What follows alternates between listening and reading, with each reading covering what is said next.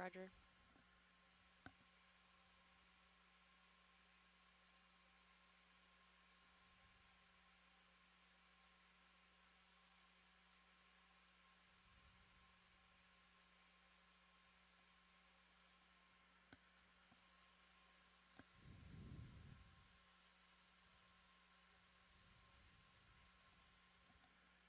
Pilot has control.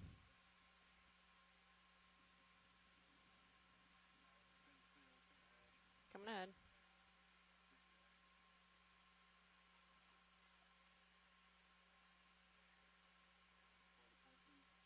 Okay. Okay, pushing out.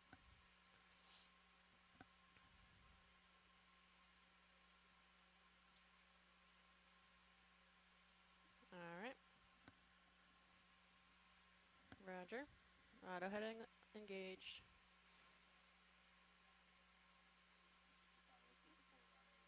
Port lateral.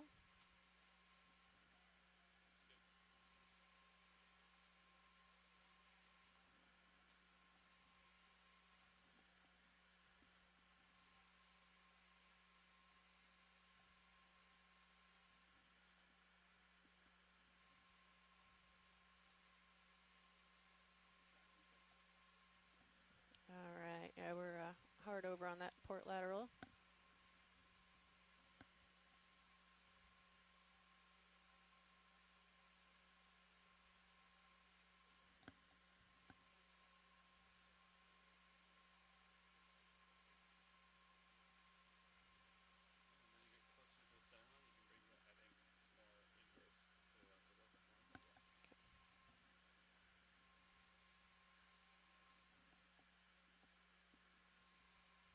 Okay. Alright.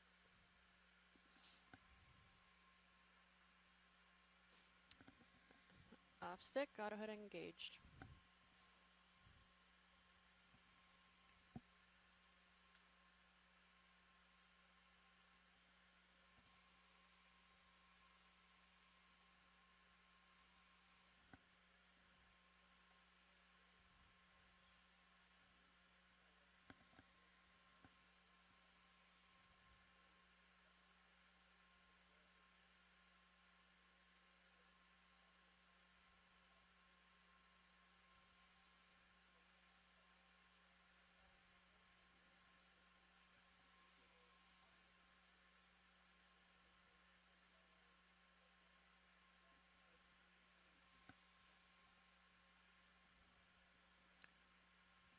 Alright, yeah. I'll try to get some slack.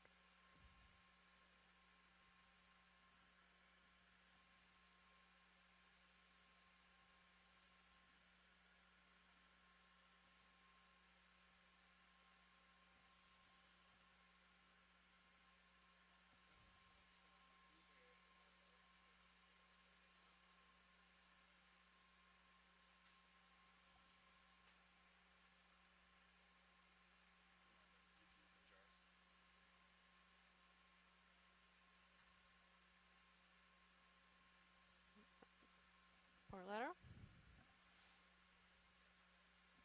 Yeah, I don't have visual right now. Okay. Full.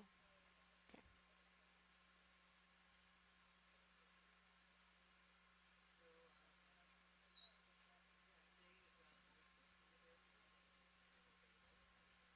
Okay. Try to come back a little bit here.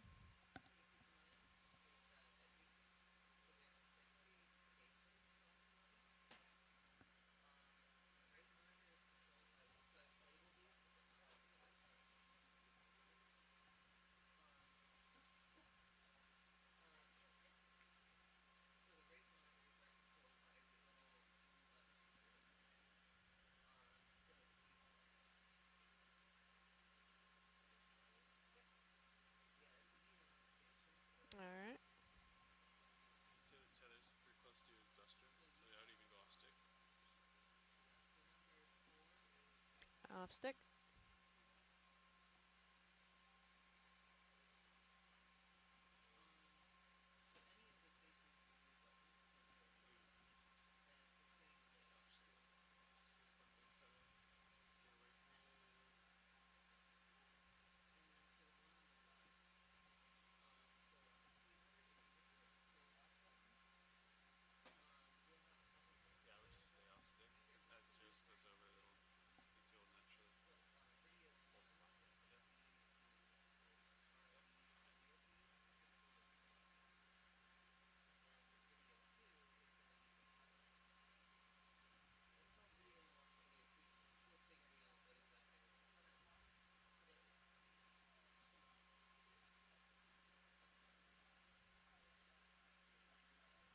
0 turns.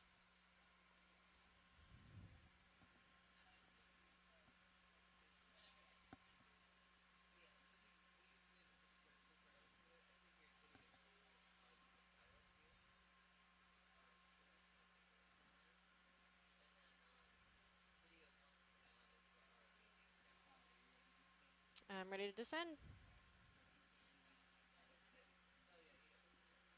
Roger.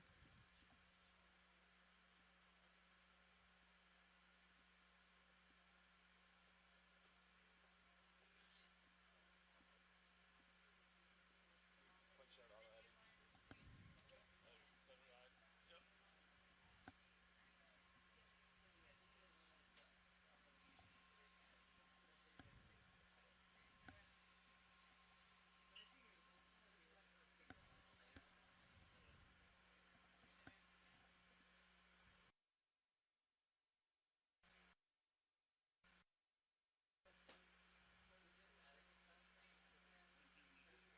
D2, 2-0.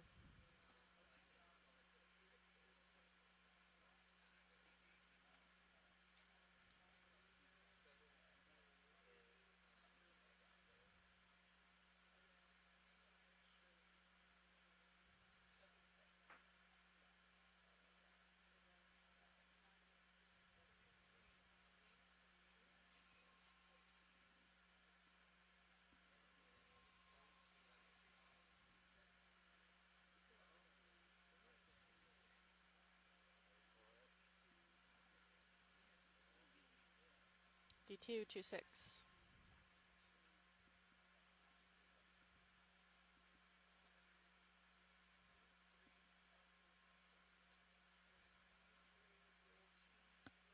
Sometimes if you run the wake up, before Cerritos is at 20 meters, it doesn't wake up.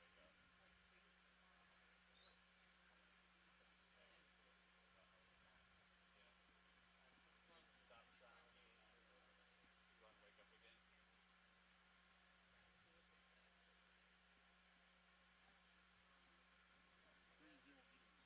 D2, 3-6.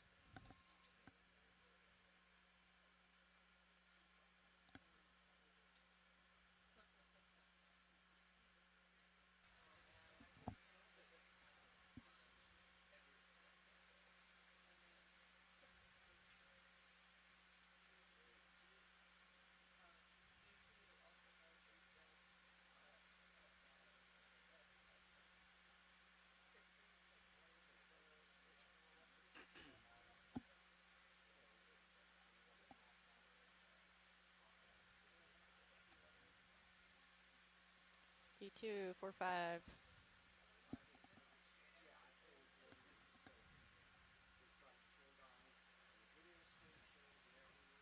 Hey, Save, this is Nab. Be advised, we're working to get Sirius USBL tracking on your HIPAC screen.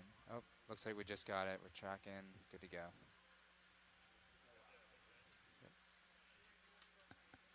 D2, 50 meters.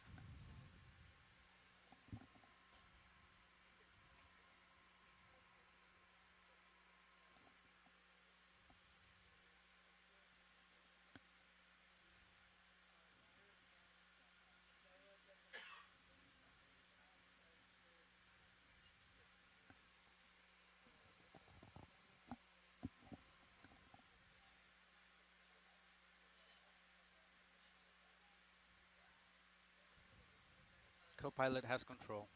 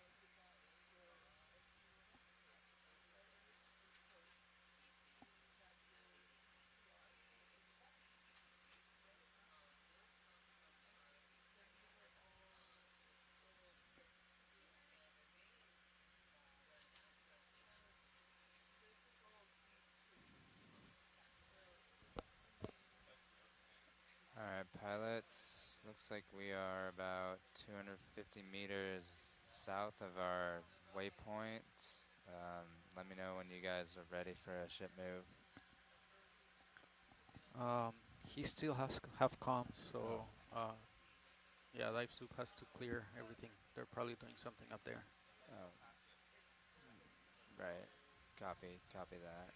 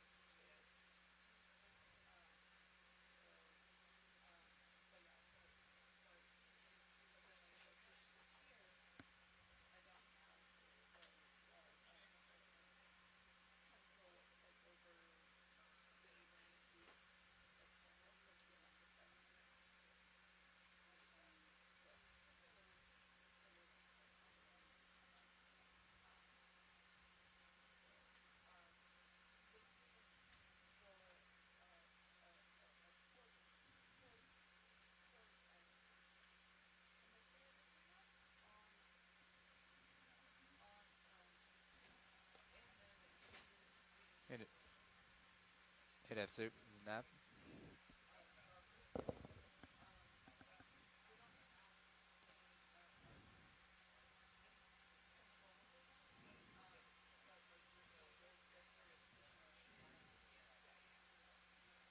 Okay. Okay, copy that. Thank you. Alright, copy.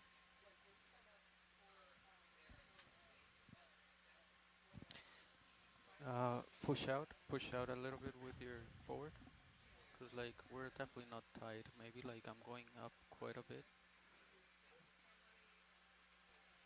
Hey, Bridge.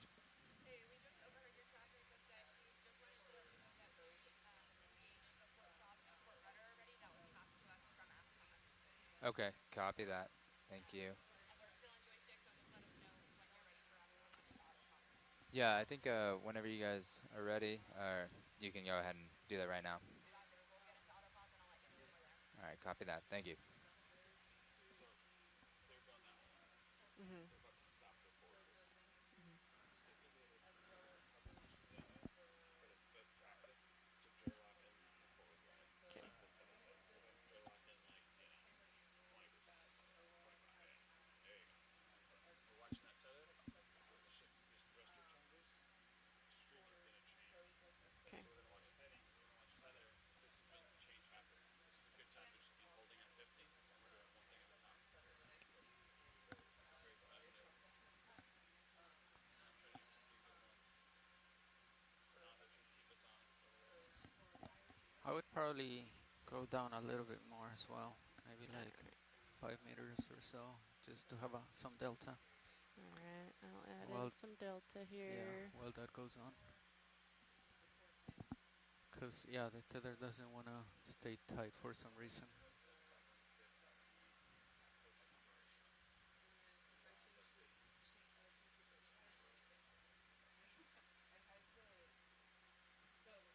All right, pilots. Once we get in autopause here,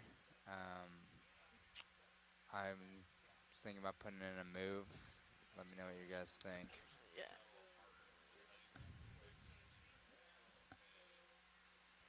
Alright. I'll push out a little more here.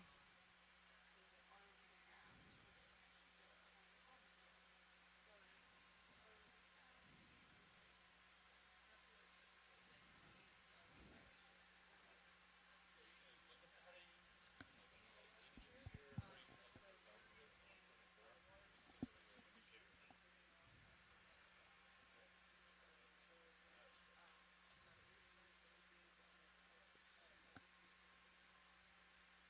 Now we're perfect.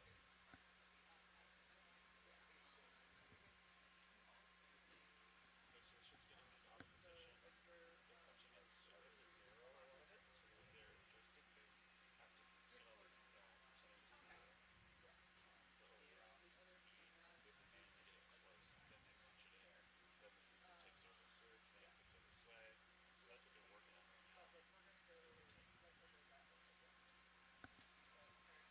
Bridge.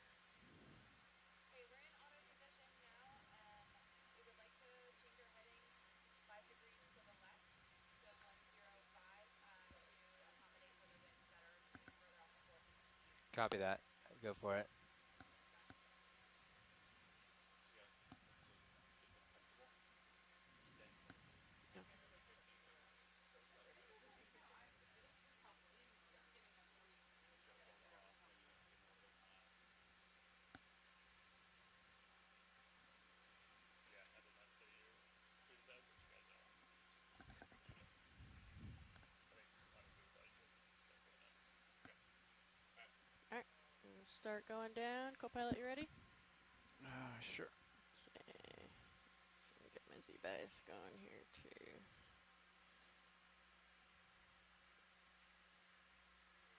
Yep, I'm in auto depth. Let's try that again here.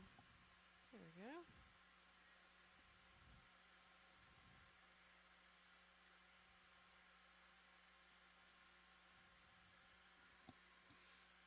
Okay, increasing a little bit. It's rough. Yeah, really rough. Oh man. Sun launched, right at beach, roll, and then Sirius launch, big roll. And then the numbers aren't, yeah. No, it's just clicking on that one. I think, but it wasn't saying that. Yeah.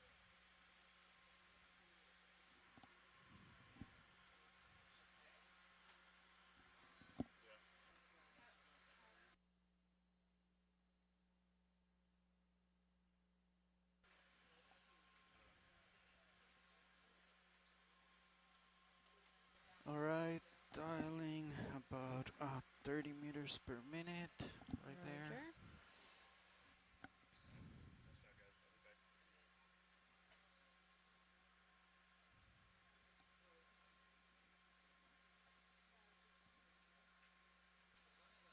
Hey, video. Have the scientists asked for any life samples for the deck, or are you good? I have not been requested to take any samples. Yeah. Yep, we're good. Mhm. Nav bridge. Hey, Bridge. Hey, still not super happy at this heading. I'm gonna bring us over another 10 degrees to the left to 095. Okay, copy that. I'll let the pilots know. Did you catch that, pilots? We're gonna go to heading 095, so that's another 10 degrees port side. Roger. 10 degrees port.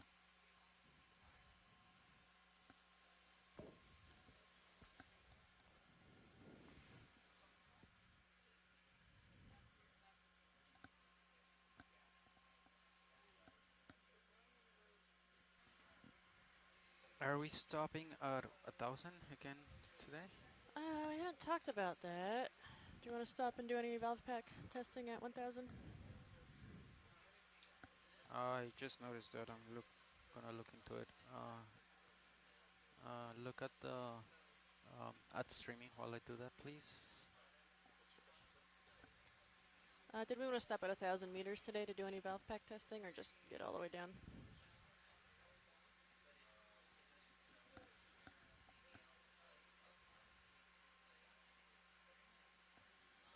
So it's going in and out.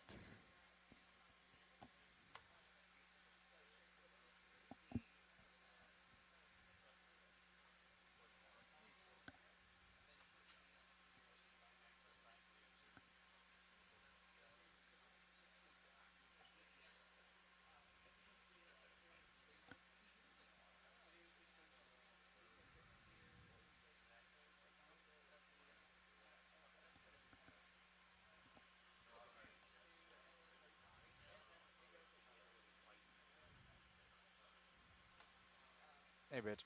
Hey, just giving you an update. We're holding pretty well in auto pause at 095 for the heading. Okay, copy that. Thank you. So now what I would do is after you do what you want is from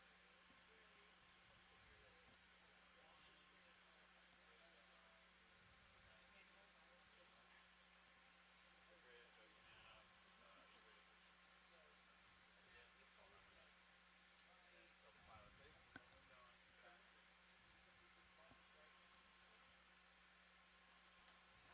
Alright, pilots ready for a move? Let's see. What do you think, co-pilot? Yeah, if we're Looking going good? north, We're gonna you'll go due swing. north. Yeah, you'll swing south, so I think we're good. Yeah, due north, 290 Delta, meters. Delta's fine. Yeah, go ahead. Copy. Clear just as nav.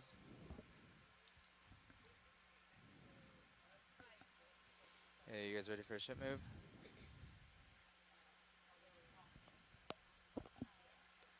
Alright.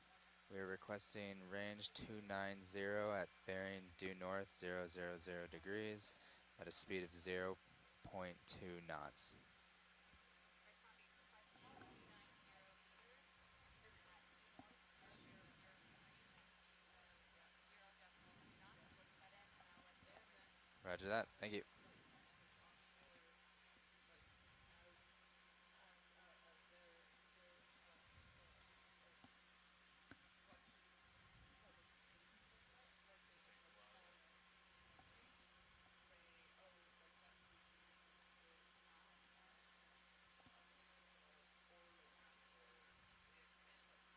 You know the oscillator's on, so that just blows it out. Yeah. Turn it off, you can actually use the CD2 a little better. Yeah.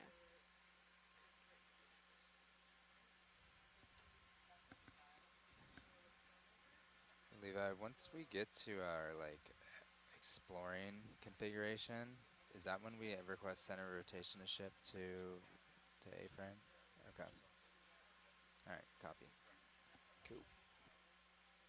So,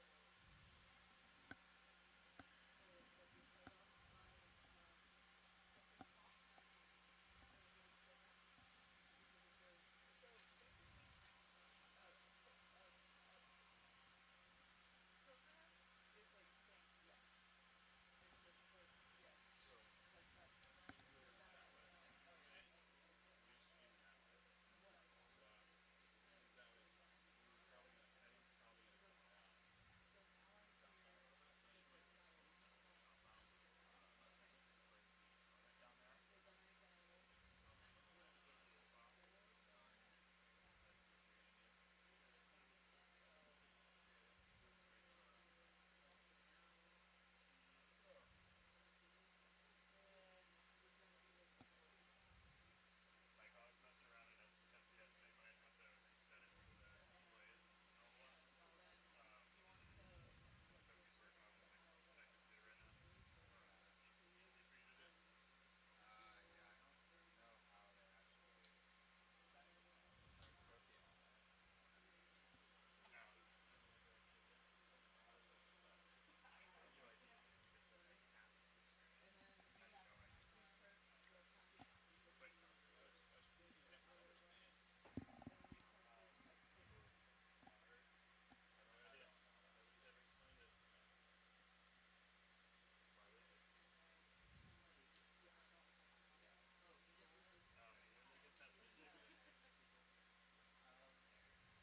computer right now. Easy for you to do.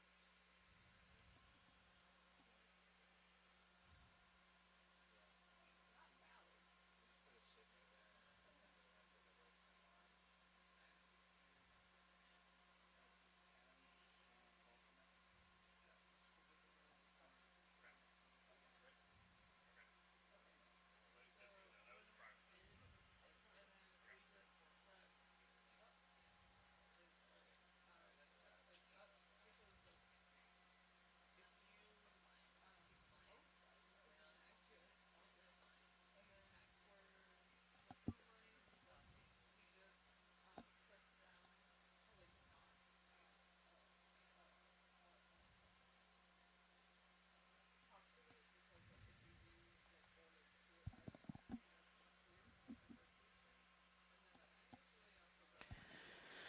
Okay. Okay. Yeah, the program running the pulling the series focal. I don't know why it restarted. Well, I see why it restarted, but I don't know why it would. But yeah, so it restarts by themselves. Yes, I did. Cause I when I was testing like the monitor thing, like to make sure that they have the correct resolution, I restarted the computers like 10 times. So yeah. Yes. Yep.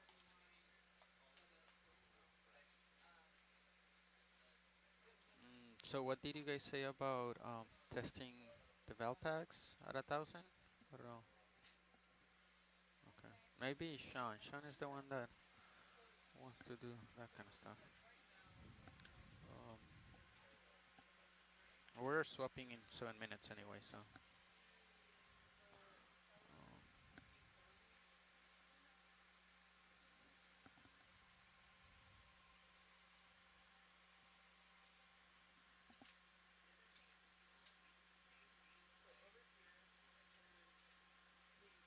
I looked closely at the manips this morning. They show no sign of moisture or anything inside. So if I mean I can, it's not as bad as yesterday, but Yeah. there's I still. wonder what depth it was that they kind of cleared out. Was it just when we stopped I in don't one know. place for a There's while? a lot of things going Yeah. on. Looking at, we noticed when we were on bottom, but who knows what time they cleared up.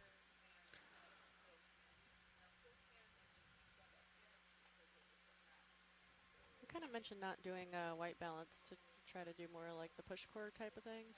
Yeah, to have more time. Yeah, we're still sticking with that. Oh yeah, we have plenty of time. So yes. Who's who's landing? Is Sean landing? Okay. Okay. And then Nav, if you have time and you can do the calculation, how long do you think we'll have on bottom? Um,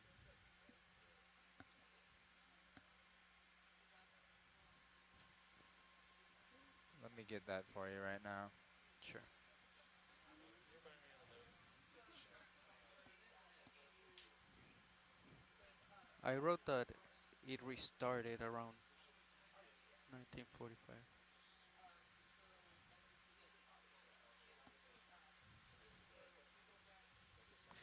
I Yeah, I wish you could run both at the same time, like the serial port and the UDP data, but you cannot. I have to stop this in order for like the Windows program to see it. So yeah, okay.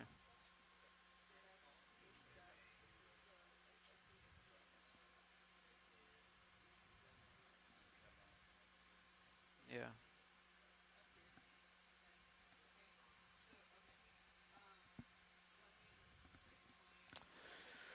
Okay. Oh, I was gonna increase the range. Oh, you already increased. I was ahead of you. Yep. Thank you. Awesome. Yeah, great. And then you're looking down. Where's? How come I cannot see mini zoos? Monitor 1, Is it one? HD2. Okay. There you go. It's mini. All right. Same down. That's good. That must have been a salvo. They trimmed that. No, the salvo is supposed to be mini zoos. They have multiple salvos now. Oh, okay. Yeah, hold on. Just set the salvo on. 1, 2, 3. Something like 1, that. 2, 3. 1, 2, 3. Let me actually ask video.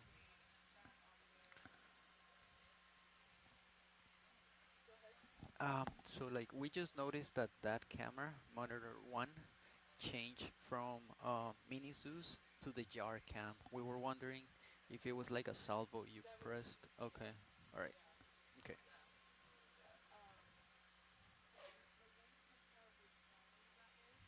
Okay.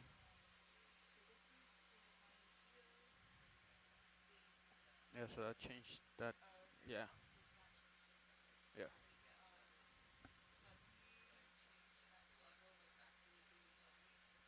Yeah. Yeah. I'll just make a note here, and I'll just remind you after the dive.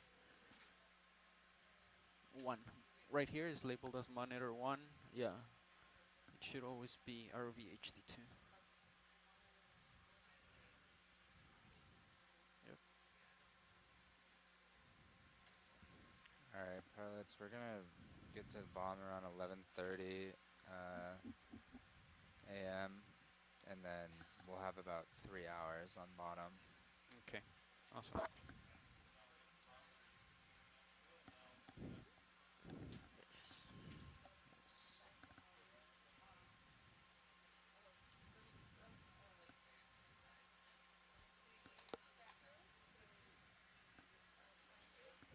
How do you spell salvo? Just how it sounds?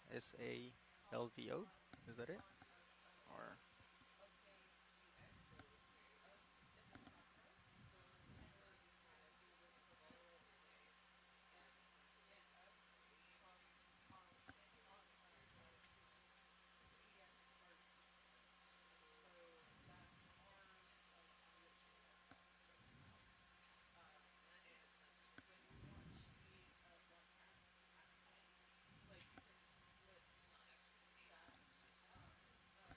Hey Neb, if you got a minute, can you take a screenshot of the screen then, since it's looking good right now? I think it just has like the snipping tool on there.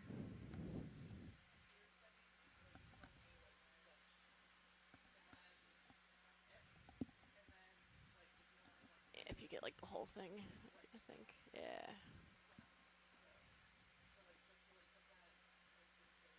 Where do you want it?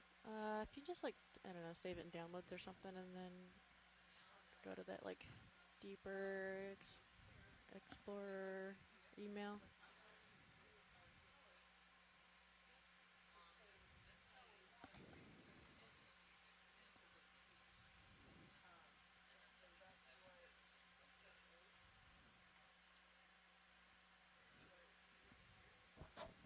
Did email to Deeper Explorer? Or, yeah, you can do that. Or you can email it to me too. Whichever.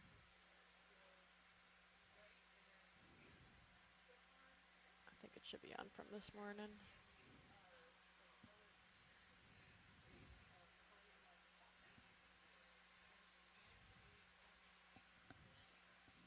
Deeper Explorer.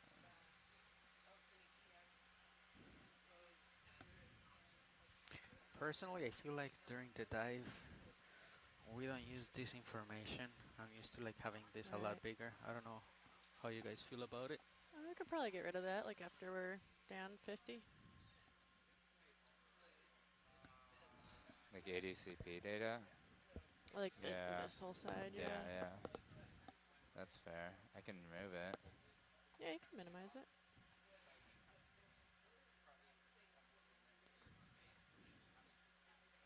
Oh, beautiful.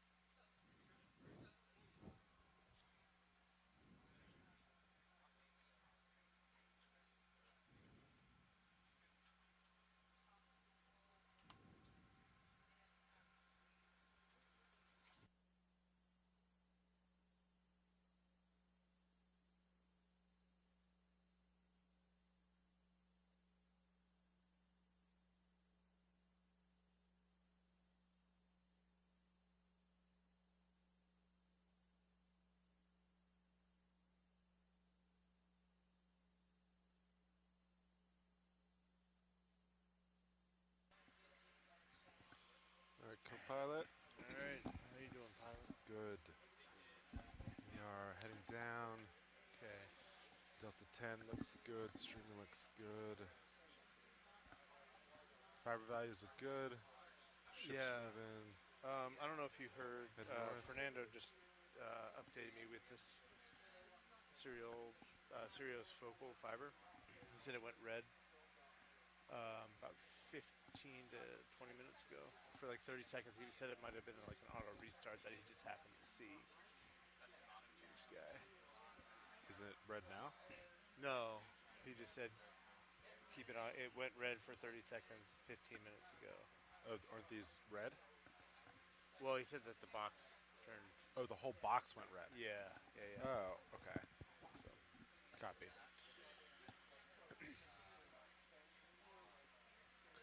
but he said it was just kind of maybe he happened to be on this page and saw it. So, Okay.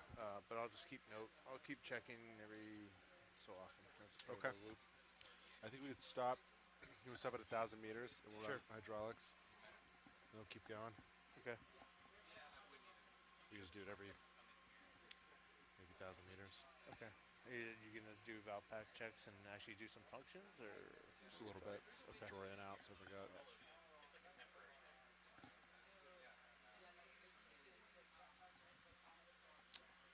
Is that? This looks like a little foggy, right? Yeah.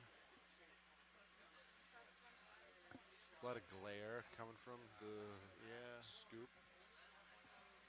Maybe that just kind of looks like fog, though, huh? Yeah. Is that Mini Zeus, or what? No, that's the forward situational habitat awareness camera. Oh, okay. Mini Zeus is there. Up there. Yeah, Mini Zeus right there. I can move it so you can see. Oh, okay. That's our Mini Zeus. Oh, that's To right. the left is That's Titan. Okay.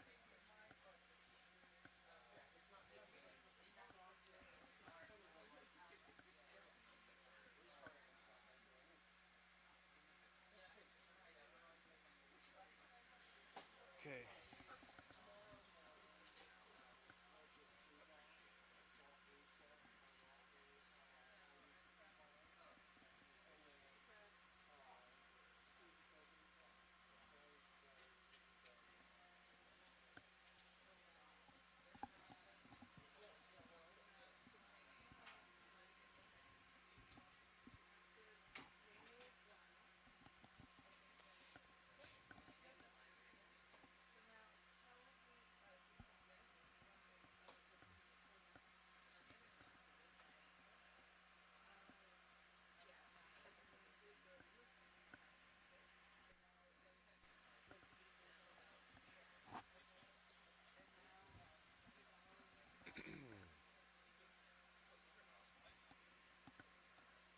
So, Sean, are we broadcasting With the EXRV, EX?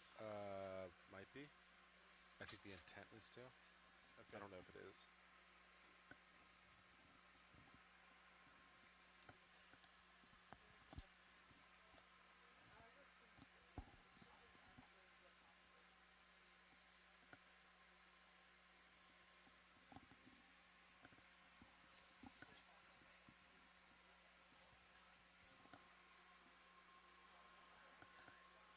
Are we on HBU 1? Yes. Today's the 21st. Odd day. HP1. Startup look good.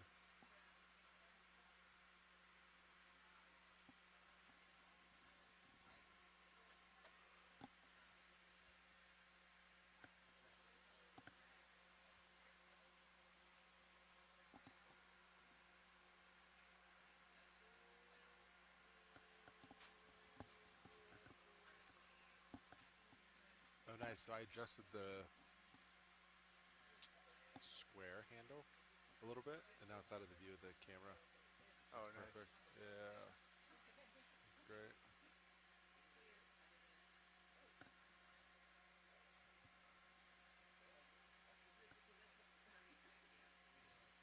Is the craft cam up? No, I think you would have to select it. Okay. It's kind of our auxiliary camera. We just kind of move around. Hey, Nav, how's it going? Hey guys, How's it going? pretty good. Good, good, good.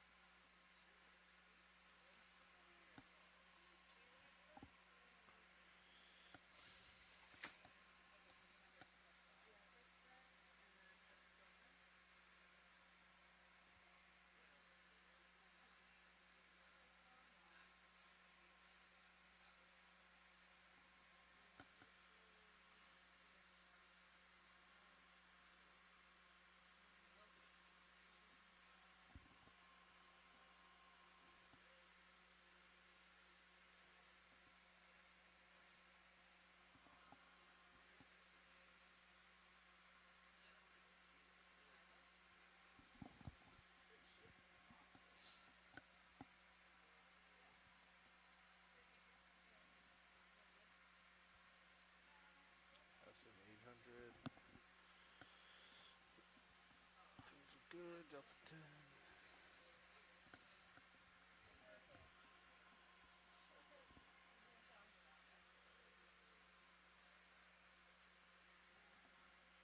Nav, do you know our time to bottom? Yeah, just give me 1 second. Sure.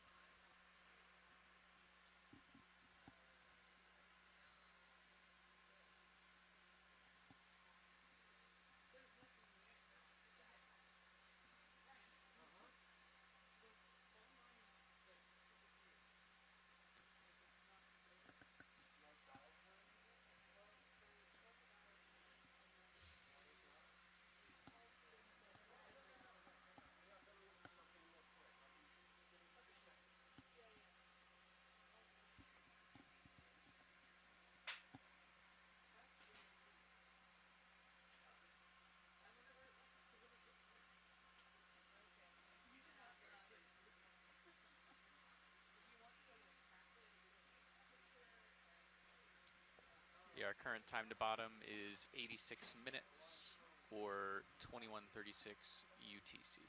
Great. Thank Copy you. that. Thank you. Ooh, what's our depth? What's our bottom depth? 3,410 meters. Copy that.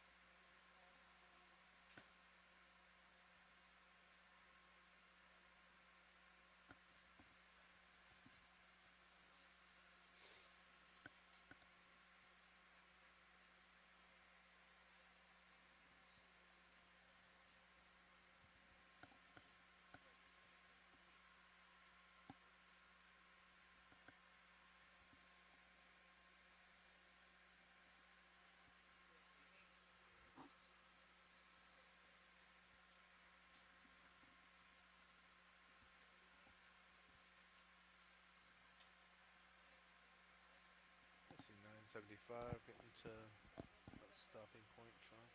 Yeah. So I'll stop at LD2. Stop at 1,000. Okay. You can just stop 10 meters above me. Okay.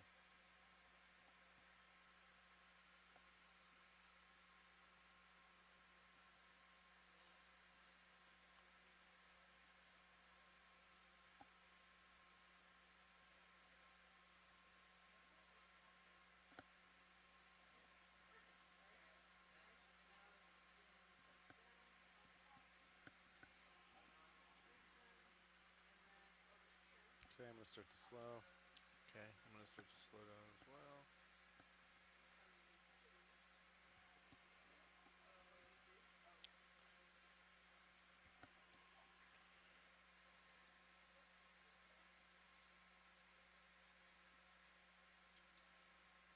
Okay. All stop. Winch is stopped. Holding. Copy. I'm 2 meters away. 1 meter. All right. Auto depth is engaged. I'm gonna maintain 26 ahead. All right. Let's go for it. Enabling HPU. Give me a little juice. We start with starboard valve pack. Enabling starboard valve pack.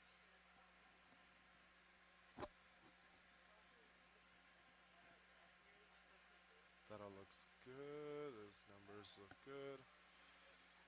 I'll just do a little extend, a little retract.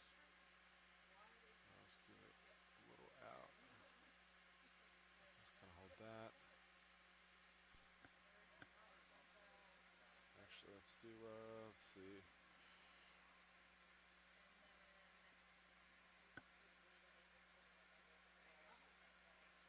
Retract the pins.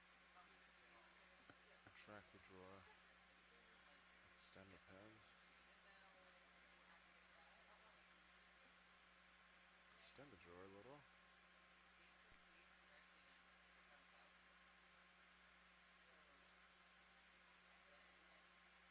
And then I will retract the pins. Okay. Well, looks good to me. Disabling that valve pack. SVP is off. Okay, vehicles still look good. Alright, going for PVP port. That looks good, enabling. That looks happy.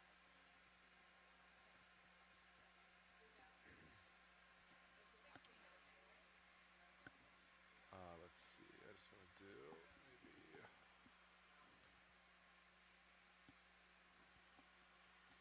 some chilling.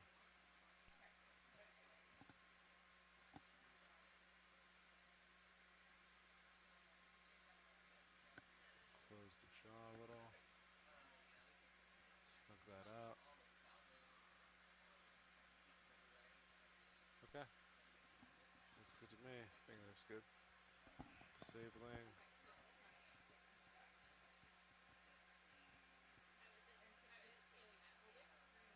And hydraulics are off. Okay, looks good. Okay. You ready to keep coming down? Ready. Let me know. Alright. I am disabling auto depth and I'm heading down. Okay. You want me to start ramping up to 30? Ooh, actually, hold on one sec. Back at 0. Full stop. My Z bias went to 0. Interesting. So I need to, let's see. I need to get my number back up.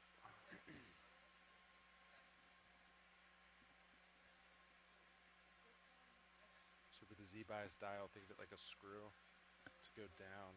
Oh, okay. Ready, tighty. Righty tighty. We're heading down. So I was at 67%. It's not a big deal. It just takes a while to wind it. Okay. You know, so it's nice to. All right, so auto depth is out. Z bias is in. D2's going- heading down. Let's go to 30. Okay.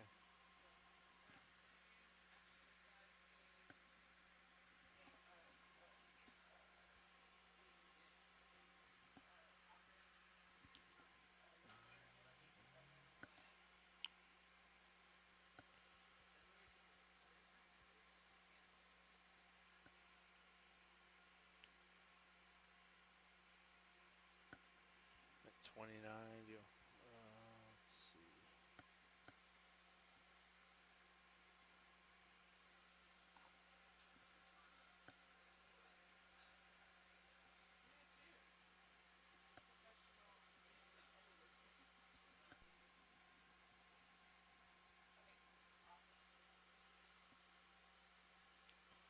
Waiting for others to join.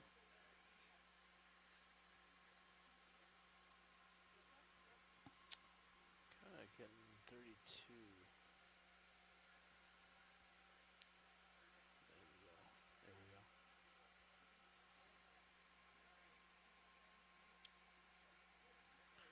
Think that's good, Sean. How are we doing on Delta? Good? Yeah, Delta 9. Good. We're good. Putting back down. Oh, so Nav, what's could you tell me what the average slope is that we're gonna land on would be? There should be a calculator in that big spreadsheet, like a slope. It might be labeled just slope or something. Is there an Excel spreadsheet around? Yeah.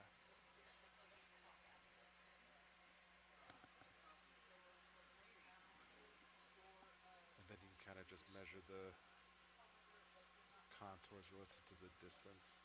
And then Gotcha. You just want the start to stop, like where we're going to be starting the dive versus where we're going to be yeah, ending it. like landing zone. Gotcha. Just where we're gonna land. Just so I have an idea what type of terrain to expect.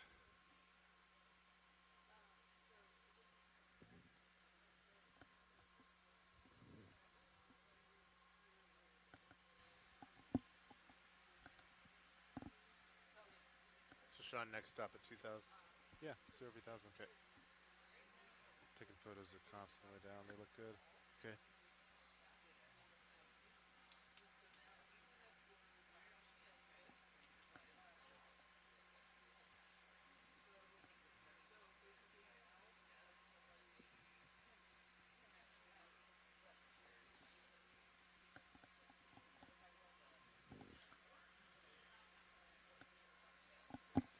Let's see. Here's the.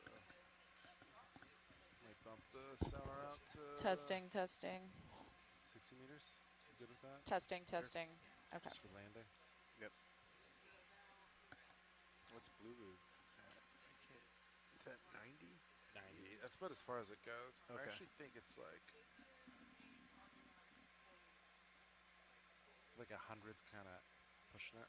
Okay. So I should kind of like around 90. Do you want those equal, just so they tell you kind of a similar story, or? No, because they're pointed. Oh, right. One's pointed okay. straight down, so really the blue view we use more as like a, almost like an altimeter. Okay. When as we land. Yep.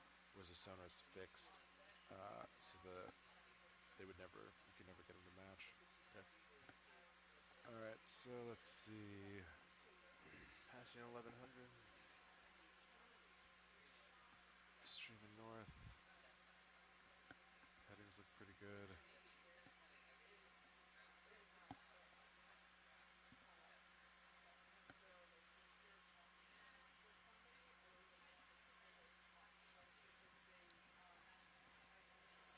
Saying 29 degrees. Okay. Got it. Awesome. Thank you.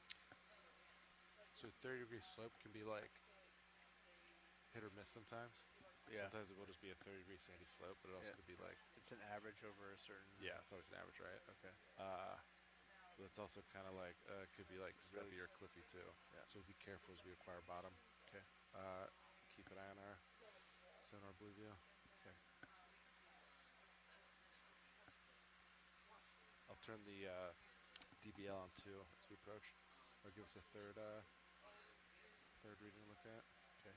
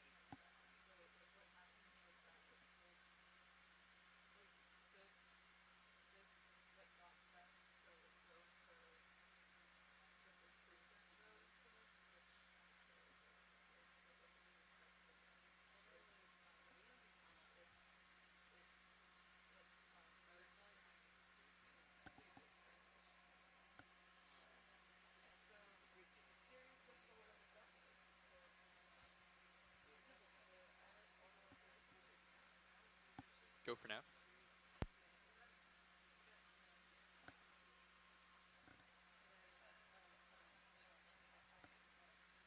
0989.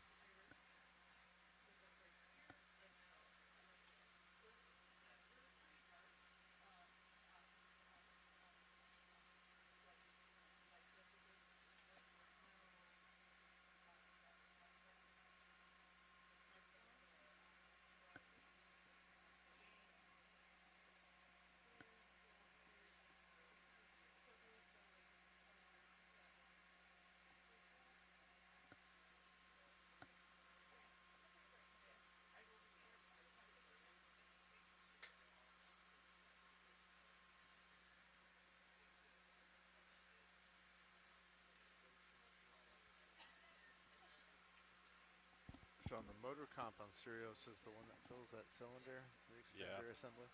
So that's why that one always steps down pretty quick. Okay. And then eventually the others will catch up to it if we go deep enough. Yeah. Which today they should go a little deep, so they might approach. Might tag up with it.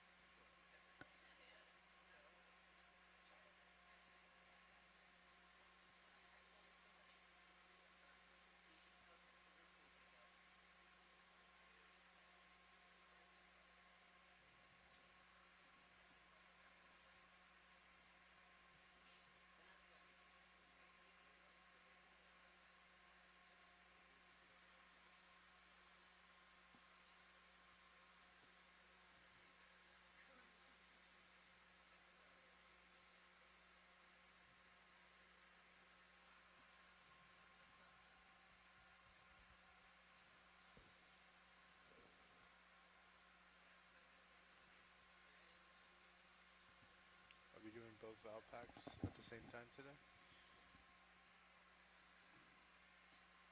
Maybe. Yeah.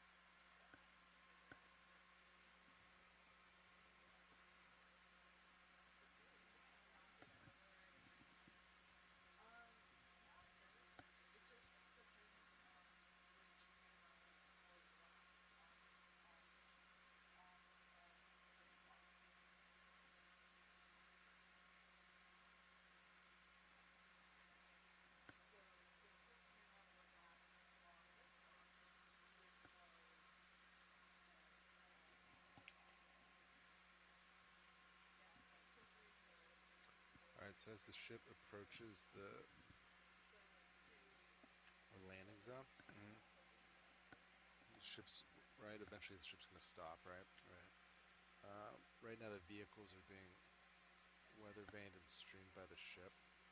So when the ship starts, right, or any type of transition with anything the ship's doing outside of just being stationary, right, that's going to affect streaming the vehicles. So we want to be real careful of keeping an eye on them during that transition period, and we can adjust some on our end if we need to. Okay. But those are some of the most critical moments. Okay.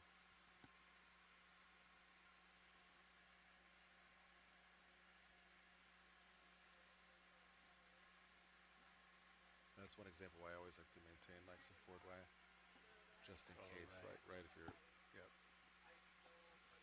right if the ship stops and you're not aware of paying attention, you can affect streaming pretty quickly.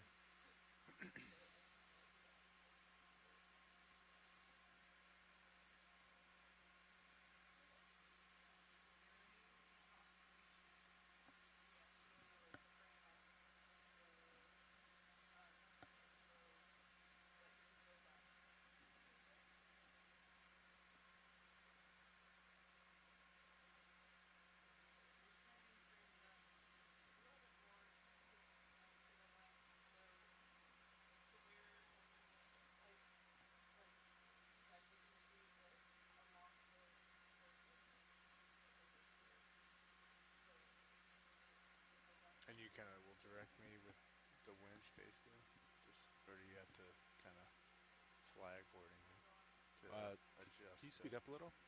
Actually, can't hear you too well. Let me see if you're turned down. Actually, You got me. You're turned down some here. Oh, okay. So yeah. So you would direct me with the winch, or just kind of and then fly accordingly as the ship If it was moves or stops. if there was a big transition, I'd probably just have you come off stick or come to zero on the winch. Yeah. Okay. Just to have one less thing moving. Yep. But typically that'd be a atypical situation. All right. That kind of hits the 'Cause it would- reset. Yeah, because say I needed to utilize more of my axial thrusters. When the verticals are also running at the same time, it's taking authority away from the axial from the other thrusters, so the axials and laterals. So if I really needed to maneuver an XY hard, I could say, hey, stop the winch, just go into auto depth or just nothing at all, right? Depending how long it'll take. And then I could drive. I would have more authority in the XY Okay. plane. Yep. If I eliminate any authority being spent in the Z direction. Gotcha. But yeah, that's like a pretty Rare. that doesn't happen occurrence. often. Right. Okay.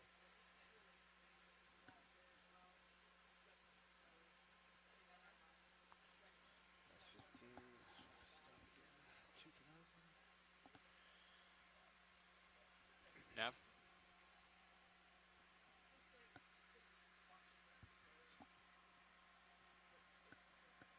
Copy. All right. Right. So That's right. So yeah, they're done. So we keep an eye on streaming.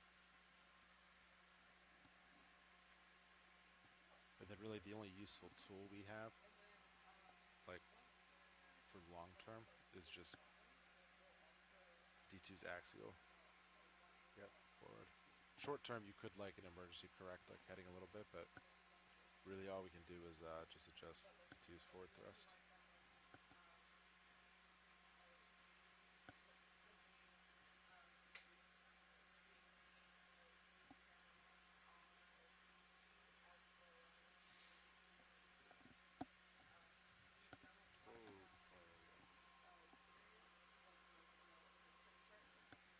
Oh, I think that was just nav. Yep. I don't think that was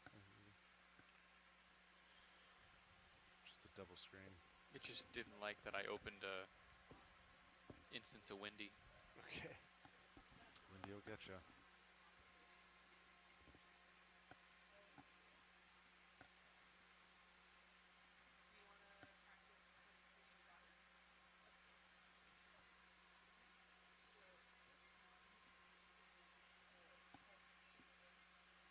So that tether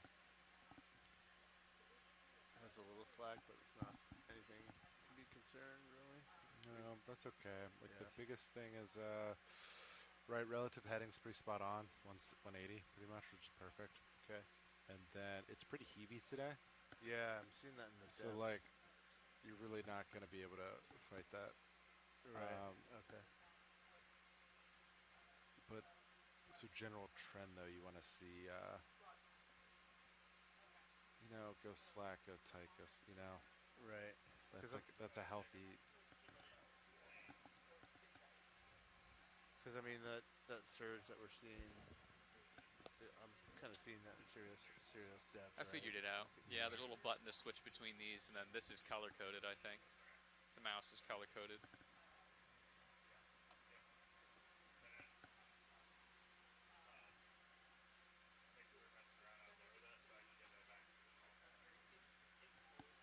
Up here.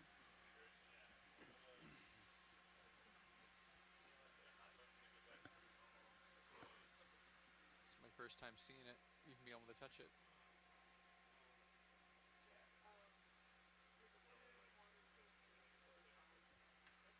Unless this is just in the way.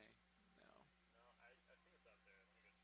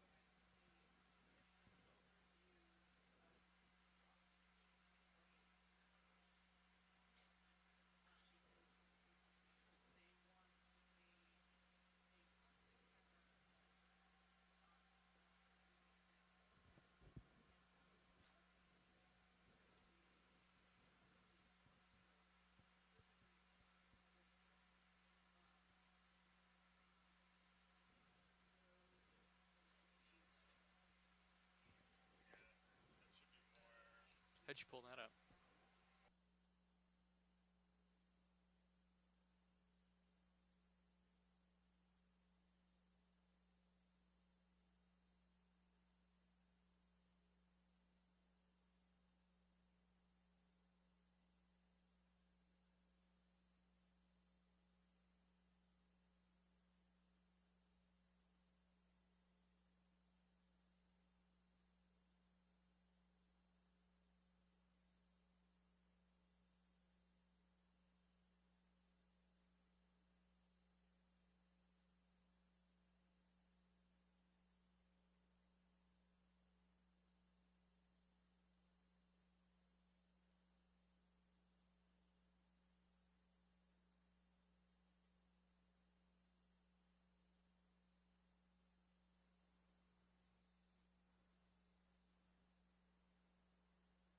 Yep, I can hear you.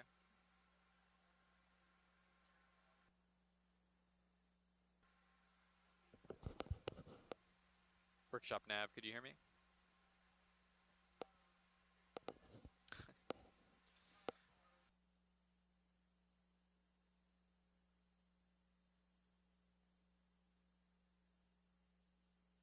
The workshop's pretty loud with the engine noise. They might physically just not be able to hear you, so it sounds like you're not responding. Yeah, that's kind of what I'm getting. Or speaker, I max it out and I can still barely hear it.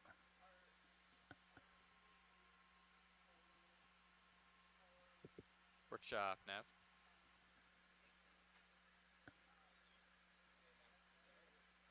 I can hear you.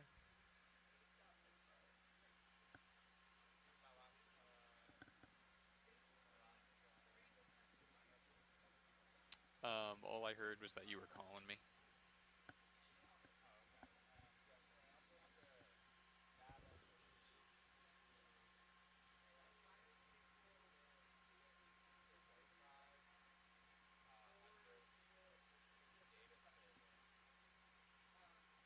Got you. I see him. Thank you.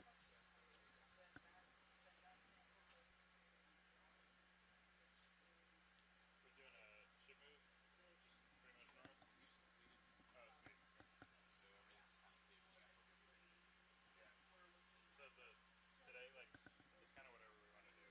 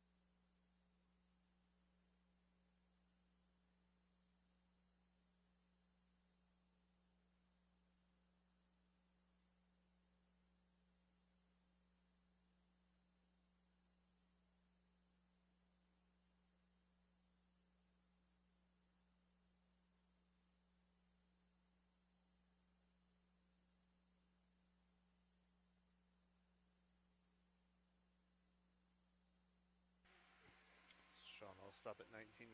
Yeah. Correct. 1990. Yeah, that sounds great. Mine will stop at 2000. Comps are looking good, huh? Comps are good.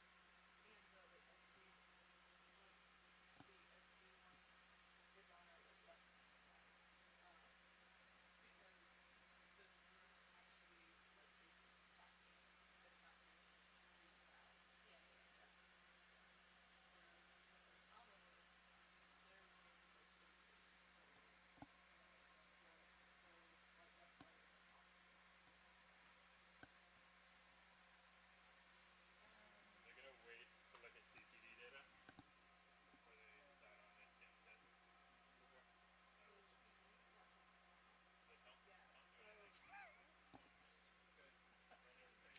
Don't even take. Don't even think about it. The process here for sampling, for wet to not by just volume, the disc is 20 meters. I'm gonna stop. Yeah. John. that's all they have. Yeah, copy that. So I you plug in will the format, be stopping with you RMI, So that as is pilot D2. this like screenshot is what scientists will put in from the nav perspective. You can drop a target, like drop the target over the New York beach. yeah, or you could do like if as long as ROV is main vessel, you can just do F5 and then it captures I think it technically captures depth in that target. I think. Okay, I'm starting slow. Okay, I'll slow down with you. Yeah, and then we rename that target whatever they're like. Could be like EX2605 leg 1 underscore. So this is a rename of You just can come saying down a little bit more, I Yeah, guess. exactly. And you can like I think probably the best thing to do is just make sure your name is the same as what the scientists Okay, have. 1990. I'll stop. Okay, D2 stop in 2000. I guess I went back up. Be surging a little bit. That's just a heap. Yeah, that's good. Close enough. All right, so HPU is on. All right. We'll do what we did before. Start with starboard. And I think we do a timestamp on the notebook too, but yeah. You should get a timestamp. I'll just do a little draw extend. It's not a big deal. I think we can go off the same sheet. Little draw retract. well, that's easy. Yeah, I was looking at some of this software today. Or is this software? Yeah. Yeah, what is that? Where did it come from? That's funny. Alright. Just gonna call that good. Okay. This looks happy. Nice. You know what I mean? Okay. Where'd that what order that PvP coming up. This was in Indonesia. Alright, we're on. I'll go left to the showing. Okay, cool. Yeah, just wait for it. Yeah. Left. Yeah. Right. And I'll come a little right. Good, I'm glad this links work. Yeah. So that's all public folder, so you don't even need me sign in anything, right? No. This is Levi, right? That's Levi? What's the R? Oh, ROV. Oh, okay. Yeah. So it's a public folder, so that's good. Is it? Okay. Yeah. Okay, I'll disable that. Yeah, nice. When I opened it, I just clicked on Yeah. someone's name and had it fired out of their history. I remember that. That L. Yeah. Okay. But Ready this to is keep good. going down? It's not just Sure. Jared. It This looks is all good. the public, like latest SMG, so that's good. Shocks are off. Yeah, it's working well. Alright. Auto depth is out, and I am heading down. Okay, I'll come with you.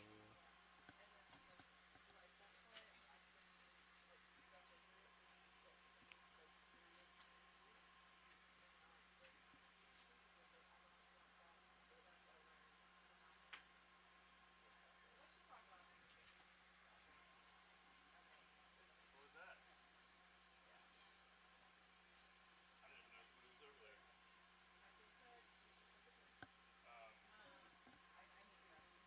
Okay, I might try to track down Rachel for some of those math Okay, questions. we're at After I 30. talk to Chris. Yeah. Deference You guys good. good? Ready to Past the break? 2000. Good. Ready? Ooh, I'm gonna get a photo cops. Okay.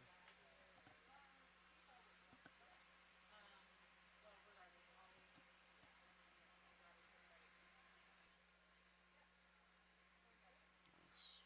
Okay.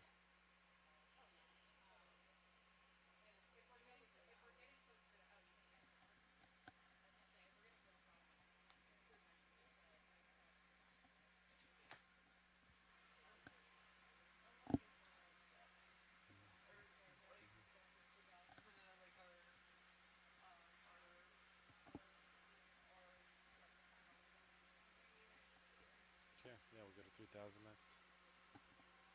Sound good.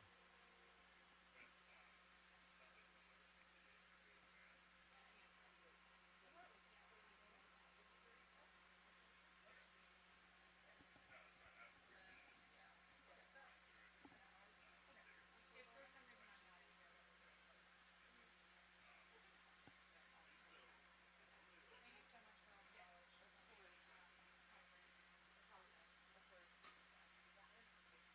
So normally what we do so everything that's going on right now is it's baked in.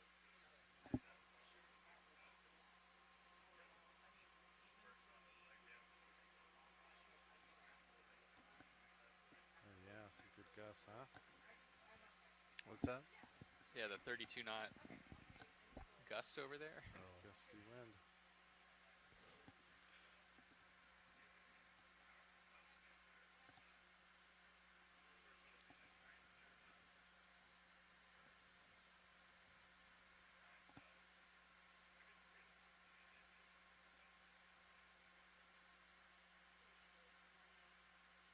I guess realistically, maybe numbers.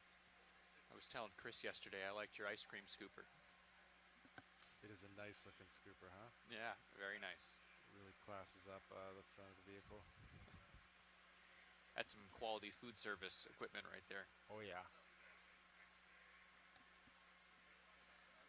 I'll forever judge the ice cream scoops at ice cream parlors I visit. It's a little light.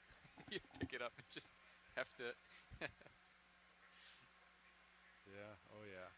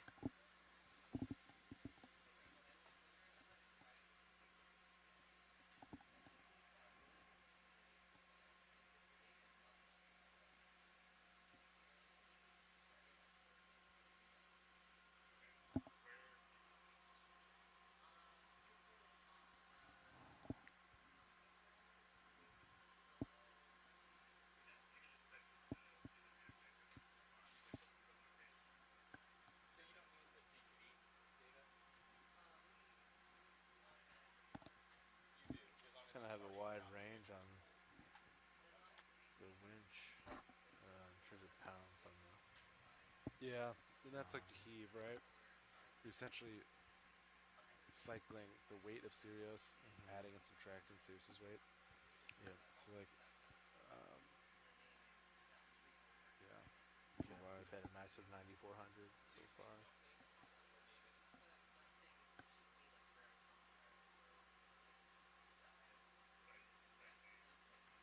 Okay.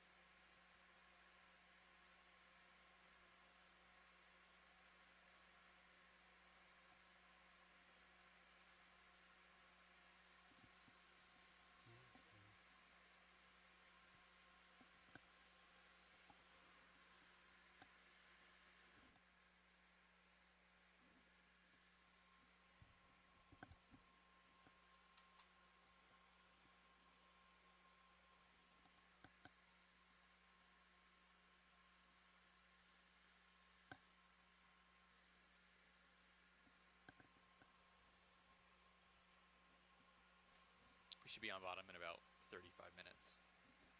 Copy that.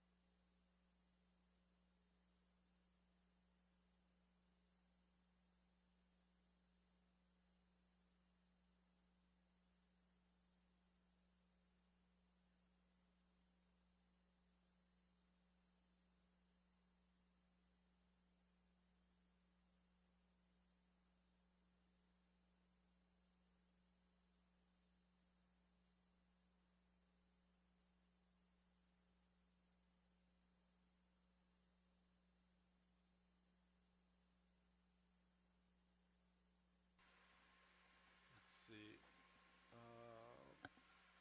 Do you have access to the log, Copilot? Yeah. Can you type in? I think we lost a light aft pole D2.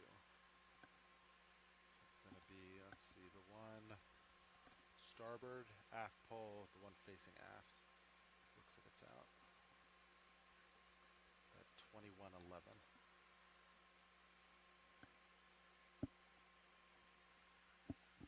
Okay. It's reading a temperature of 6C, which is pretty cold. Okay. That looks like it. That looks like a flooded light.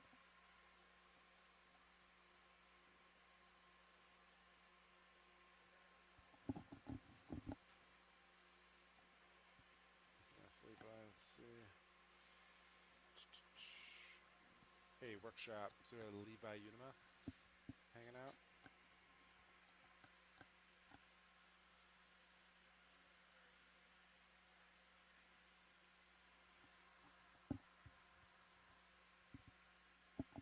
Passing 2500.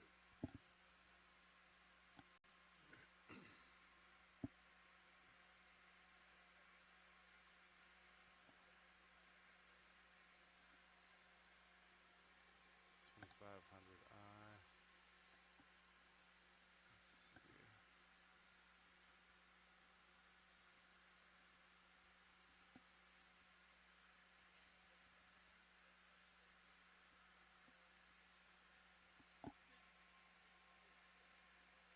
I'm gonna go ahead and secure aft poles. I'll bump up my oscillate a little. That's not great, huh?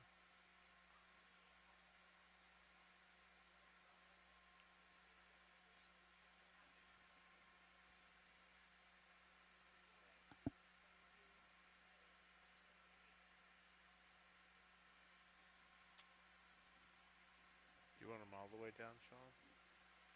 I just secured that bank. Oh, you did. Okay. So the How bar. did? Oh, there you go. Okay. You have a relay at the top there. Yep. I'm just seeing if there's effect on the. If it's ground fault affecting the ground fault at all. 4,000 cal.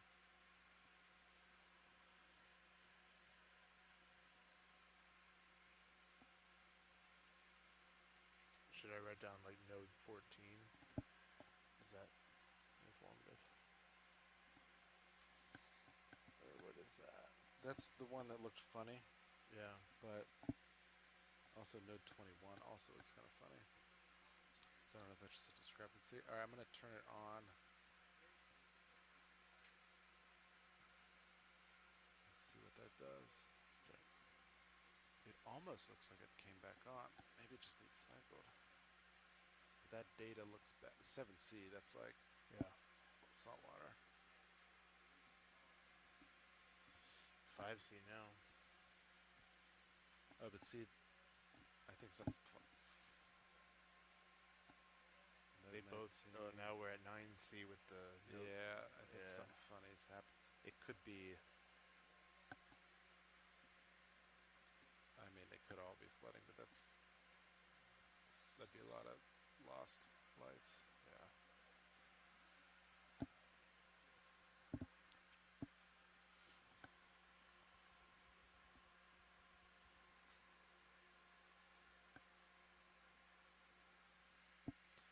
$2,500 is when it kind of happened. So note that.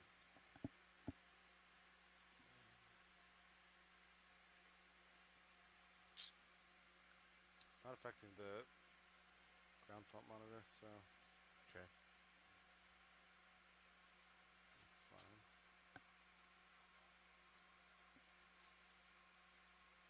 See, it looks like it's back on. Right? I wonder if it's just a weird software bug. Oh yeah. If I increase it right, I'm seeing.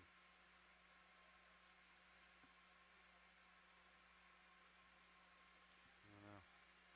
And that app cam there.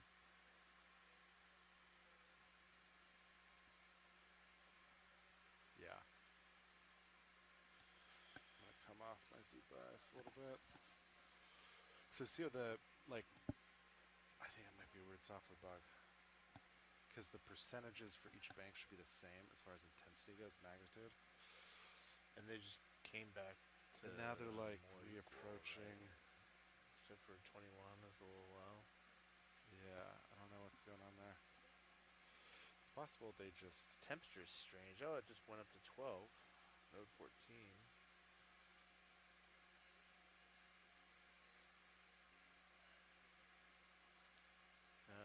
Oh, now they just equalized. Yeah. I don't know. Yeah. This now looks maybe software buggy, perhaps. Okay.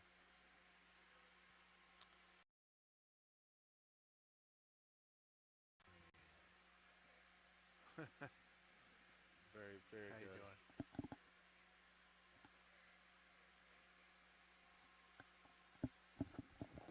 Yeah, the speaker down there seems to have diminished as far as magnitude. It's pretty quiet.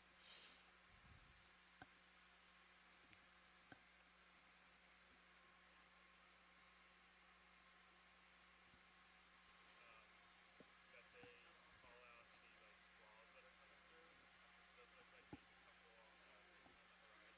In the past, if they're like really bad, then the ship can't hold station. But I've just said if they just to give us a heads up, and then at least the pilots know, like, hey, we might have to come up, like when they will come up, which is totally fine and safe. So we'd rather do that, like, and have a heads up on it. So they are going to pass that on to the future watches. So if you want to also pass it on to our future navs, that would be helpful. Yep, yeah, will do. We definitely had a few good wind gusts up here, so. Cool. Okay, thank you. Yep.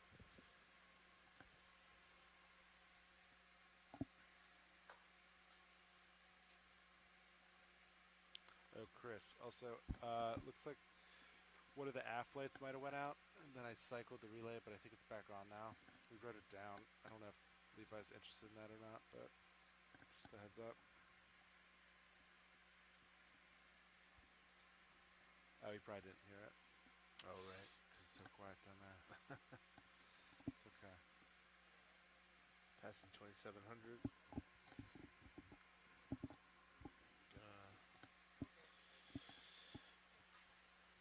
Stop again at 2990. Sounds good.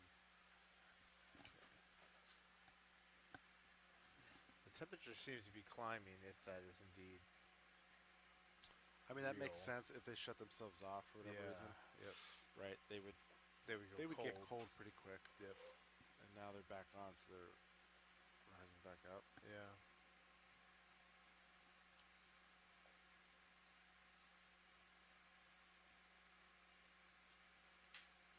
And are those percentages just how high you have them? Yeah. Kind of. Yep. Okay. So they Those should all have be at evened about- out, right? So. Yeah. They just kind of started matching each other. Is it weird that the top one seems to have stayed hot? No, it's possible. It's possible that one just never shut off. Right. That's it. Yeah. So it never. Okay. They individually would. There's like safeguards in place. Mm-hmm. So Oh, they independent. independently would Gotcha. shut themselves off. They had to. Like overheating's one example, but they can't overheat in this environment. Right. But maybe there's another reason.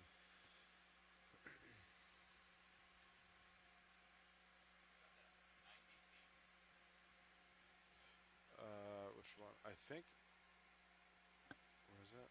It was in the aft bar. It bumped away, and I think sometimes it like for whatever reason gets confused and swaps a percentage, like a magnitude percentage with the Celsius. So node 12 just went to 5%. Yeah, I think it's just a little buggy. Okay. I don't think we'll be able to make logic out of it. All right.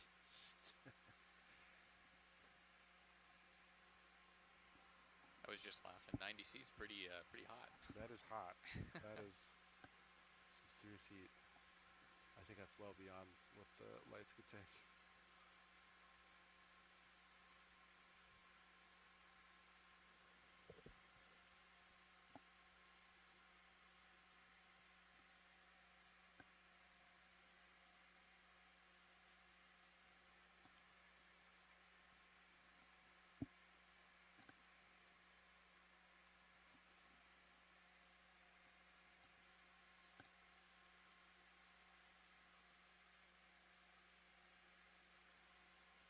bump the shilling up, or the craft.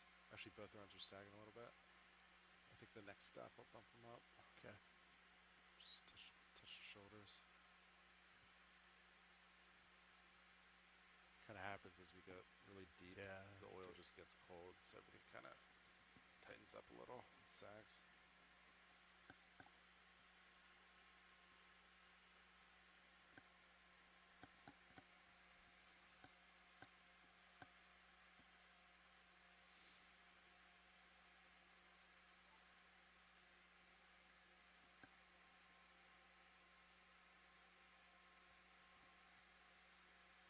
Delta 5, just bumped up my Z-bias a little bit. Okay.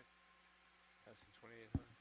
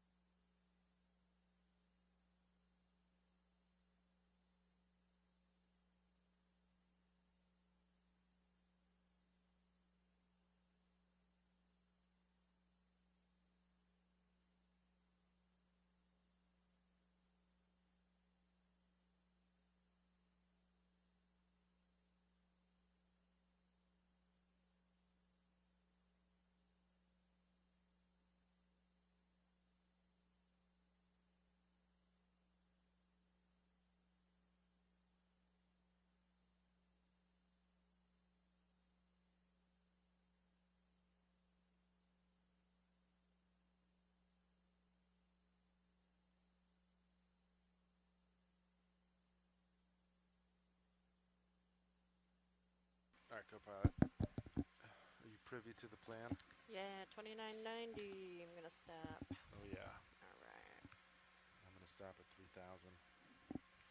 Perfect. Ship stopped, so Sirius has been hanging out there for a while. So vehicles are nice and stationary.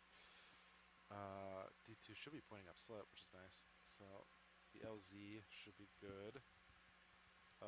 Nav explained it's about a 30-degree slope, so be careful as we approach bottom. Going down here. Jacob, how you doing? All right, I stopped, but I'm still Oh, going you're- down a little ways here. So, you're 15 you want me meters to pull away. up? What were you gonna stop at? Well, I am stopped Oh. on the winch. Okay. I thought you were gonna stop at 2990. Why don't you come down some more? Well, I'm at like 3,000. 2998 is where I'm at. I thought 2990, please. Yeah, okay. Can you put Sirius there? Yeah. I think you're looking at D2s. Oh, I'm looking Depth. at D2s. Yeah, Oh, my you're all goodness. 6s and 7s. Yep. Putting Sirius down to 2990. I was wondering why the numbers kept going up.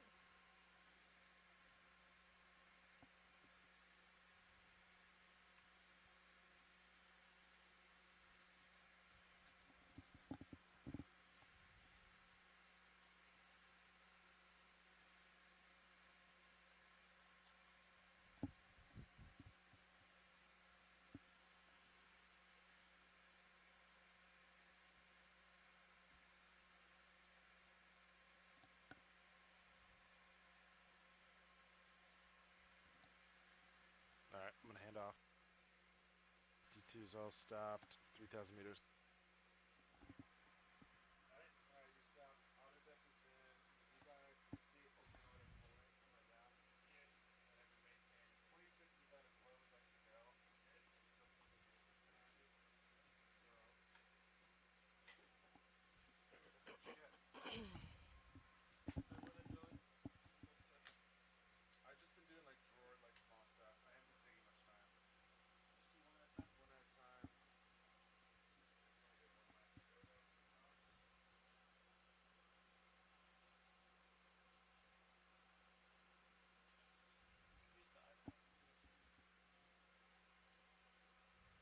This one I did one last ago though. Use the iPhone.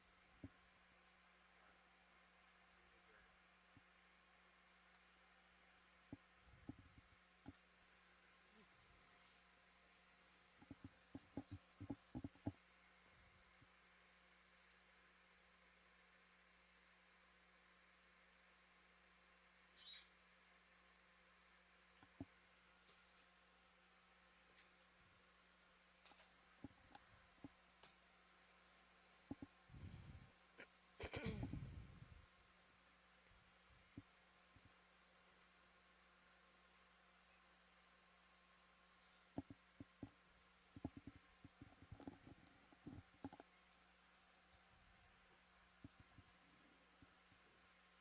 Alright, adjusted starboard. I'm gonna go for port about back. It's talking.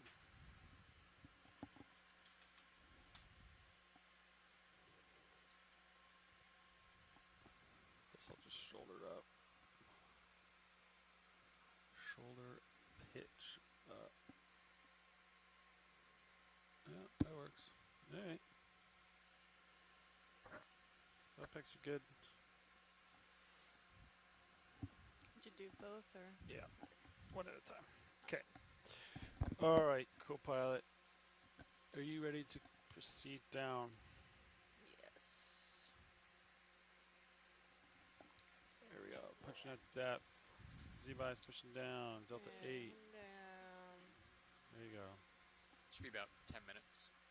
Roger. 3,400. 30, It's probably looking closer to 3380. 3380.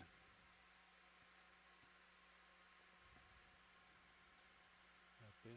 Oh, this is short dive track. Yeah, there really isn't a dive track. Okay. Chris was just saying, do what we want down here, and Alright, I'm at about 30 here. Meters per minute. 10. Okay, cool.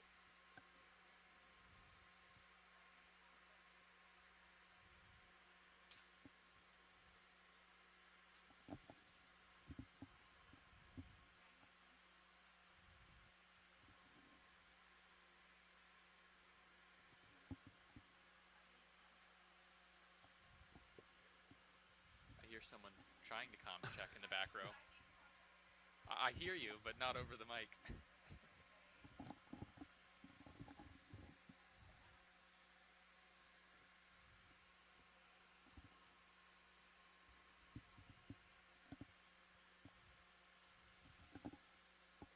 All right, where are we at? Looks like I got 10 minutes today.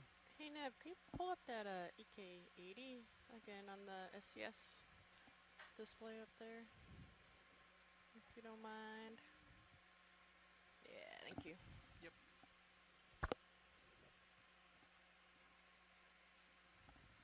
I must have got a little click happy earlier. It happens.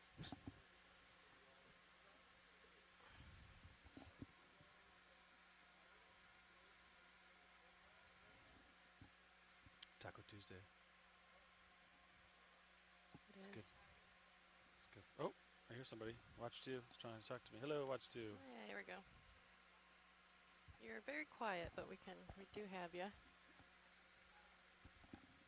Yeah.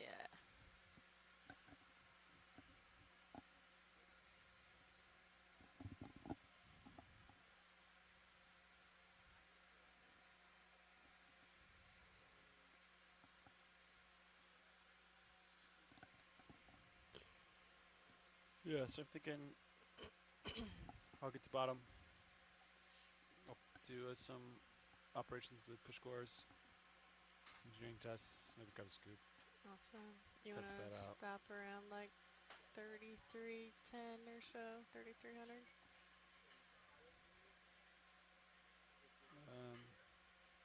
What's it, 50 meters to get lock for you guys? Or Yes, 50 meters we get lock. Yeah. So maybe we'll go by my altitude. Check. Side tone check. I don't know. I'll stop like 30 off, 20 off, something like that. And then as I back up, I'll be like I'm in deeper water. Then we'll just go relative to that. Yeah, you can stop at like a 40 or altitude, something like that. Wherever it comes out to. Sounds good. 33. 70. Maths. maths?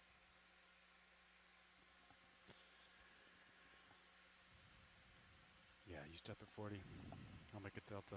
Go from there. That sounds good.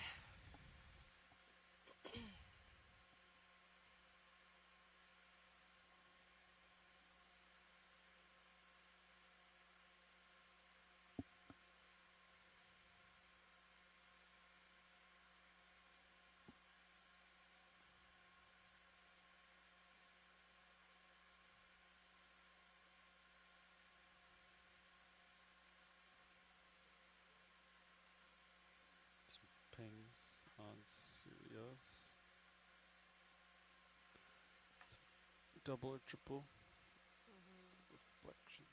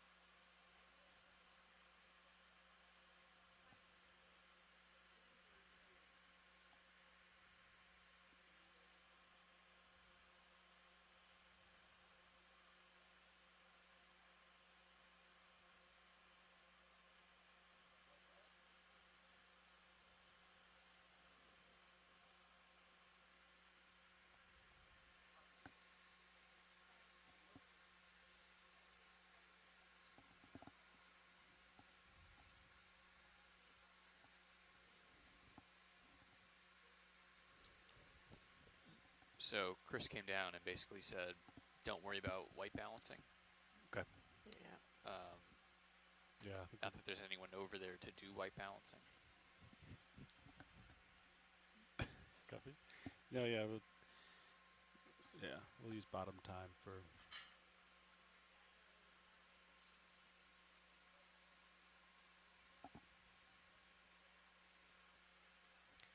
Yeah, I mean, Chris said don't worry about it, but I imagine we would could- still want someone yeah. there to zoom. I think Yeah. we're gonna try to go without to maximize our time. For practice Testing out a reasons, few things. Yeah. we can. Marley can do it on ascent. Right. For. Yep. practicing. We're about like 5 minutes out. Not even. Yeah. I guess I'm not going to see bottom. Yeah, I think as soon as you get to bottom, then you'll be. Just got a long turnover. Blue Water Express.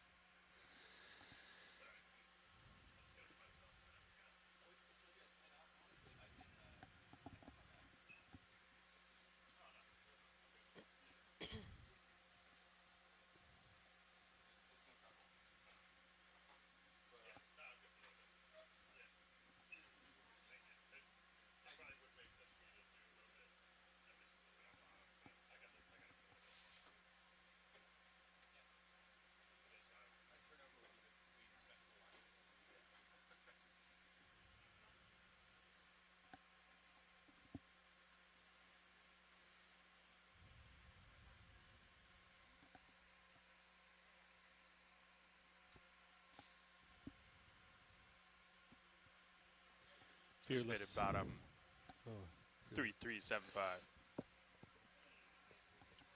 Because you're downhill with me, sir, I might have you step at like 50 altitude. All Does that right. make sense? It does.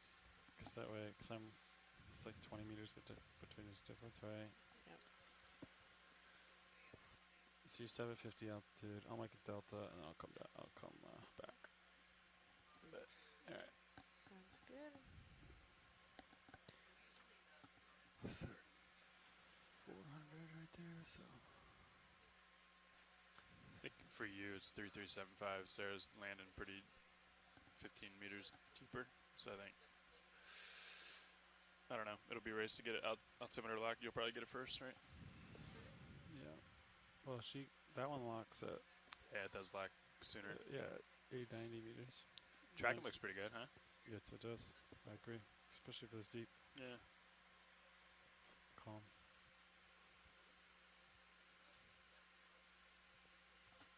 Too many rocks rolls.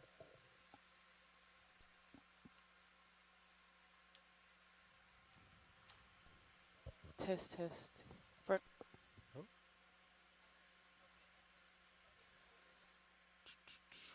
Acquiring bottom. Ooh, hydraulics are a little bit lower. 37. Oh yeah. What just happened? They just went down. It was like 50 something. Yeah. Keep an eye on Just that. like 1 minute ago. Take a note.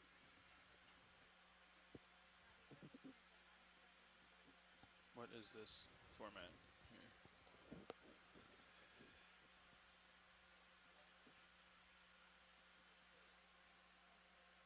They're not on, right? No. I've enabled your thrusters, so you know. Stick is hot. Boom, 99.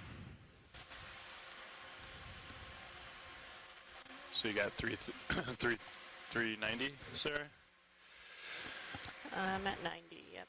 Altitude. Yeah, I mean, 3390. adding to your depth, we're expecting, about 390.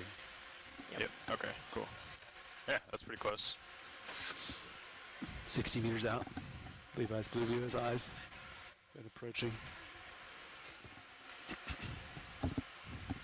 Yeah.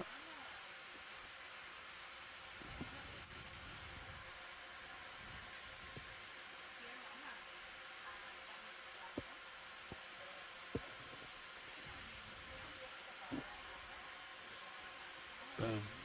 75. See the blue view? Yep.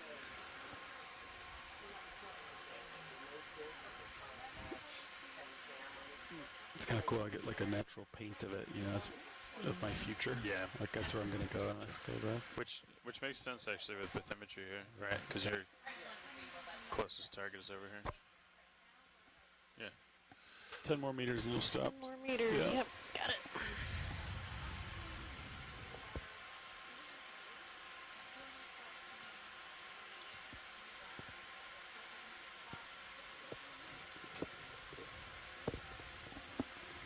Alright, I'm gonna start slowing up here.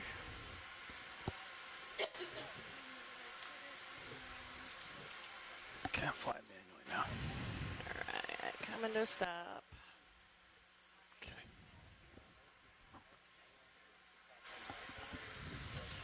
A lot of depth engaged.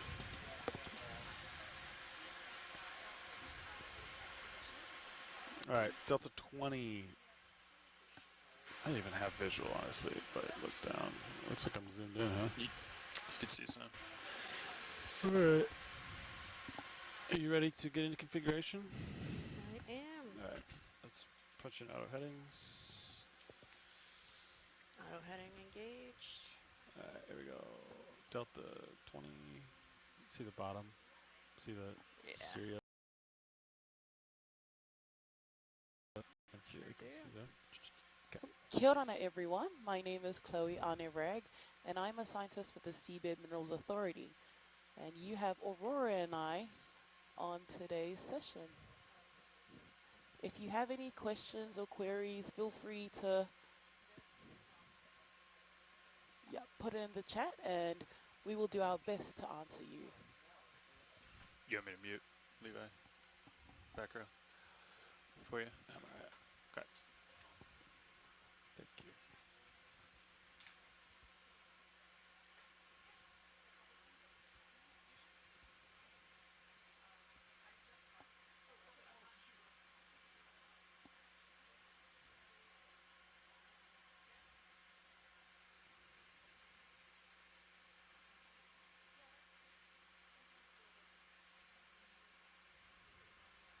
Is your camera super dark?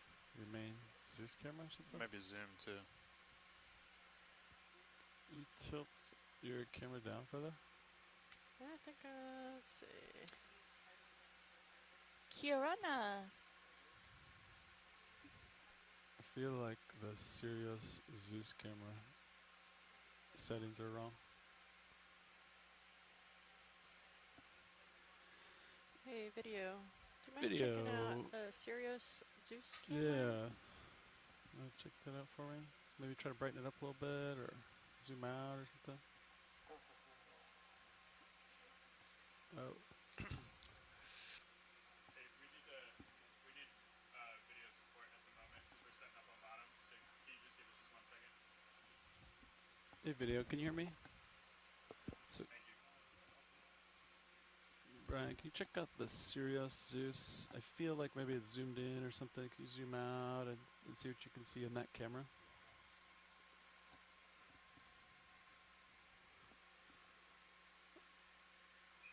There we go. There she is. Thank you. Alright. Thank you. I'm going to make a little more of a delta, Sarah. Sure thing.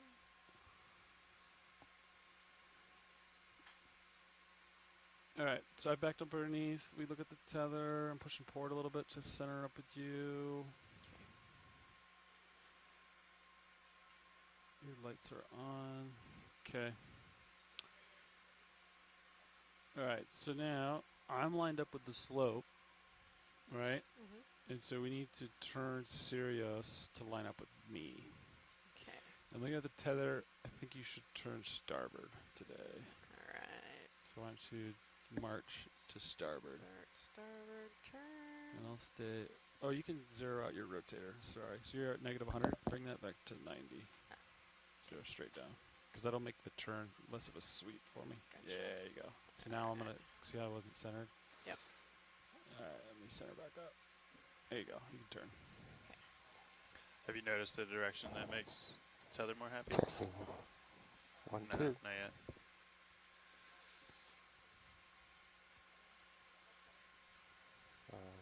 And I'm just matching Testing your 1, heading, 2. correct? Yeah, smash me. Yep, exactly.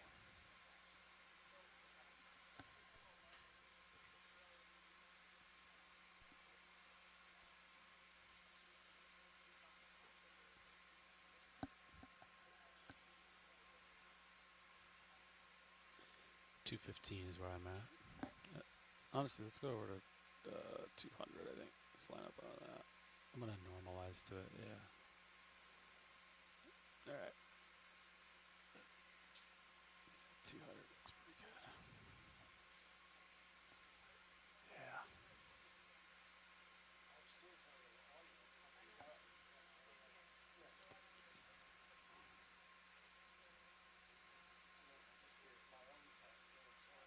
Altitude, still 40. Okay. Okay, how's that looking? Looks like you're centered up nice. Yeah. All right, are you ready to go down? I'm going to try to keep... I'm ready. So we're going to leave auto headings in. I'm going to try to keep a healthy delta just to keep the tether below you. See how it's like down there? Yep. So maintain around 25 Yeah, or so. that's what I'm going to shoot for, yeah. Alright, you ready for me to start Yeah, coming you down? tickle down, yeah. Alright, I'll try down. I'll do my best to keep the tether out of your hair. Testing, testing.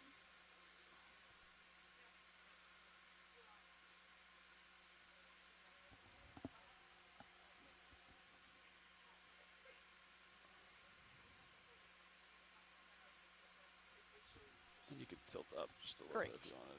Give me, yeah. Center me up, yeah, right there. This way I'm a little bit forward of you. All right, push him back down.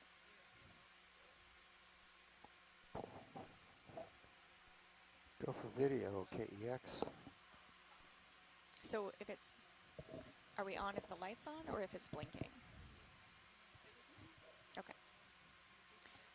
So we're both on right now. Okay. Alright, got altitude of 20. I think that might be. You want me to stop? No, keep going down. So my Going altitude's down? 25, so I think that's like your altimeter might be hitting D2 or something.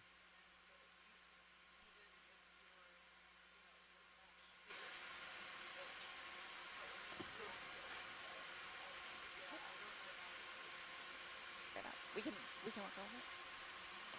Okay, we'll keep going down.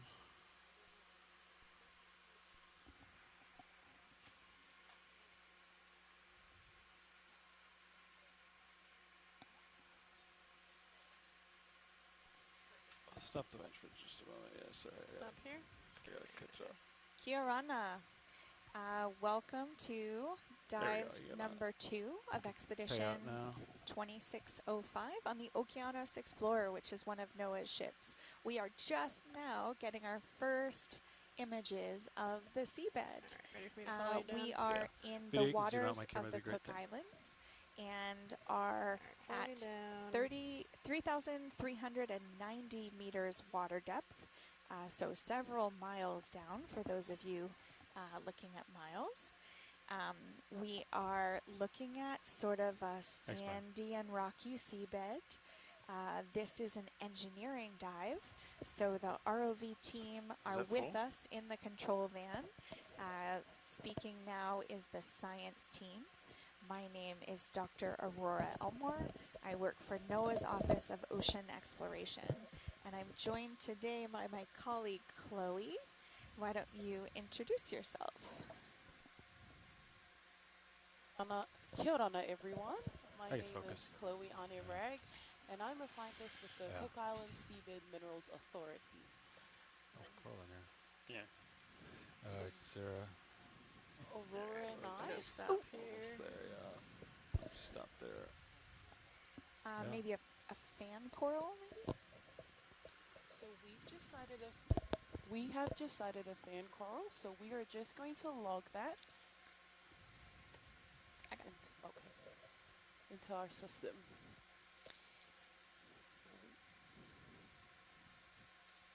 I can dial Z bias. So I'm dialing in Z bias here.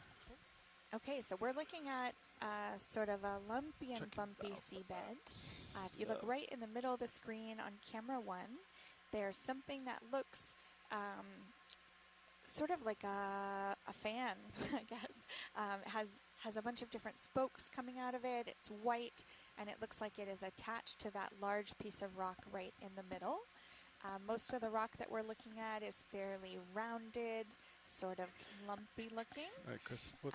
It's hard featuring to test tell let's from start with? here, but I wonder if these might I'll be leave- just leave polymetallic LEDs crusts, Yeah. stowed and just do engineering. sort of coating Yeah, I on think so. the seabed.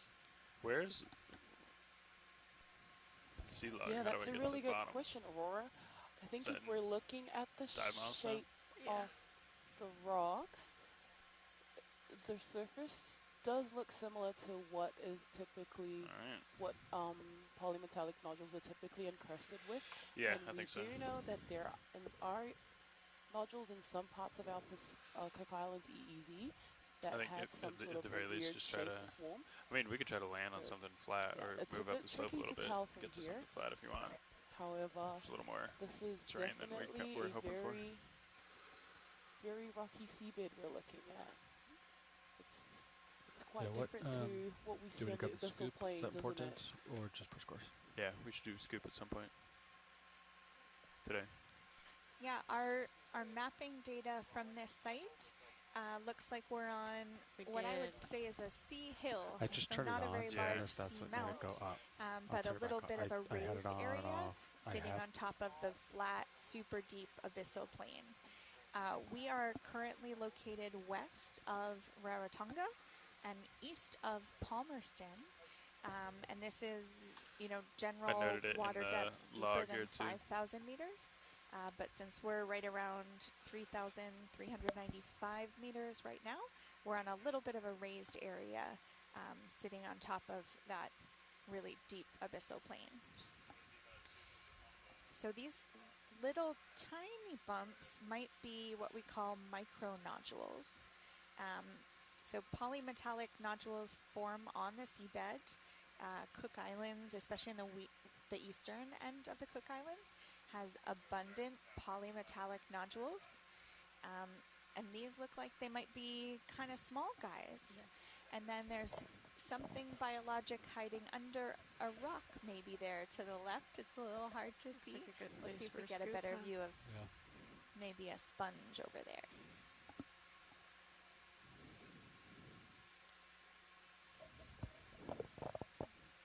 Yeah, and we can see. We can see there's quite a significant amount of basaltic outcrop, and with the micronodules interspersed, and that little creature's just gone out of view as our pilots We're gonna try some engineering get their testing. footing. Yeah. We're gonna test the But scoop We system. see D2 has made contact with the seabed.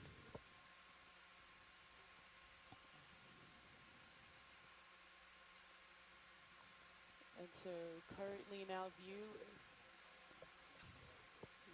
Science lead to front row.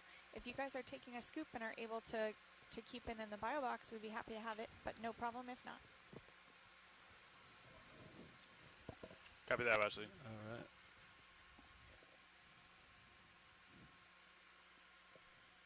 All right, so I've landed. So the ROV team right now I think we is should try going the to attempt taking scoop something called a mechanism. scoop. And then is the idea It's that almost like a large spoon that will aim to pick up some of this material from the starboard side seabed if I get something. I guess. and hopefully bring Right. it back up to the ship so we can get it back to a lab to test it. Sure, it is about 8,000. You're welcome.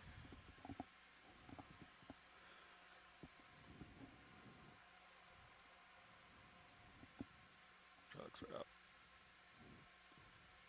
1,000 RPM. All right, if you're comfortable, you can put mini Zeus on this monitor, and then we'll draw her out, and I'll try to grab the new scoop and give that see how that operates.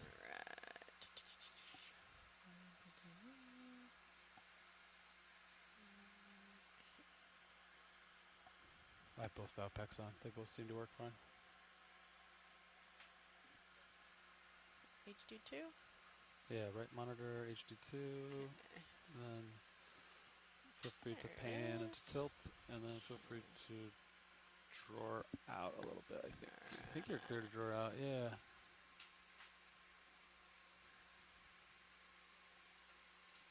Alright, gonna draw out. I have hydraulics on, so all you have to do is enable valve packs Alright. and then drawer out. Just want to do one at a time? I like both. Do both? Alright, send it. Okay. Oh. Oh, sorry. We both did it. We both enabled, Okay. so. Valve packs enabled. And drawing out.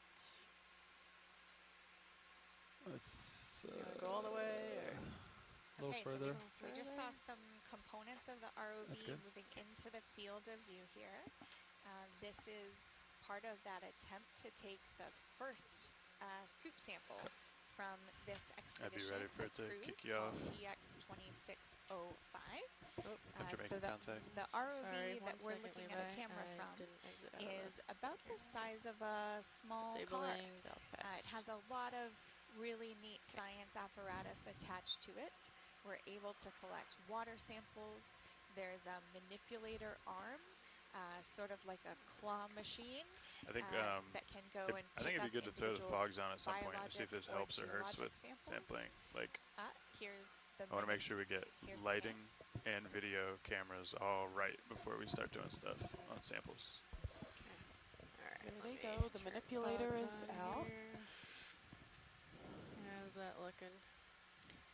Our ROV team have just turned on the Yeah. lights. I'll leave it up Give them to a better picture. pilot. Like specifically, it's just good to have that option to know about. Like,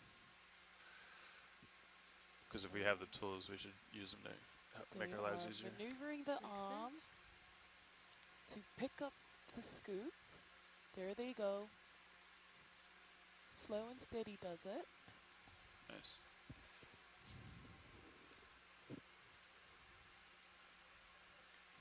So on the back of the scoop, there's a little bit of sort of a rubberized ball, I guess I'd say. It has a little bit of give. It's not made out of metal. It's a little bit squishy. That enables the hand to pick it up in a controlled fashion, but have some flexibility to move it around in order to collect the sample. So the arm is now moving around. They're trying to find the perfect place to take a scoop. I wonder if these are like really firmly in place or if they're all loose. Yeah, that's what I mean. I'd be ready for you to lose your foot. Should we can we retract the drawer out of the way a little bit? Sure, retracting drawer. Back row to front, I would guess that they're very loose. They look like micro nodules to me. All right. Is that good? You want all the Oh, way? What was that all the request, way. Ashley? All the way retracted. Right. Oh, actually, be careful with the because my shoulder's down. What was that Yeah, request? I can't really see that. Not a request, just Yeah, I letting you can know see it in that that they're not camera, actually. attached. Okay. They're Oh, probably okay. just sort of sitting proud Oh, on I top of the see. sediment. Gotcha. Go Yeah, you- back. You were turned down way Retract. lower. Yeah, down here. retract. Oh, yeah. sorry. If, No, if that's not it's you. safe to retract, then retract. Yeah. Alright, yep, looks good. All right, cool. All right, keep me honest on my arm hitting the skin or the bottle. Yeah. Video, can we zoom in on mini Zeus? I want to look at the scoop and the ground. That's what I'm looking at. Yeah.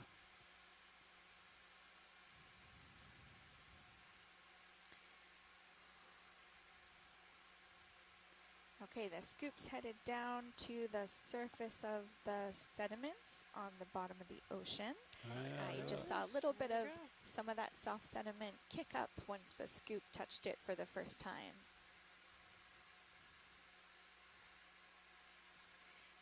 From the way the soft sediment is moving around, that tells me that there's a lot of really fine grain sediment, kind of silty, soft, likely carboniferous, would have a lot of calcium carbonate in it.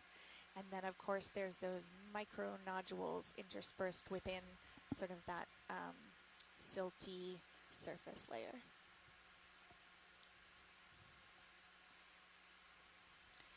So here's the really tricky part. All of it's pretty tricky, but this is especially tricky, which is to get the scoop and then tilt it in a way so that the scoop doesn't fall out while it gets moved Katie, I into think what you we can call zoom out a little the bit on Mini basket. Zeus. So this is how we get a sample back up to the ship so that we can process it and send it to our scientific labs. Yeah, that sort of smoky looking material Alright. is really, really Wanna fine draw it grain out? silt. Yeah, I guess we'll go for the starboard, one of those starboard rock boxes that has the new. I think they might. Right? They might want to do bio. Oh. Yeah. Oh, bio. Okay. All right. Well, either way. I Is think that right? Starboard's fine, yeah. Well, actually, do you want to do bio box instead of? Yep, that works for us. Thanks. Wow, box. All right. I think you're in a position to. So retract the drawer all the way. Extend to maybe both pins, port and starboard, just in case, because they're both open. Retracting And then drawer. extend that drawer easy, and we'll expose the bio boxes. Retracting pins. I think the craft is in a good spot for that. So we're dive 2. I'm just trying not to dump it sample all one. out of the. Yeah. Do you notice I had to increase my grip force, Extend and the it was pin. still moving within the jaws. So I did 6. Mm-hmm. So I definitely would suggest You were on 5. 5. Yeah. So more is better for Alright, this. pilot ready drawer out. And yeah, go for it. And I should have came in at a steeper angle rather, or like a shallower angle. I kind of was going down Yeah. too much. I should have just. Which box are you putting it in? I'm not P? sure. We'll stand by for that. We'll Oh, okay. see what works best here. Okay, all the way out. Port might be. Yeah, we don't know just yet.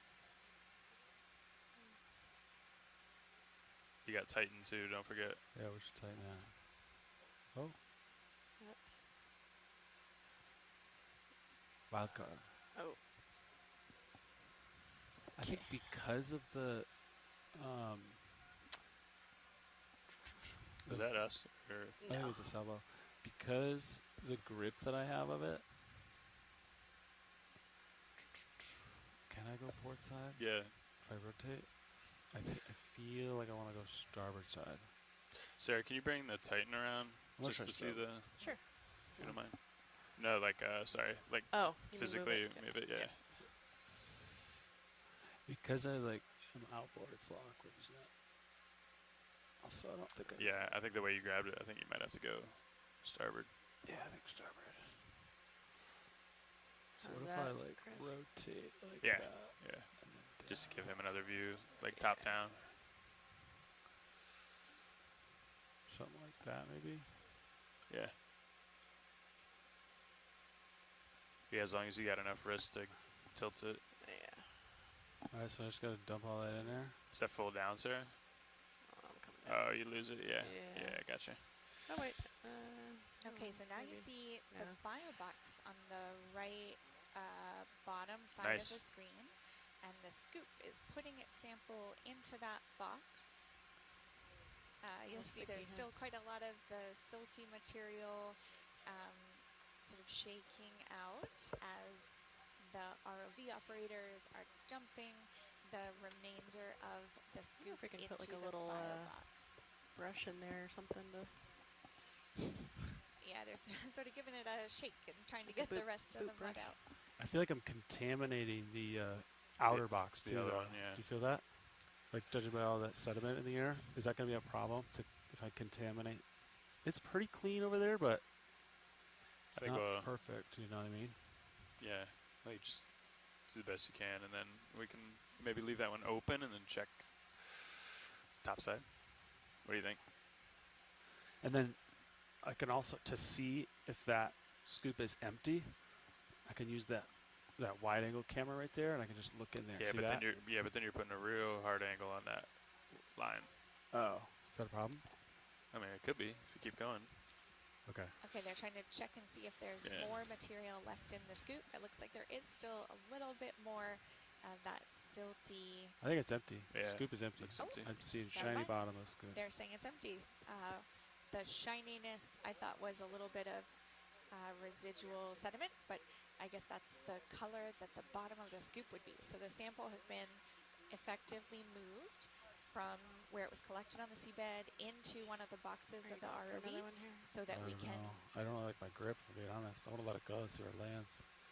Get so a that better we can grip. bring it up to the It surface moved for analysis. with the ball moved in my jaws when I went to the first scoop, and I had to increase my grip force. So I would recommend when we first grab it to do a higher grip force. Gotcha. Would be my notes so far. Let's retract the drawer a little bit, and I'll get a different grip maybe. Alright, Actually, Tracking. maybe it's okay Okay, there. so they're moving the drawer that has the I'm just sample gonna in get a it. better grip on it. I'm gonna let it go here. See if it comes up and in. Okay. And then I got a different grip. Okay, they're trying to get a better grip. Yeah, that's all right. There we go. So the scoop sampler is on a little bit of a tether. And then You can I see that wonder, wire like, coming so from the back of relative the to the scoop. scoop, So am they're I better, pulling like, am I that best off back at a in 90 so they degree can angle? get a better Like grip. a dust, on when you the pick up a think dustpan, so. right? You I like think- this.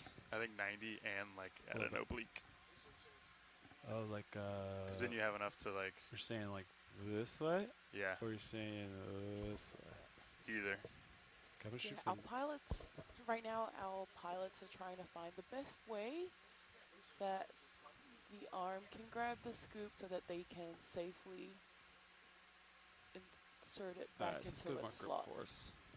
So I like when you if grip force. you are watching right now, you can see the arm is just trying to get itself into the best position it can to Let's try 9 here. to properly return the scoop. So yeah, everyone, it includes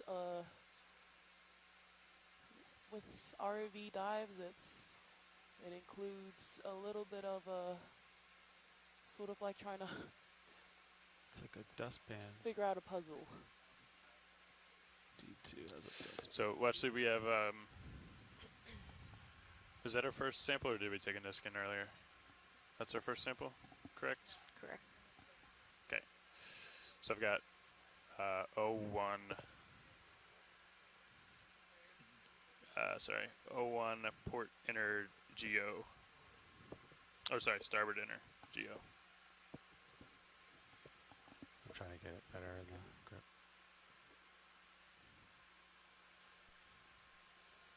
Okay, Chloe. So what we're seeing looks like there isn't a lot of biology, but we really can't say that from this view. There could be a lot of different microbes. There could be tiny things that we're not able to see from this view. It's a little bit tricky to say, but these sort of smaller nodule pieces are probably maybe an inch across, like the size of a fingertip. Maybe they're pretty small, but anything smaller than that. Yeah, or about Alright, half a let's centimeter to retract the maybe drawer, a and then centimeter. I'll get more, I That's guess. what I'm seeing. Yep. I wonder if I should try And, this way this time.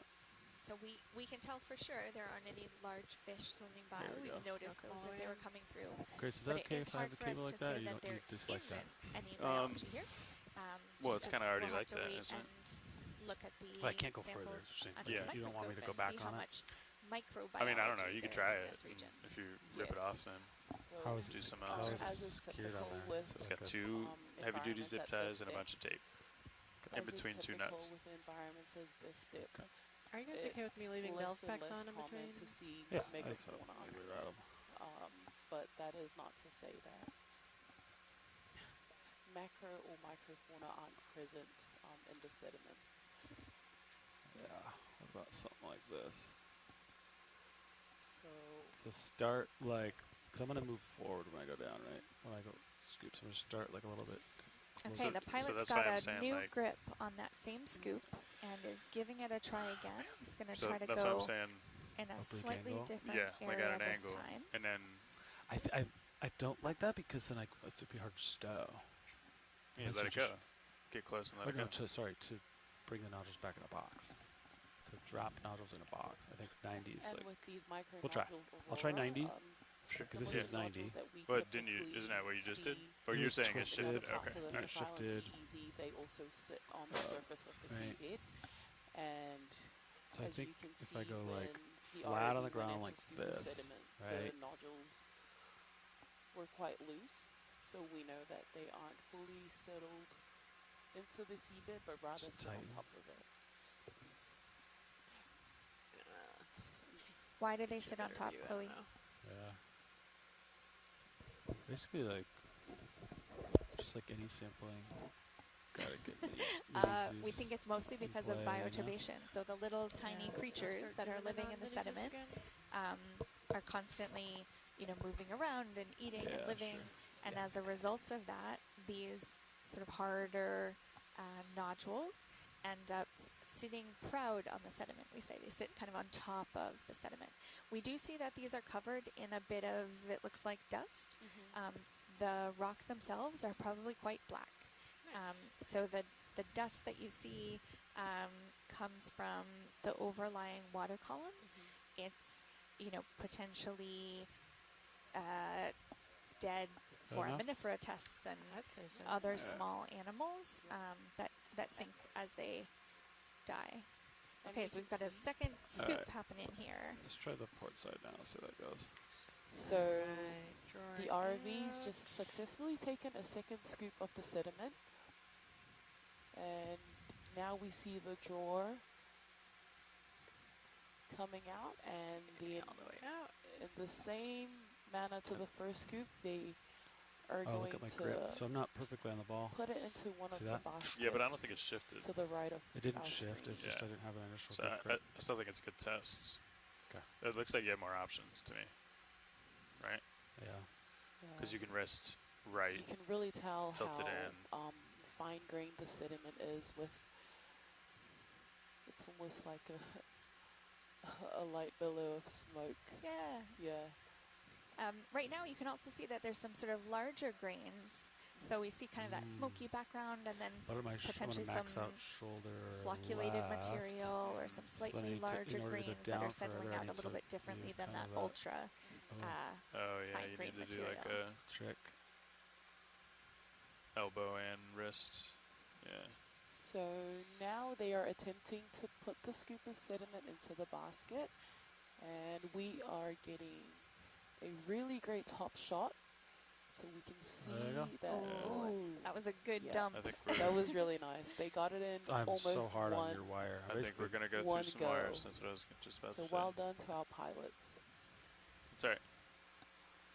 I don't know how to Is that the avoid that. P1 box? Port inner, yeah. Thanks.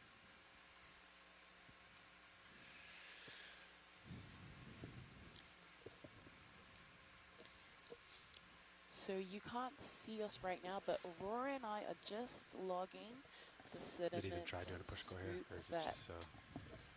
Is he just going to mess up the push scores? I don't know. the ROV has just collected.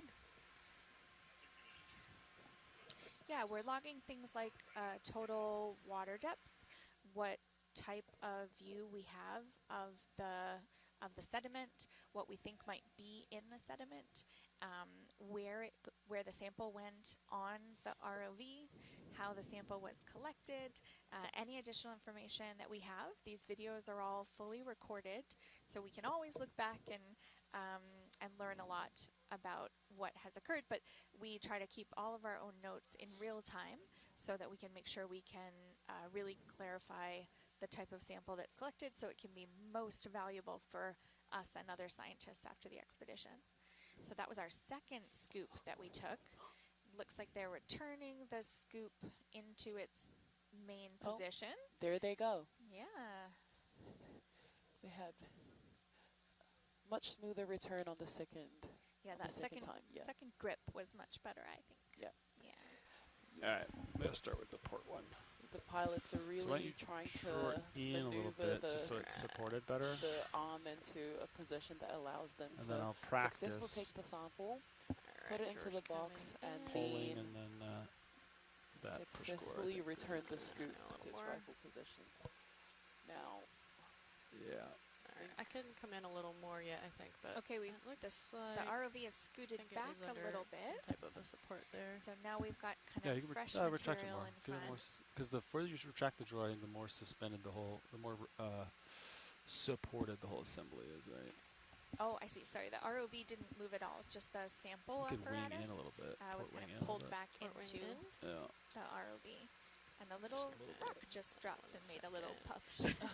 I thought it was something Okay, winging biologic for a in. second. Caught my eye. And then I might bring your shilling Oh yeah, that makes sense. shoulder yaw Okay, left. now we've got a new piece of That's all right. equipment in here for a test. There's This kinda is lined called up a with you. push core. Might be able to come And in a little more it yet. works I think almost that's like fine. how All right, if so you I'm put gonna a practice. straw through a piece of cake. pull this out. So I'm it's gonna basically a get tube. some cameras Gets on it pushed here. down into the soft sediment at the bottom of the ocean. And then a little that. flap at the bottom comes in and close to Minis, protects the isn't it? sample so it doesn't dump out of the It's gonna bottom have of to the come tube. up too. So right? this is a push core, and I'll give a shout out Huh. to Amanda It is the Demopoulos from shorter one, at USGS, who least, isn't and- in the room I right know, now. it's worthy But of this note, is only right? the Like, second time that a push core has ever been collected on happens if this you, particular ROV, which is named shore out a Deep little bit, Discoverer, just- or just to D2. keep The first time was just yesterday. arm away So from this is the a brand new Minis. capability for us. We're really drawer. excited to be able to get not just a scoop like you saw, which brings back only the surface of the sediment, but also be able to see what's Yeah. happening down get there. into the Should sediment. come right out. So I think when the we, total length is probably push about down. We'll be 30, careful. 40 I have an centi- idea about for 30, that. 40 All right, so I'm gonna do a little bit centimeters. looser grip force here. And Alright. it's about 5 I think we should pull it centimeters in straight out. diameter. okay. So now our See how many cameras I got opposable on it. arm get there one is good trying to grip the top. You can see it's actually That's how you grab it, right? Yeah, can you square up tight and Sarah? yeah. Okay. And so it's a clear Alright, I'm tube. just gonna make sure I'm clear So of this as the Minis core is collected, we're going to be able to arms in see the way. how much sediment is being collected up so into the close to tube. these guys, isn't it? I'll put it. So we'll they're get in a pulling it out of second. its This is casing. short. Tight. It does kind of wobble a little, don't forget. I think it's Look at that. also I'm important to note, close to this Chloe, camera. some of the things on an ROV are, you can't individual, really avoid that, huh? handmade, We have really, that really Ox one. bespoke pieces of equipment. I do, which is nice. This one is actually mostly made with Let me things pull you that could out. buy at a hardware store. Over. So the team had to do some retrofitting and You want update, it on main? Sure, for now, kind yeah. of change Kind of it a little bit. disoriented. It looks But like you you're at can an even angle see on in the that one, gray, doesn't it? that's I sort of am a little straight bit, out of a hardware like, store. Those I wanna try markings to of how see. big Yeah, the looks like a little good old casing is. PVC the pipe. arm Yeah, it compared is. to the minis is. but Yeah. Yep. I think I'm okay. Yeah. So sometimes scientists are a little bit like MacGyver, That's the only concern is minis. using what we have to get as much scientific information as we have. Okay, so that clear Alright. tube is the push core, and they're headed for a place I where mean, you there could try one, I aren't guess. any Do of you wanna those leave this micro view up, nodules. actually? They're looking for Sure. just soft sediment for this type of sample.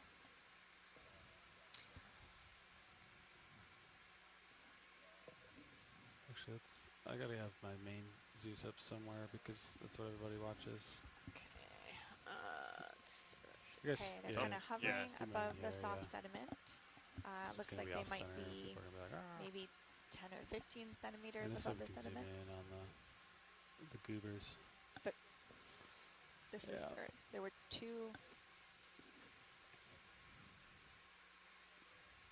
So you see them maneuvering the push core into a nice flat area where there aren't So I any think what they want is like an undisturbed top micro layers. nodules, so that they can So as I recall it, get a you don't really want full to wiggle left push and core right. of sediment.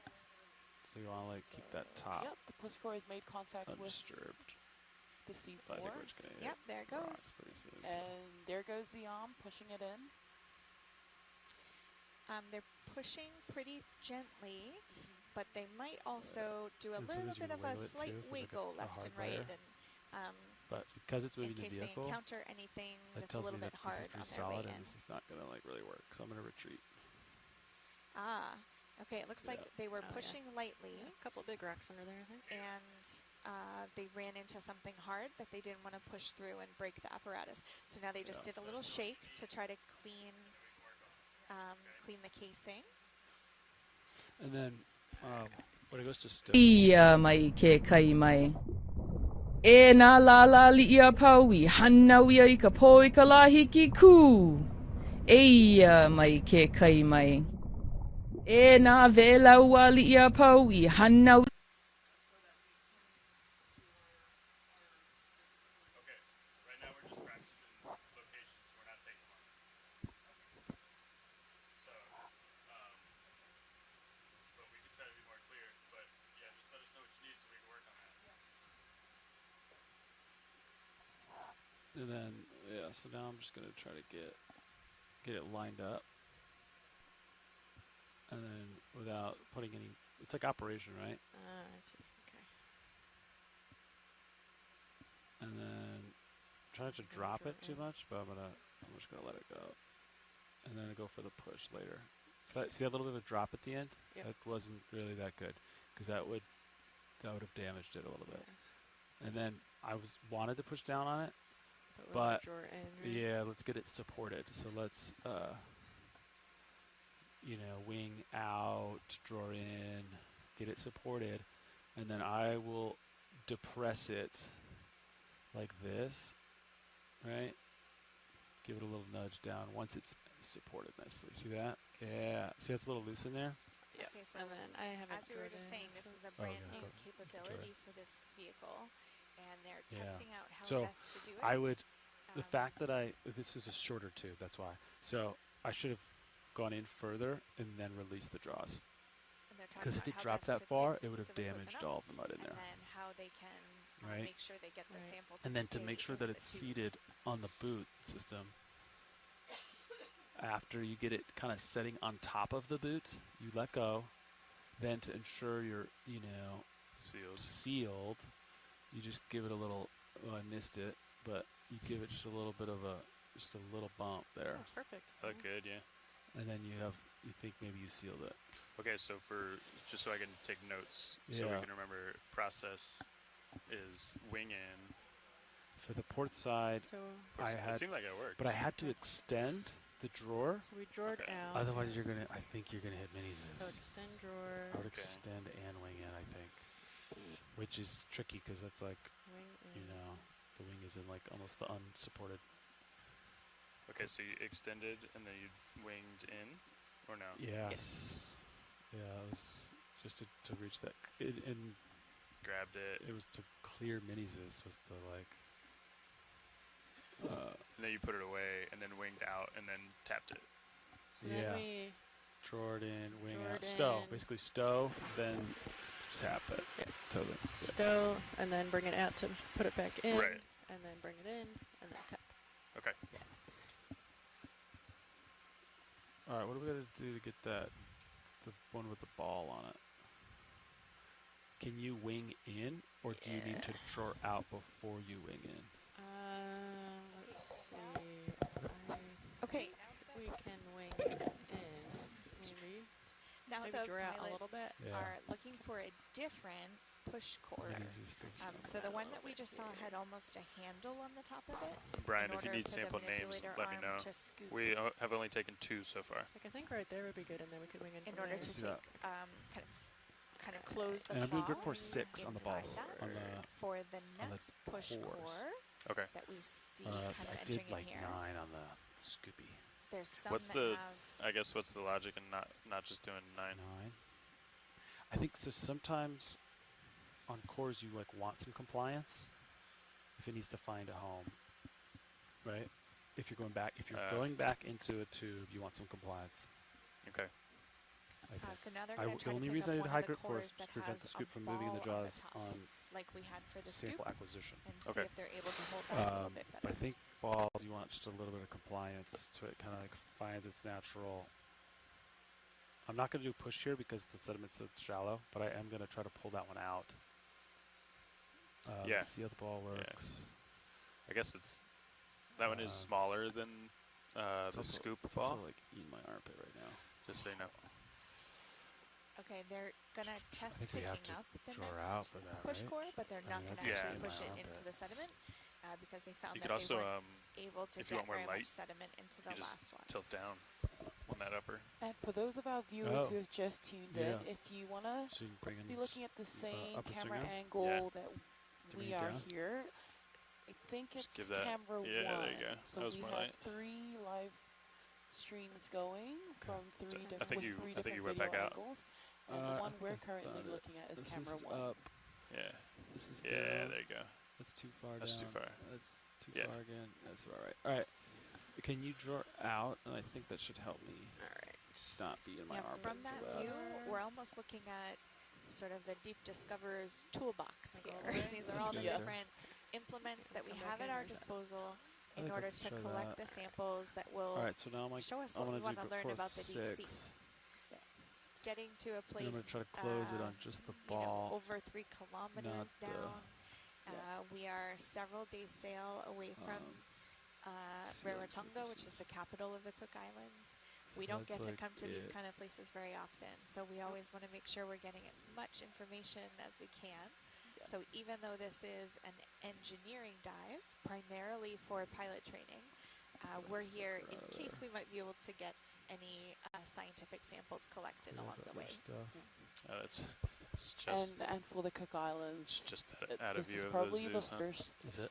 physical You samples can, like, in this see area your that we'll jaws be when they're getting. wide. So we're very excited Then, to like, be able push it. to do And then, opportunistic if I sampling also recall, on this if you do a push core like engineering here, dive. it's closer to like the vehicle. They have So like the vehicle grabbed thrust is pushing down. the It works third better. If I subcore push in way there. over here, It's a The moment arm. It's RVs got a grabbed moment the arm, third and, subcore like, that they everything's moving and have, which everything's is a little bit different to weird the out first there. one Yeah. So if you that they can initially took do to push attempt cores to collect the push here, core. This that's push more core conducive. has what Okay. looks like As I a recall rubber it. ball on the top, and And that then- makes helps sense. them manipulate to it to stow, grasp onto it and have I'm gonna try a to bit of not grip push when down on it's the wing too trying much, right? So I gotta go. to insert Step the one, I push gotta core like into keep the it straight up sediment. and down. So we're, So I'm right kind now of zeroed they're in on just mini trying Zs right to now, but I should also get try the to find other canopies. So I manipulator, have manipulate it the wide angles are into pretty good. Right, for the a nips. good position that allows them to extend it Oh, out yeah. onto the Got a little seabed bit and over here on collect Titan too. and Okay. push down straight nice. for a sample. Oh yeah, we want to close the biobox pins next time too. Yeah. Now, as we I was said like, earlier with the push nah. core, Actually, I really we like like to habitat have awareness. It's these got I a thought it nice was a squid. sample an area of the seabed And then that doesn't have because any shoulder elevation. See how my shoulder nodules or elevation micro is nodules. up? Yeah. Here, So this honestly, is our let's second do attempt. aux1 here. Can you do left monitor aux1? So check this out. So because the shoulder is maxed out up, see that? I'll show you there. So see how that's, so all I have left is Now, it's a elbow and yeah. wristy. That's kind of it. And I can still shoulder yaw. So that's the max. Wait, so can you bring? So that's like. So in port manip, you really only have like. We only clear it by like 4 or 5 inches, right? So I guess I would not put any tubes closer to the armpit. I agree. Like, Yeah. because shoulder elevation's up, right? As I go down, I'm wristing up, but it's not. I can't go straight down anymore, right? I only have 2 axes. Yeah. See that? Yeah. That makes sense. But you can like. That one's grabbable though. Yeah. Can I might be able to wing inward. Did I wing in all the way? Retreat. Go for it. Alright, let's see. Alright, a little bit. Just a little bit easier. I still think, though, like, yeah. You may be able to get one between that one and the pink one. It's funny when you think you're like really close, and then you look at the other angle, and then you're like, oh yeah. Yeah, the port manip. I got it. Titan's good too. Titan's real good for straight up and down. Okay. Yeah. You wanna get Titan over there on your main left? Sure. Alright. Titan seems like it's great for starboard side because you're just like it's straight above it. So then, as I go in, I think it's called pilot, Sarah. Yeah, ROV pilot. Oh, okay. as I go in, it's hard. It's important to not have a force, to rub this operation, right? So it's a little bit tricky. And then if I get all wonkadoos, I can always just let it go. It will drop, Oh, which is not well, it's ideal. Hey, video. Try a ROV PTZ. We have a dead button. So yeah. Could we? Never mind. Oh, Sorry. there we go. Alright, ROV, Thanks. PTZ, got it. Brian, let me know if you need the names of those samples. I can throw them over to you. Okay, great. I'm just gonna let it go here. I feel like I'm torquing it weird. Easy. Okay, so I think it's sitting on top of the rubber boot now. Alright. So I think let's see. How do I push it down while it's supported? Can we So maybe just wing out, or you just want I to think retract just it to- retract. Alright, retracting. Right. I think it'll still be supported. Right. Yeah, like there. Or I can come out a little bit more yet, but Just whatever gets it supported, right? yeah. I don't want to hit. Okay. Right. And then whatever I gotta do to like give it a little bump.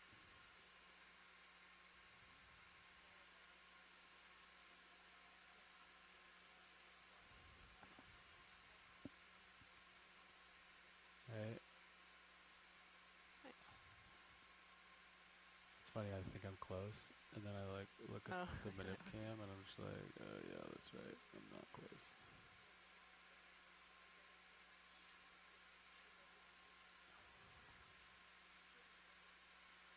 Actually, the awareness cam looks pretty good over here. Oh, yeah. Oh. If I just do wrist left, I'll be less bound up. There we go. Is that one Aux2? Maybe?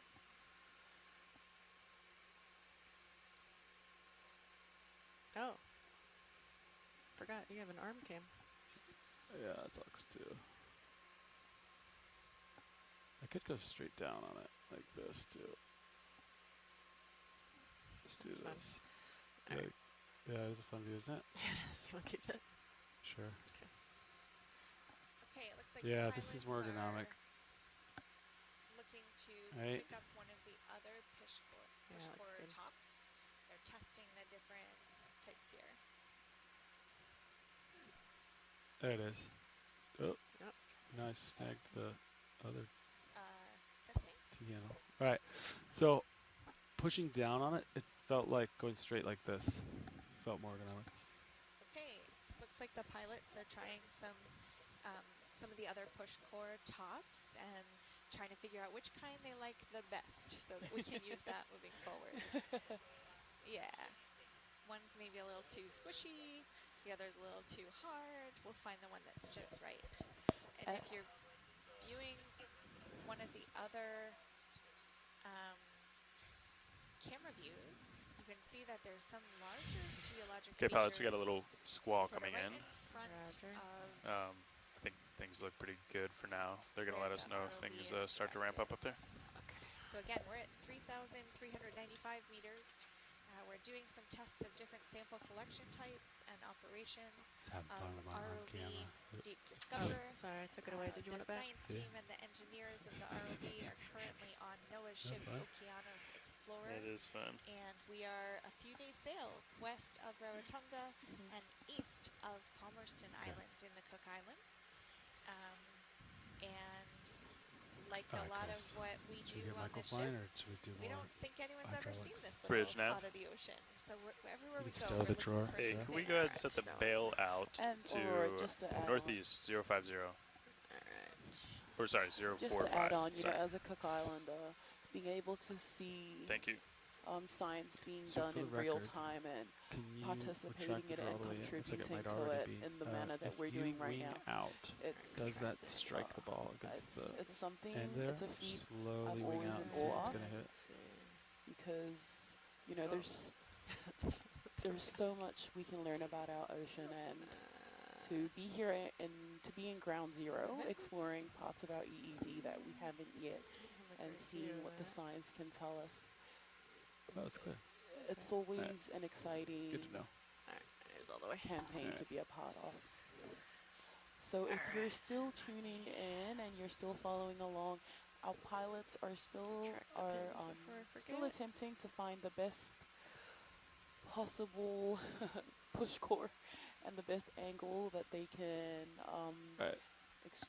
take Chris, the how push you doing? core and insert it into the seabed so we Do can get you a want sample. Good. to do more hydraulic And testing, or do you want Michael to This, fly? I would say, speaks to It'd be good for Michael to fly a little. the I agree. effort and Why don't we care that goes do into that and put in maybe a cons- couple ship moves here and there? conducting scientific Um, expeditions at this I depth. wouldn't mind. So as Aurora said, we're about 3,395 meters. And Bridge go. this is not the deepest we're going to Michael go hydraulics. for this expedition. So what you're seeing now is us, Understood. Thank you, the Bridge. engineering and the science All right. team, trying to ensure that the way we collect samples is done so in a manner that gives us the best possible sample we have to conduct analysis, and that's not something that can be done with speed. It takes time and precision, as you've been watching probably for the last 10 or 15 minutes.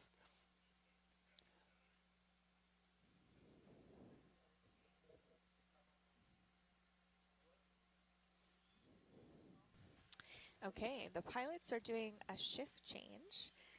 So making sure that all of the newer pilots get an opportunity to test each of these sampling apparatuses and to work with all of the controls on Deep Discover ROV. Right now, there's, I think, 5 folks on the ROV team. Sometimes we refer to them as being in the front row, because in this, we're in almost a big TV studio. We've got screens everywhere. They're showing us a bunch of scientific information about the ROV, which direction it's heading, how the electrical systems are working. You name it. We're able to track all of that from being on the ship. The pilots and the ROV engineers tend to sit in the front row, gives them the best view of the big screens. They are really responsible for the safety of this pretty expensive piece of equipment. And so we want them to have the best view so that they can manipulate it in a really safe and helpful way. So let's get In the second row is the science team. And all so right. we're here So to I have you in select auto sample heading. locations. I have you in We're joy here lock. So the to, orange bars around the thrusters work mean that really the closely last with stick the command was pilots joy locked. Looks like I did 18% ahead to make sure we're and getting good 57% scientific down. information. Right? So And on the you're back, landed, you're firmly on the ground. So let's get sitting in the views. So second let's change row is right Aurora monitor to and Sirius myself, Chloe. HD. And I'm from the Cook Island Seabed Mineral Authority. All right, so you're going to get your third person view back. It's on the right side, there's a group of Sirius cameras. Yeah, those are all the Sirius cameras. ROV operations. Yeah. All right, so now you have a third person view, right? The National Atmospheric. I might have The National video brighten it up a little bit. Doesn't that look dark? No, Mereke my Aurora. Not the Seabed Minerals Hey, Authority. video, this is Nav. Is the Sirius Zeus, does it get any brighter than that? Is there like a, could you gain us up just a little bit on Sirius Zeus, Brian? I'm going to try to get the Sirius Zeus a little brighter so you can see what's going on around you better. But so to take off, I have 34% Z bias dialed in. So that is, it's going to continually thrust down at 34%. And that counteracts the buoyancy of the vehicle. So that theoretically should keep you right there. So if you punch out joy lock, right, the illuminated one, yeah. You can keep auto heading in, it'll fly softer and easier, which is probably good. So now you came off the ground. So now the sticks are hot and you are flying. So yep, you can get a feel for the sticks. So the left stick, if you push up, you go up. If you go down, push down, you go down. My 2 favorite cameras for flying would have to be the wide angle cameras. See how close you are to the bottom? So that's it gives you the best reference of where stuff is relative to you, where you are, how fast you're moving. Right, it's easy to get zoomed into this camera, but that's your third person view and that's your close in view, right? So just, I want you to manipulate the sticks and get a feel for the thrusters is where we're going to start. And make sure that it's doing what you want it to do, right? And we can take out auto heading and you can feel what it here. So now you're flying manual heading, so you get a feel for the response. Space on the seafloor. Okay. So why don't Chloe, you from this view, pick a rock, we can see slowly as you can land, and like it keep it like in the there's kind center of the view. I patterns think in would be a that good practice thing to do. whitish So just nice, Some easy of those landing. are probably Land the where you result like of intend biologic to land. activity. Does that make sense? There are things like acorn worms and some other creatures on the seabed that leave a little trail behind, and it looks almost like a maze down there. I think some of that was some Can you open your mic? evidence I don't know if you can reach of it. biology, even But though yeah, we're not so seeing I the can hear you. creatures themselves. We're Yeah, seeing Sorry, some evidence yeah, that they were that's there. better. I said I'm gonna try to go further up, I think. Okay. All right. Don't have a ton of tether, but you should have enough to go up there. All right, you know what? Let's actually go over to the left. So I'm gonna lat a bit left. So we're continuing to advance slowly How north much? off where we first landed and took the 2 initial sediment scoops. D2 is slowly panning east or to So the yeah, left. I'd use this time to It's hard to know yeah. calibrate which your direction brain to they're the facing, thrusters, but the it's response. headed to our right? left, I guess. Yeah. So this down, this down. Okay. Ooh. So those little white flecks are what we call marine snow. They can be made up of tiny, single-celled creatures. Sometimes they can be a little bit of fish waste, I guess I'll say. I'm gonna try to look at And they're something down constantly here. raining down all the time. And that's part of what makes up sort of Hey, the Bridge. dusty feature on these dark rocks that we see on the seabed. here. Understood. Thank you. Okay, I'm gonna try to come down right about here. Maybe back a bit. So, Levi, do you fly a little, like, buoyant? I just didn't dial it in too much. It looks like you're naturally floating up. So you could Yeah, just, so- I could increase that to like, 36% and then fly around with that for a while. But I would say you're too high. See, everything's blue and green. Yeah, That means I wanna, that means the camera, we're too far away to get a good view. so increase in Z-bias makes me heavier, right? Yeah, so it's like a screw. So if you 2 turn it to the scoops. right, like a right-hand thread, if you turn it Yeah. right, it's like a screw goes down, so that'll push you down. Okay. And then you can just look at these bars, right? Like, Right. see how they're pushing that way. So the bigger the number, magnitude of the number, right? The more, it's just a percentage of thrust is all it is. Okay. And then we map that to an RPM. So looks like you're going down naturally, Yeah. right? Which is fine. You could be a little heavy. Yeah, I think I like to be a little heavy. So you can dial it in to your preference. Okay. So it looks like you're coming down easy. And then to land, what I find is the most stable parking spot, if you will, the e-brake, is by manually fly and land right Okay, where we you can want to see land. a little bit okay? more of those Now, kind of hold those squiggles on the sticks seafloor right where they are, that right? That likely whatever down evidence percentage you have when you some landed, whatever biologic forward creature. percentage you had, right? Hold that and then press joy lock, and then press Okay. auto heading, and it'll should stay right there. So we'll practice that landing. Right now, the Right, pilots get are those two, and you have a nice view of these two toes hovering here. You got a nice the view of the two perfect toes and those wide-angle distance off cameras. the seabed. So why don't you They're go ahead and usually land in the looking sediment for here? Come on sort of down. 1.5 to 2 meters. Land They somewhere wanna where be you intend to close enough land. to the seabed Pick a that spot, they can see everything really clearly and then with use the the HD right angles to cameras. get close. Yeah, like maybe get that rock But on also, they center don't or want to something. be Right? bumping into all these rocks every Center time up on they that try rock, to then turn. go down. So the pilot's Then land those on two his toes way into the to sediment touch down easy. again. If you land too fast, you're going to kick up sediment. That's going to be annoying. So They're trying nice, to come in on a easy, nice soft controlled landing, land. so they don't kick up too much sediment and And kind of then disturb auto our heading joy view lock for a us, and while. then we'll see how you. So You want a this nice looks stable to platform where me you don't have to touch the like controls, some and your potential vehicle stay right there. So yeah, polymetallic left side crust. has touched the ground. Right side might be floating. That's okay. You can leave one of the It's, toes floating. kind of lumpy and So why don't you punch in bumpy. joy lock and auto Could heading and see if it be stays there? basalt that's Yeah. I'd say your overlaid percentage by down a is not crust. enough. So 38% I'm is like looking at barely my enough. So I'd colleague try to who's go for like nodding. 50 or 60% down. That'll That'd keep be you my there. first guess, but And then of course, again, another way we to do won't know joy for lock sure until is we on bring the end samples of the back up to joystick. analyze. Left is lasers, so the right button on the top is joy lock. So, Okay. and then let's punch in auto heading. Heading. Okay, so Okay. you have auto heading in, you have joy locked in, you're down, that's all you have. You have no forward or lateral movements. That's okay, there's no current here. But you got 50% down. I would call that like a ginger or like a nice, a soft downforce. Okay. So if you move the arm against the ground, you could push the vehicle away. I Yeah. think this is totally a great So if I landing. try to move my heading right now, You could it's try gonna it. It's gonna want to come back though, right? Because So I would say your right, to me it looks like your right side is barely touching the ground and your left side's on the ground. And if you adjust the heading, it should pivot about that left toe. You can try it. Yeah. Yeah. But So that since makes- there auto you go. heading's in, it's gonna want to come back to that. Well, I guess you're I'm supposed to moving the move set the point. Yeah, so that green is your set point. So, so okay. now, yeah, so your right side, this is a totally great way to land. What's cool about landing with one toe down is if something is not in the center of the camera, you can just change the heading and center it up, and that right toe is floating. So this is actually kind of a nice landing. Now, Okay. the most important part is that you are laser focused on your position. So, and it can very easily, rocks are slippery too, so it can very easily slide about. And if you're not paying attention, the vehicle starts moving, that's a big deal. So let other people, let your co-pilot, your nav worry about some other things, and you just, I'm staring at that toe, relative, am I moving relative to the ground?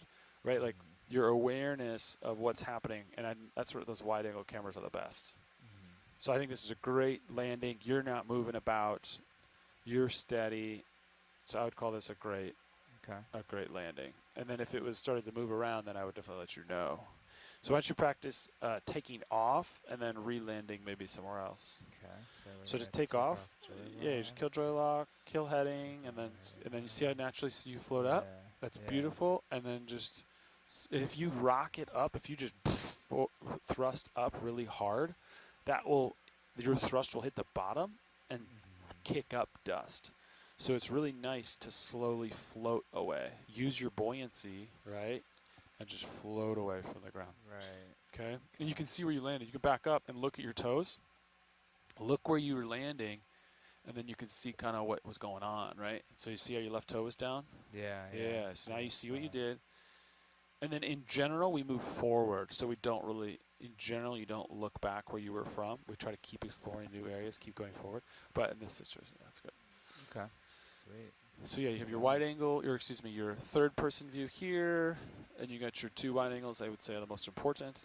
But then it's also important to keep an eye out on all your other cameras. Okay. Right. Yeah. For obstructions and stuff like that. And your tether and stuff like that.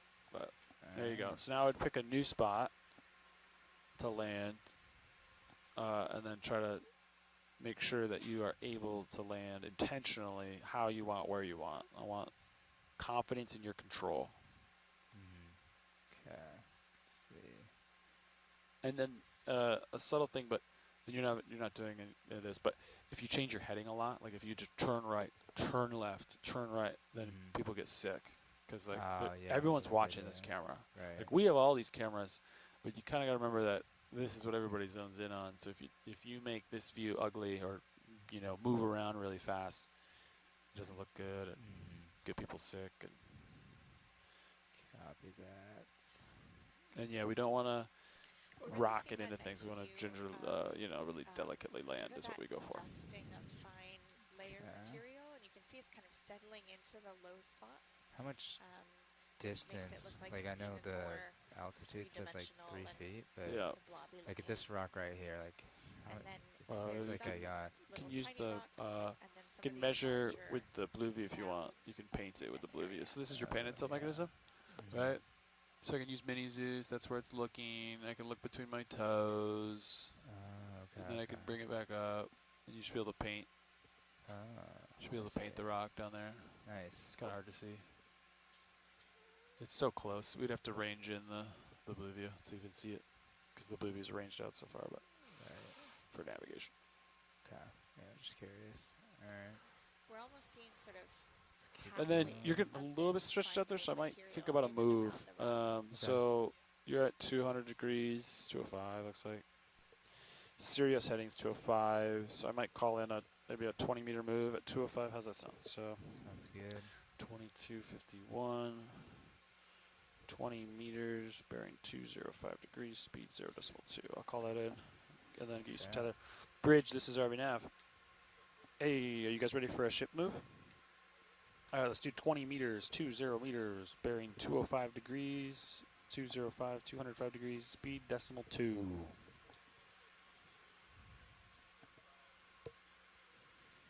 Good copy, Bridge, thank you.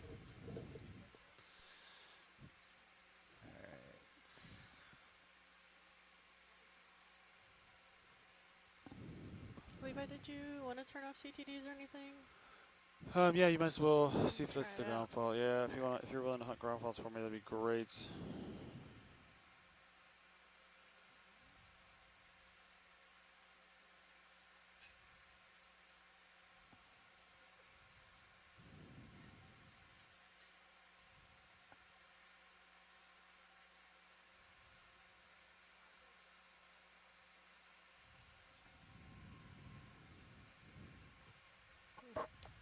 So I'd say let's try to you're keep tether. I would say you're too far out there, so don't push it forward anymore. So in fact, you go Copy. down and back I'm Copy. until you gonna get more tether. come up Okay. a little bit, I think, here. If Yeah. I just sit right here, Okay, is that we've got, okay? two Yeah. I mean, I different, prefer you come down and back. There's some what we big call corals in front of you, which sessile would should be good to see. organisms. See those These big are tall corals? anchored onto So the we'll see seabed. those in just a moment So once you get on more the tether. left, Or you can just tilt your camera up you can see it's and just anchored kind of over look at onto them one of the float here. larger rocks. Same thing on the right. That's It not almost looks where- like a feather pattern. There you go. I think this could Nice. be. Ooh, Where do we're you not keep, biologists, but these this look pretty camera neat. at So normally? Probably a I want to keep the camera view branching type of clean, so coral. seeing the toes is Um, nice for navigation if you need to see the toes, but It looks like there might ideally even be the video different they don't really want to see the species toes. here. Again, And we're the best definitely lighting, not the biologists on the team. lights are aimed in such a but way the that one on the level. far So you're at like right, -6, which sort is of great. covered This with is kind of all a sweet the, spot. The feathery, Okay. Close to level. It's like has the structures, best lighting. Now see everything's whereas the one in blue. the middle Yeah. has It's a little some steeper, branching, and but the you're one on the allowed to left say is you're a little kind too of just high. one- So if one you could stick.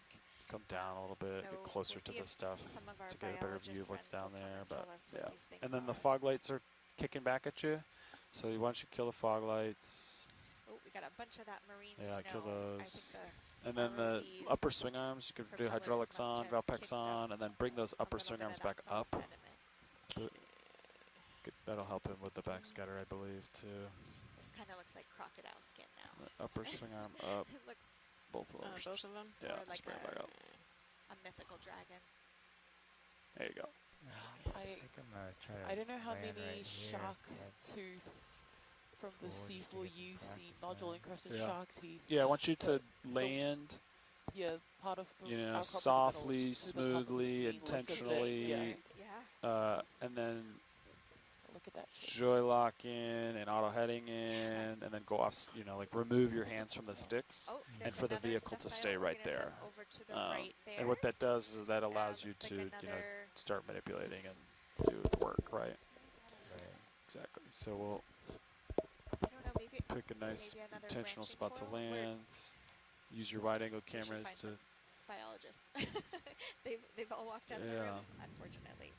And 99% Just of the for- time, we're like for zooming in folks on who are something, right? listening, Like we've awareness. chosen a subject Chloe and I are that we sitting want a close watching view at, live and so I try to and put it talking right you between my through the toes. dive.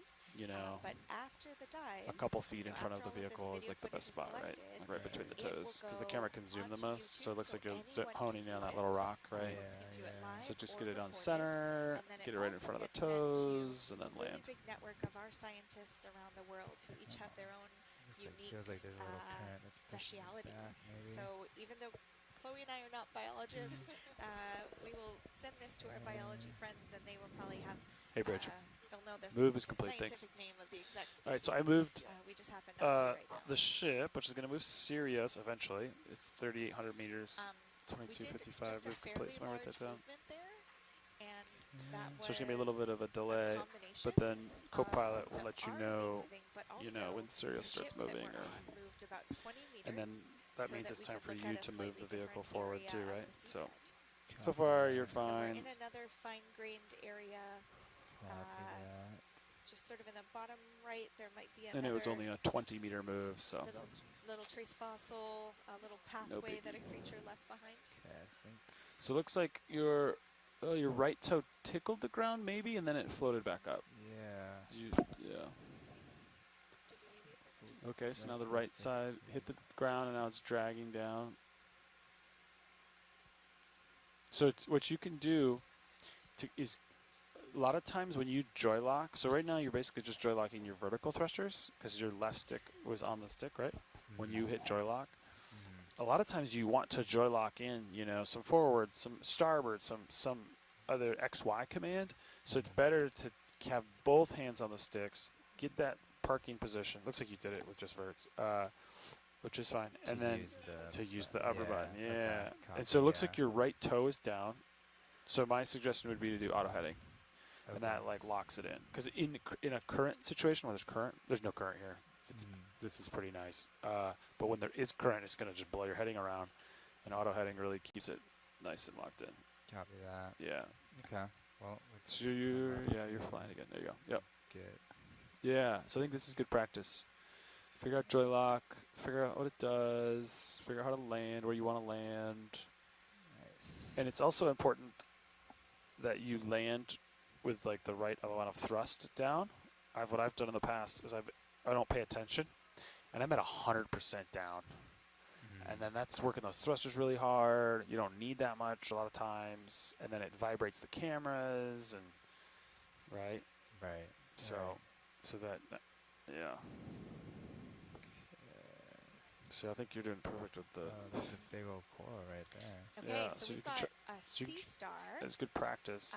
which is attached You to can try to float on a- this. So it's such a tall specimen that like. So I would tilt the camera up and bring the ROV down. See how you're looking down on it? The Yeah, tilt so you're right up, in the middle vehicle of the screen down, now. right? It's looking a little bit rosy Yeah, and a little colored. bit. There you go. Is a Tilt sea star. up, vehicle down. And sometimes you can tilt the camera way up. So you could even get a little closer and land, and then just tilt up at it is another way to go. But basically, yeah, just fly around this and try the different camera angles. This is great practice for The you. sea star is a brittle star. So you're paying attention to where it is. You're paying and it's attention. attached to This is what everybody's looking at. You know, you're looking at your wide angles to Okeanos, understand what's happening, right? which is a sessile organism. And then so you're it's looking at your attached third-person to view the to see if you're seabed. safe. I think it started And moving a little is it bit here. Type of coral. Yeah, Roger. it's a type of coral. Okay, we've got our biologist here. So that is a type of coral that is anchored to that big rock in the middle. And we can see that brittle sea star attached to the very end of that piece of coral. If you look closely off to the left, So it looks like some your other right kind of toe is probably hitting the ground now, the right similar side of the coral vehicle. types See your that are starboard anchored rail onto cam. other See the pieces of right rock side of your Oh, vehicle yeah, is probably yeah. hitting the ground right there. So this is can either be unbranching or multi-branch colonies with a thick axis and large non-retractile polyps arranged with no clear pattern nor facing direction on branches. They're relatively large, but can often be irregular with the internode distance. So they can have a lot of different shapes. If you zoom way in on each of those kind of stalks that are coming off the main stalk, they're covered in really cute little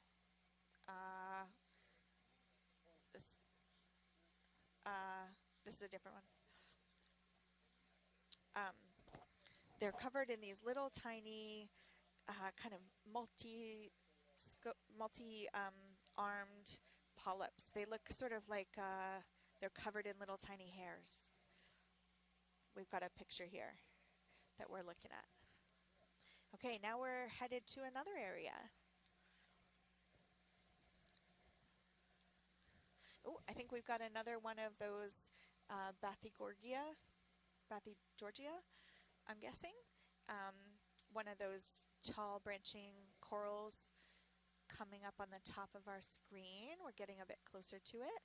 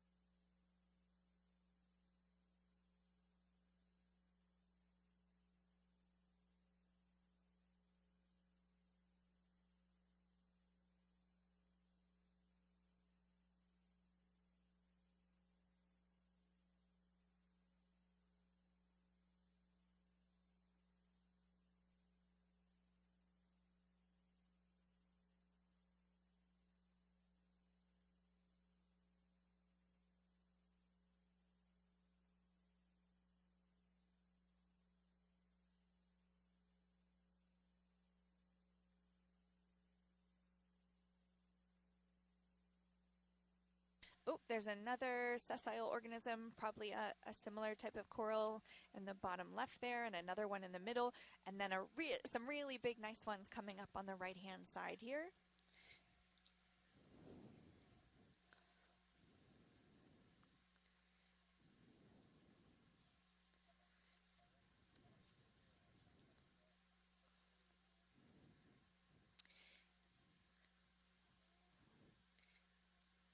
Okay, the pilots are adjusting the lights and the angle.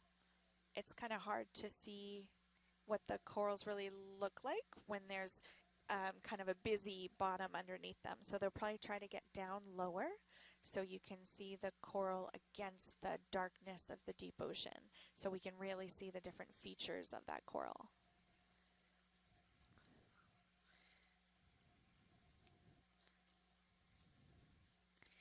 Oh, this is a really neat view because you can see that junction of where the coral is attached to that rock on the seabed. It looks like it has almost a sort of a foot. It's sort of like, or like the roots of a tree kind of reaching out.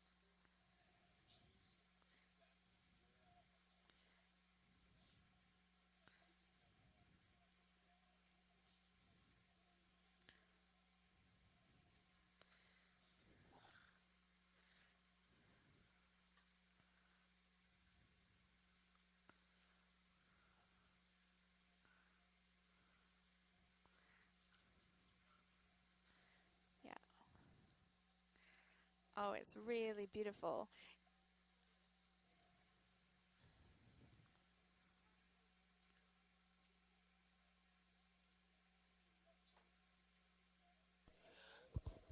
So what we're looking at here, folks, is a spiral coral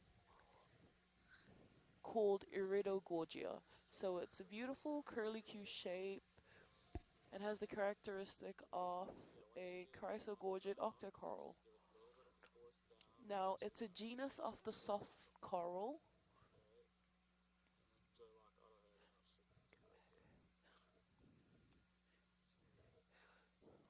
Oh, look at it, it's absolutely beautiful. It's a genus of the soft coral and lives in deep environments like this. It's typically characterized by its large spiral shape with the long and relatable branches attached to it. I don't know about you, Aurora, but it looks a little bit like a fern. Oh, look at that beautiful spiral. Oh, that one on Oh, the it left li- really yeah. shows the spiral. Wow, it really lives up to its name. Oh, that's stunning. Yeah, it looks like ostrich feathers or some really, really elegant, fancy hat you'd wear to Yeah, a wedding. it's giving a throwback to the 1920s. Yeah. Yeah. So we're In getting the a really good foreground, look. you can see the little individual polyps coming off the branching arms, and they look like little fireworks, little stars there. Yeah, so in the foreground, you can really see a close-up of how the branches look. Oh, and you can see that stalk is really spiraling, Yeah. even down to the bottom. These corals, again, were almost 3,400 meters water depth. They wouldn't normally be blowing around like they are right now. I think most of that is coming from the propellers of the ROV, disturbing the water just a little bit. But as you look off into the distance, we can see other probably similar branching corals attached to rocks. They show up as like a really bright white against the really dark sea. Oh, a little shrimpy just came by, I think. I think it was a little shrimp.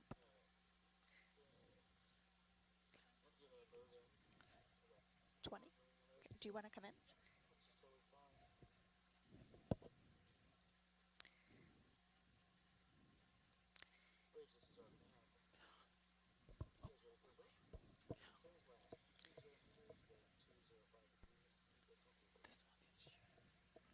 Okay, we are about to have another person join our comms here. TJ, let me know when you're ready to test. Yep, testing. Yeah, sounds great. You're on. And just in time, because I think we've got another brittle sea star on the end of a coral here.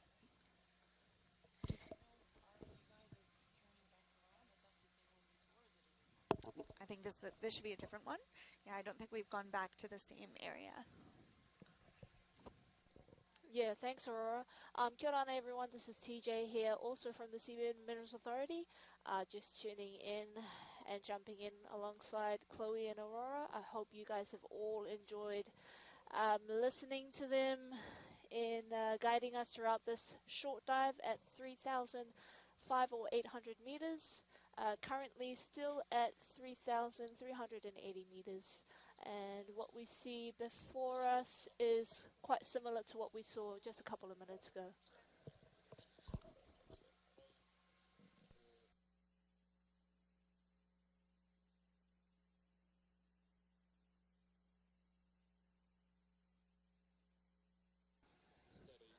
Yeah, so with the brittle stars, which we call, which is called a euphoroidea, these are commonly found attached onto other things. So you commonly find them on other corals, or lurking around in the sediments, or even on nodules themselves. But they really love to attach themselves onto typically higher growing corals. I guess to give them a better advantage of catching smaller particles while filter feeding throughout the water column. Yes, they can definitely move around.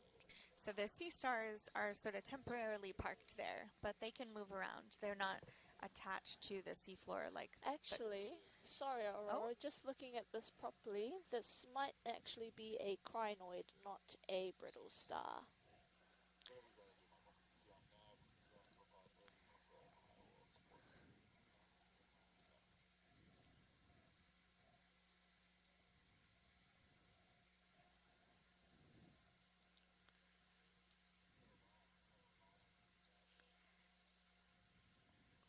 Just checking our catalog. But yeah, can definitely confirm that that is a crinoid and not a brittle star. Not a sea star. Yep. How do you tell the difference, TJ? With the crinoid, they're a lot more feathered out. Let me just bring something up here. I think a crinoid... Maybe if we go a bit higher, we can probably count the arms. They're typically 10. 10, okay. 10 arms with 20 short pinnules on each side, and they are typically found attached to stalked organisms. I think, yeah, we're counting arms here. I count 10. Yep, looks like about 10 arms. Okay, 10 arms, good spot. So it's not a brittle sea star, it's a crinoid. Yes.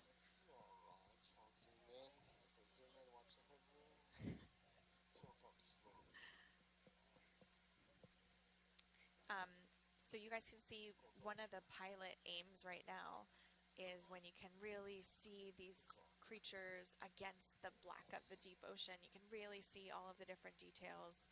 We're getting a nice zoom in here.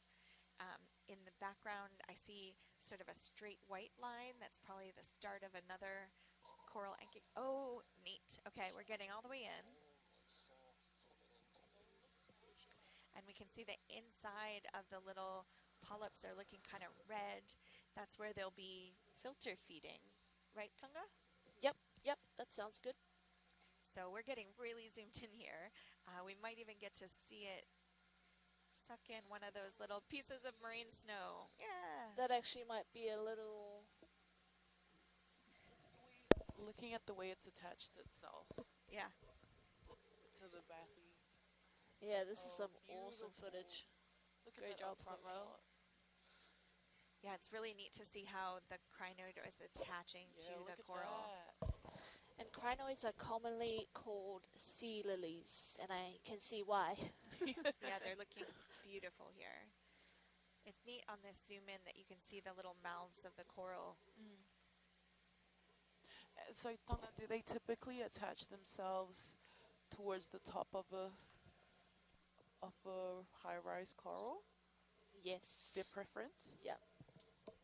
Well, for most on the expeditions I've been on, I've seen them attached. Yeah. Probably better feeding up there. Yeah, definitely. Well, yep. They're like hanging off a skyscraper.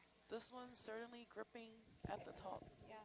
It's funny because I think a few times, if the ROV gets a lot closer, you'll see them detach and start Oh swimming, wow. which would be, I mean, amazing to see. Yeah. But I wonder if we'll get lucky. this guy seems quite at home where he is. Yeah, doesn't look like it's moving anywhere. Pretty anchored there. He's chilling. Yeah.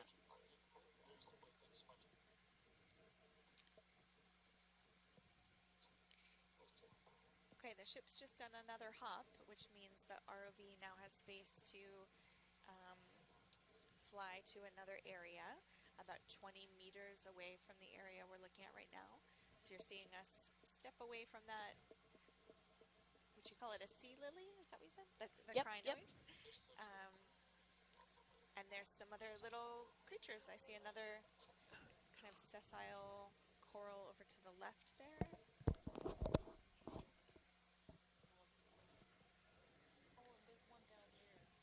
Probably the similar, probably a smaller version of the coral that the crinoid is attached to, if we're looking at the same thing.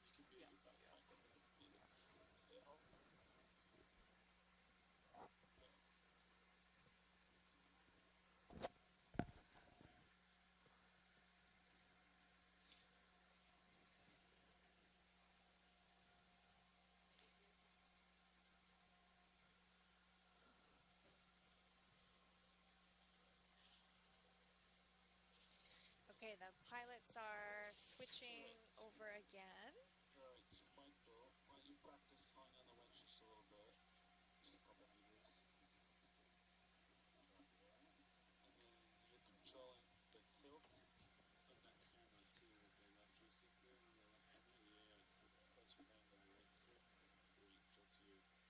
So once you punch out, get in the center of the Sirius view, or maybe a little bit further forward.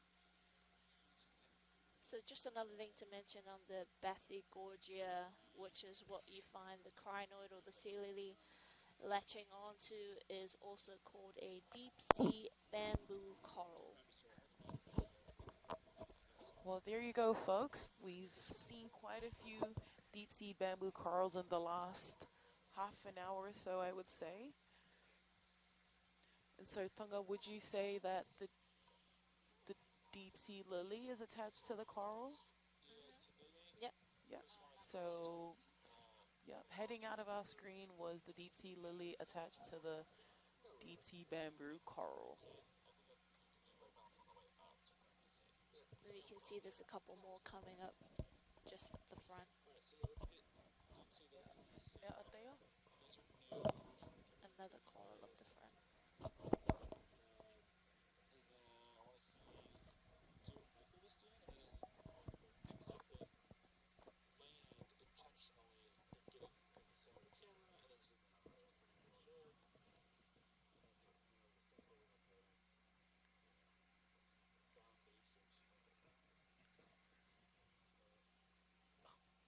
I think it's a bit hard to tell whether this is basaltic crust or more of a polymetallic crust here.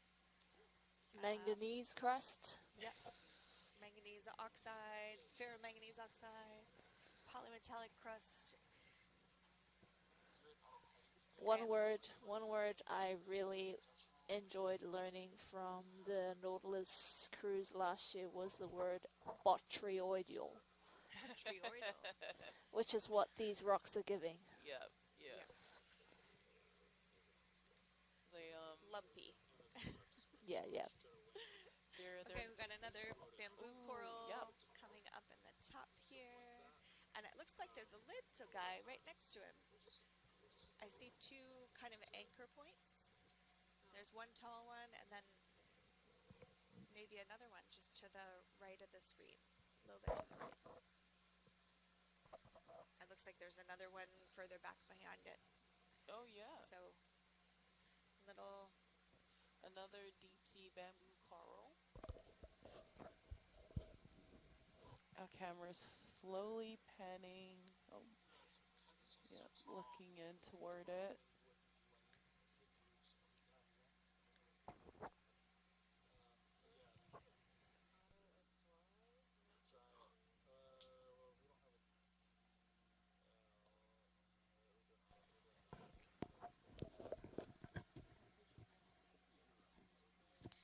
So we've come up in elevation just a little bit. We're now just above 3,380 meters.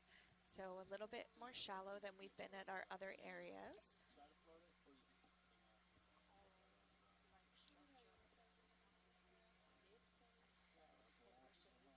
Okay, the pilots are going to try to zoom in on this bamboo coral and see how close they can get a clear image.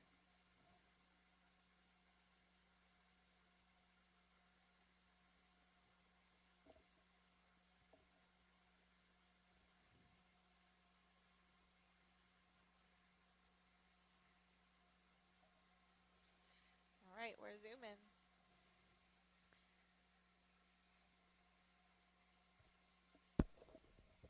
And you can just see another deep sea coral in the background as we're zooming into the one in the foreground.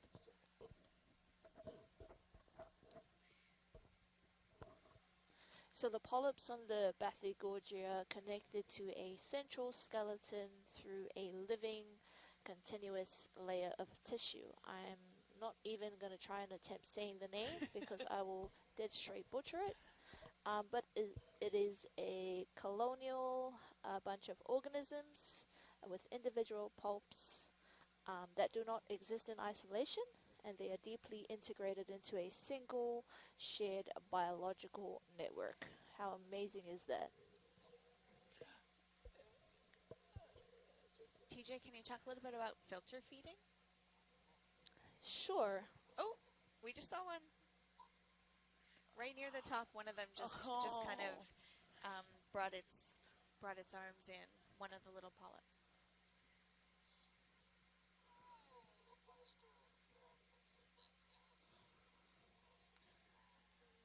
So Bathygorgia corals practice a specific type of passive filter feeding, which is called suspension feeding. And because they live in a pitch black abyss where sunlight cannot reach, they do not have a symbiotic algae to make the food from light. So instead, they rely entirely on capturing organic particles drifting throughout the deep sea currents. We've got some other friends coming up on the right side of the screen. Yep. More bamboo corals, maybe? Looks like it. The one on the left could almost be one of the spirals. It's hard to say. Oh, and then there's a spiral right in the middle, but it's a little bit darker for now. You can see a spiral coral closer to the seafloor, and then to the right of that is what looks like another two Bathygorgias. Bamboo corals, right? Yep. Looks like it's got another crinoid attached to it, maybe a couple of them, another smaller one as well.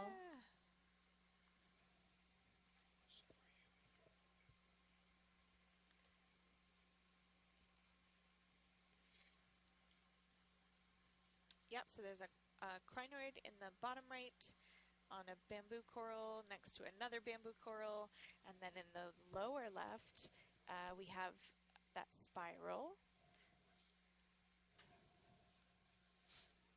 Iridogorgia. I knew they were one of the Gorgias.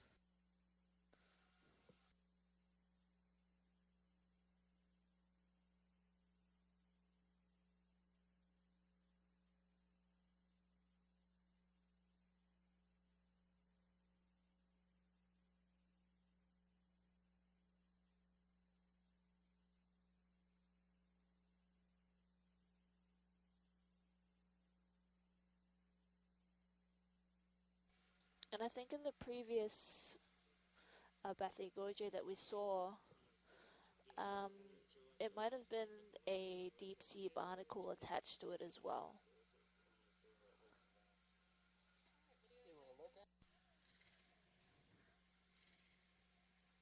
Yeah, when you get the black behind them, they really stand out. They get pretty dramatic.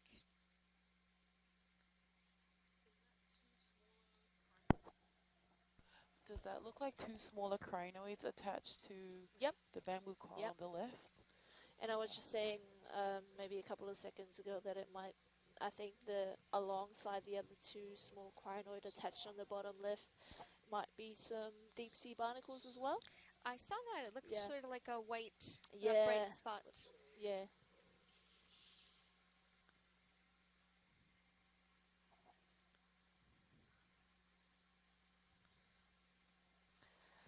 Yeah, well, folks, if you're joining us in on our live again, just to get you up to speed, we're at 3,375 meters at depth,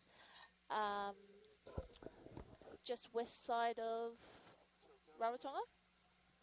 And what we're looking at here is a deep sea coral, bamboo coral with a crinoid, also called sea lilies, attached to it as well. Really amazing footage that we're getting here right now. The crinoid is a little bit pinky or orangey compared to the coral that it's on top of.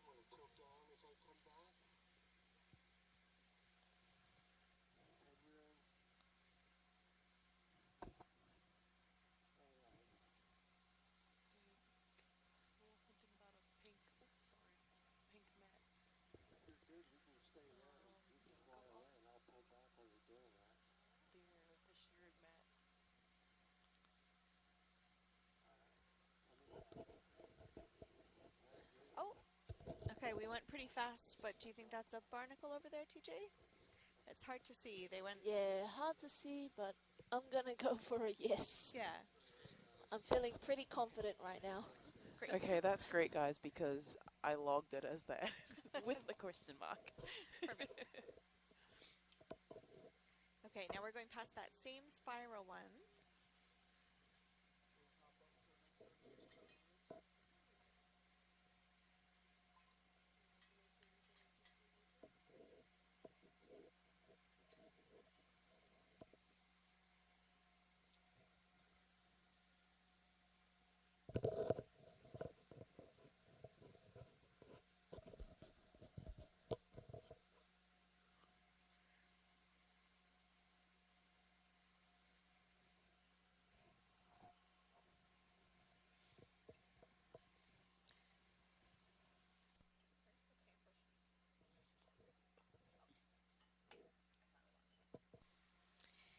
Okay, we're moving to another location. We see some more of those attached bamboo corals. There's sort of a, yeah, two more coming up at the top of our view.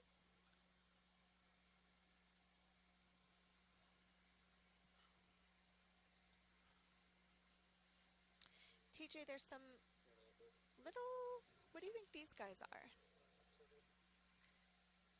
Are they branching corals that have just been, maybe just the stalk has left? Maybe they're dead? Yeah, I think I'm gonna go with that, Aurora. Sort of former spots of branching corals. Yeah.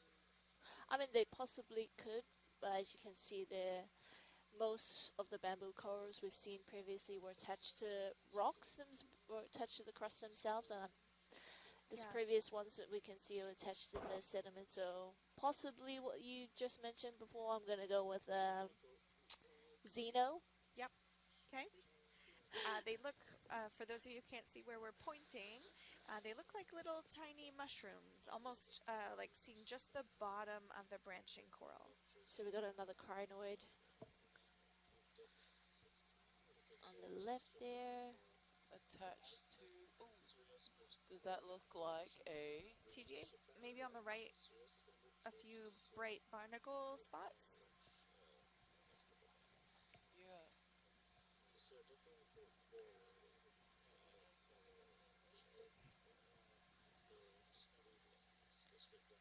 Oh, Oh, shrimp. look at that. It's a little shrimpy. Shrimps?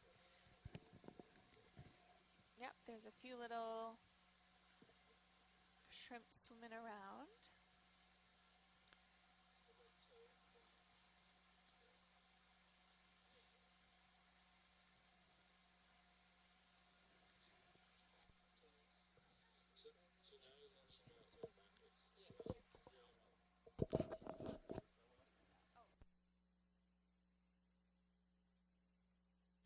Okay, we've got a little thing kind of balanced in the crook of that rock.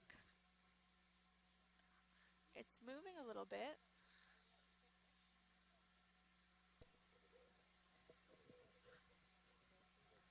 It's hard to tell from a distance. Maybe a sponge?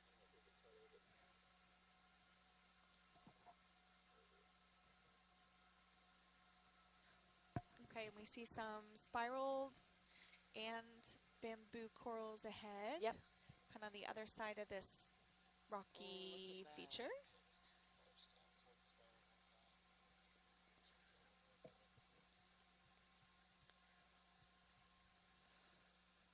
So some of the reasons you see probably dense aggregation of bathy gorget corals in specific areas because of the unique underwater landscapes that offer strong currents exposed to volcanic rocks, and a steady supply of marine snow. So this can serve as kind of like a hotspot, a sea hotspot known as coral gardens. You mentioned the temperature. You said they like cold water. So I think our water temperature is about 1.6 degrees Celsius. So for Fahrenheit, that's about 35 degrees Fahrenheit, 1.6 degrees Celsius. So pretty darn cold down here this deep in the ocean. It's practically near freezing. Yep. And then there was another crinoid hanging onto one of the corals just off our screen now. And you commonly find them mostly in an abundant hard substrate area, which is why we see a lot of That's why crusts. we're looking at them. Oh, look at that spiral. Okay, yep, you see the crinoid. Viewers, if you're watching camera view 1, the upper right corner looks a little misty. That's just reflection off other parts of the ROV. Okay, we're zooming in on this spiral coral. It is beautiful. It really reminds me of fireworks. Absolutely. I've got to get a video of this aurora. Look at that. All the videos saved, Chloe. We can always go back to them. Yeah, it's gorgeous.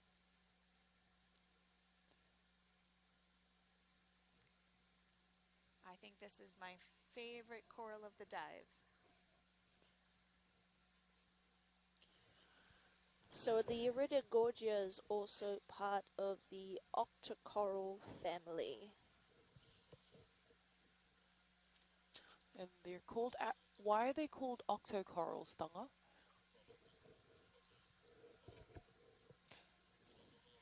Iridogorgia belongs to a group of, which is what I said, octocorals, because every single polyp on the octocoral that branches out are an exact 8 feather-like tentacles surrounding the central mouth.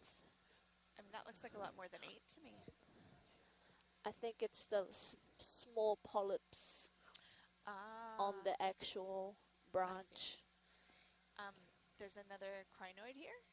Yep. You got that looks one. like it.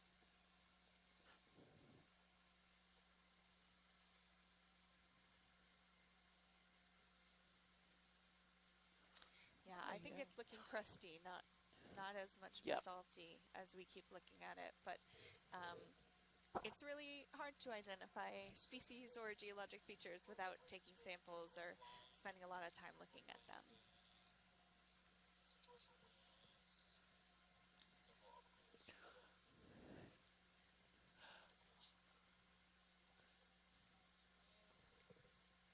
I would say where we were was somewhat of a coral garden.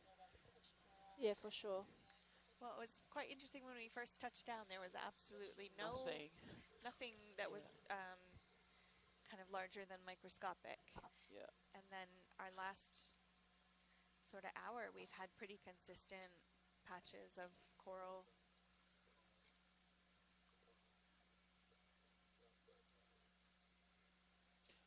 And now we're sort of moving away from that raised rocky outcrop to more, I guess, flatter seafloor interspersed with soft sediment and hard substrate. Yeah, you can see patchy sediments now. And then you can see a bit of marine snow. You can see it on the bottom right corner. Aurora is probably similar thing that we were trying to figure out. Yeah, it almost looks like an upside down foot of like a Oh, there's an also one on attachment the left spot. too. Yeah. Yeah, they look like little mushrooms. In fact, there's a whole line of them straight ahead, which is weird. Do you see those, Chunga? Yes, I do. What are they? Oh yeah, I see them. What are we calling them? I'm gonna go with white Xenos. Miscellaneous. It was interesting. They were all sort of in a line there for a second. And for those of you who aren't sure where we're looking, we were looking on the soft sediment seafloor. There was some small sort of dots reflecting, and those look like what TJ is calling white Xenos, almost in a straight line. You know what they look like is a golf tee. They've got like a little branch at the top, and then a smaller stalk, almost like a mushroom. Heading in between pointing to between two bamboo corals. Yeah. And they're quite white compared to the underlying sediment, which is a little bit darker and certainly much lighter than the So Xeno, I only say Xeno short for xenophyrophores, which are giant single-celled marine protists, which are giant, I'm going to butcher this word again, amoebas that live on the deep seafloor. They're often white or pale in color and very delicate organisms, and act also as ecosystem engineers. And I guess they like soft sediment because we've seen them mostly on the softer sediment. And they cement themselves onto the sediment, and their skeletal remains together to build elaborate structure.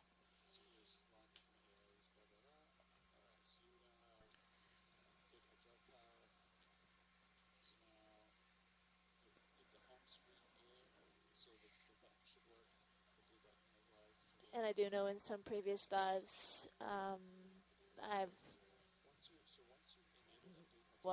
have recorded a couple of brittle stars or even crinoids sticking on top of the Xenos on top as of well. that too. Yeah. Oh, neat.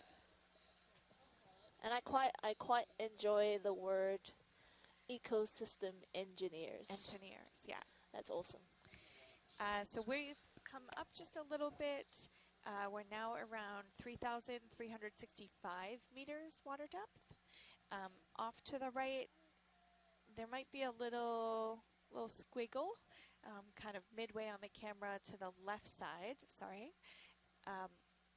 might be some evidence of a creature moving around there. Sometimes we also get ripple marks that can almost look like ocean waves on the seafloor. There's a lot of different structures that we can find in and around soft sediment. It's not just fully flat. There can be biologic features or geologic features on top of that soft sediment. Okay, the ROV team are getting their hydraulic arm up and moving.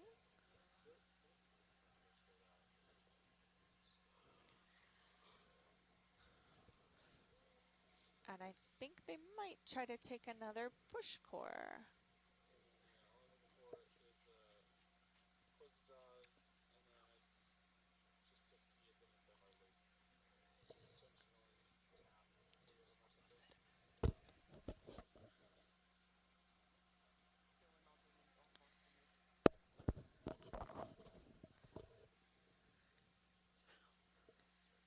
Yeah.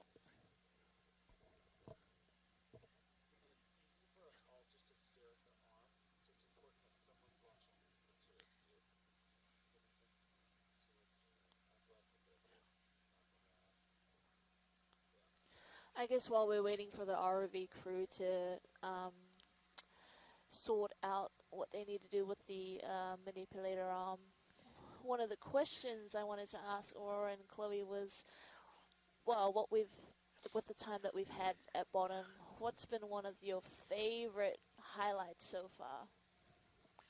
Ooh, I would definitely say one of my favorite highlights was getting to see them scoop a bit of sediment from here.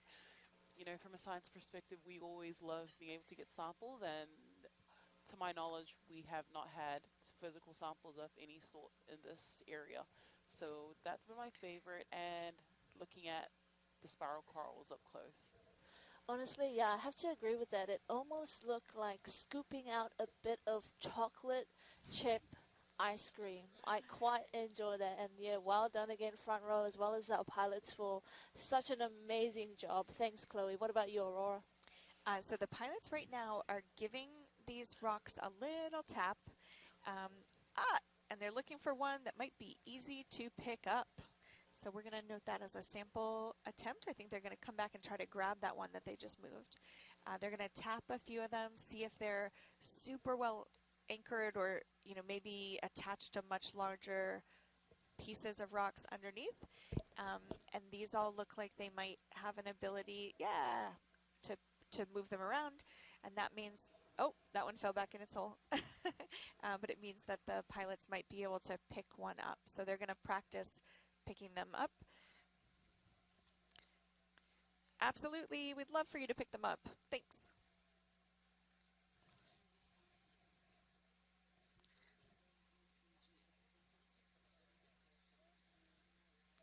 I think it's still 3.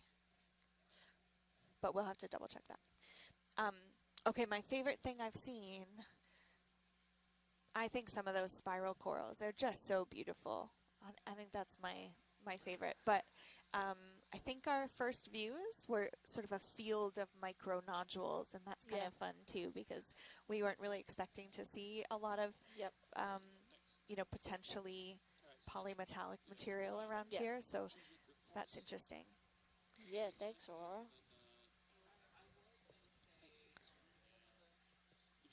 Oh.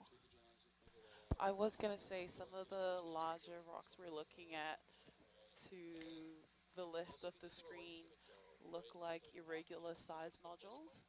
I have seen nodules that look slab-like and a bit more flat and pancake and bigger than the size of the palm of your hand, and that's what those look like to me, but without closer inspection, can't confirm. But yeah, this is an interesting place. Yeah. Well, thanks, Chloe. Thanks, Aurora. And there you have it, everyone. A bit of a highlight from Aurora and Chloe. I guess I'm gonna jump onto the highlight wagon and say, well, my favorite part was probably the crinoid. I've always been intrigued about crinoids in general, but probably seeing it really up close at high quality footage, was probably top of the charts for me today. So crinoids are a kind of seashell that you see, you know, just on the beach, and they traditionally have 5-fold symmetry. So you see them as like a little cross section of that stalk, and they look not just the same right and left, but they have 5 different folds of symmetry. Okay, we're working to pick up a.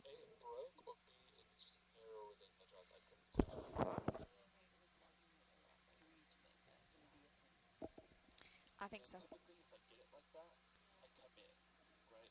Like I'll close a little bit more and then flip off. And as soon as this looks out, that's okay too.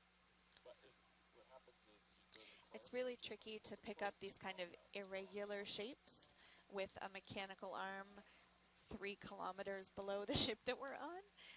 So, you know, again, just for sort of awareness, the pilots are on the ship with us. It requires a lot of different pneumatic processes in order to get the hands to open and close and be in the exact right place. So we're doing some tests here. Ooh, something just swam by. There's a little tiny, I got it.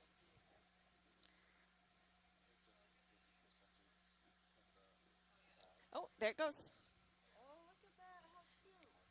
So a little fish just kind of swam through the center there. TJ, do you know? Did you recognize it?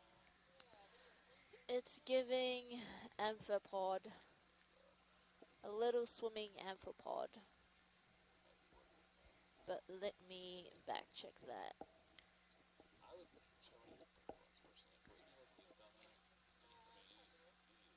So deep sea amphipods are highly adaptable shrimp-like crustaceans ranging from tiny scavengers to 13-inch supergiants. So they can get quite big. That would be my guess. Okay, the pilots have decided to go for a bigger rock. The one they were trying kept kind of sliding through the hands of the pneumatic arm.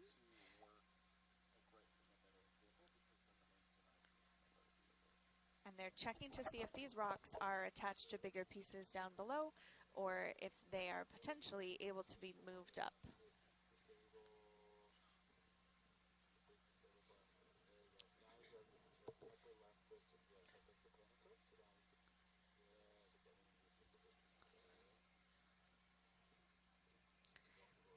Okay, going down for one of the bigger samples.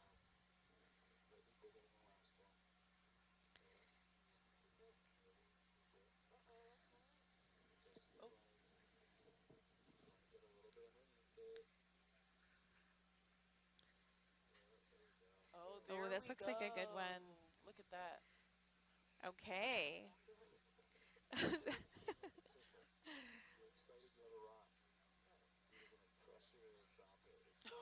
Okay, so we just learned something because when it readjusted a little bit, some of those kind of flaky rock pieces came off. You can now see them on the sediment.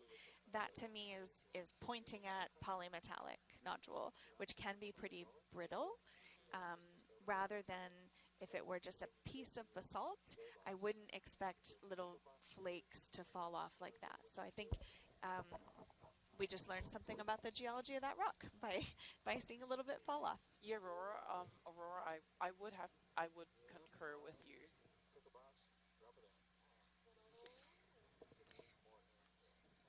Okay, so now we're working to put that rock that's inside the claw into one of our sample boxes. So you're going to see those come out from the vehicle.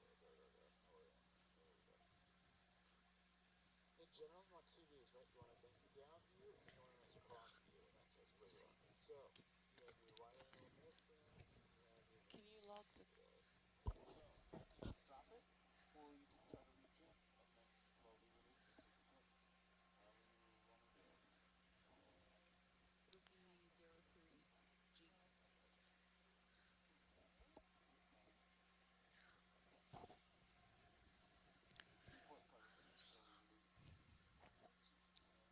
Okay, so now we can see the rock coming into view into one of the geologic boxes. What they're going to aim to do is not drop it from really high so it doesn't break too much. They're going to try to put it in kind of gently.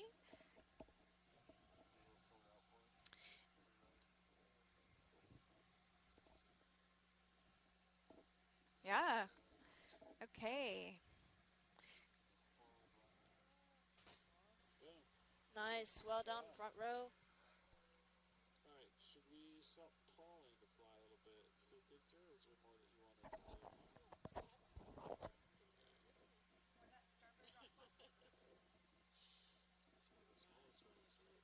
So, when you stay in, let's do it a little bit further away from the camera.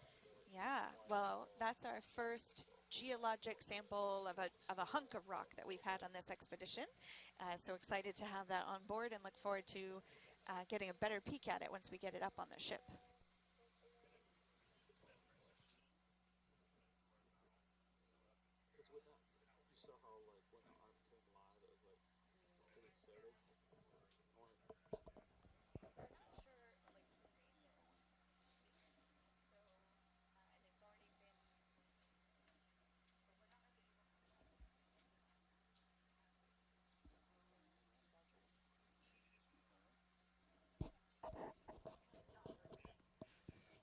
So our ROV pilot that just successfully collected that nodule was Jordan.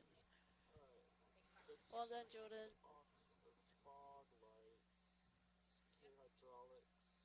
She's an absolute rock star.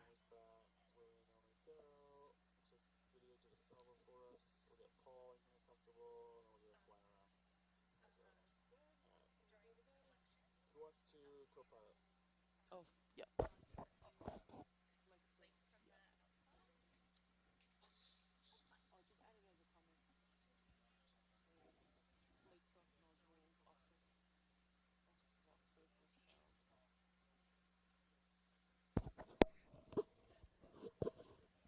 Now our ROV team is just swapping over.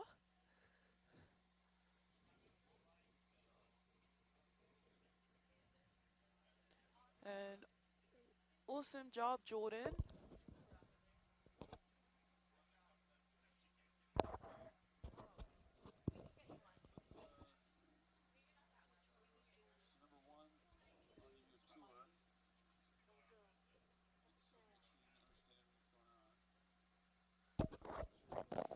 Okay, we're doing a little staff swap here on the front row. Sorry, folks. It was actually Sarah that successfully collected that nodule. Go, Sarah. Shout out to Sarah. You're an absolute rock star. Fun fact, Sarah, Thunga, myself, and Jordan are all roomies on this expedition. Go, Rumi.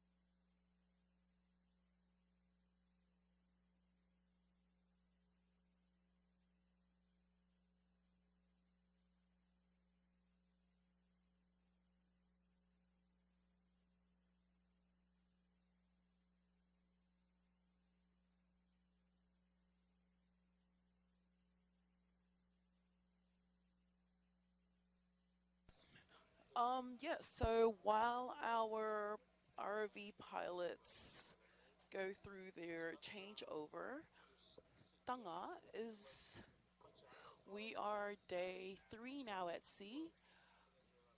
On Sunday morning, we left Rarotonga.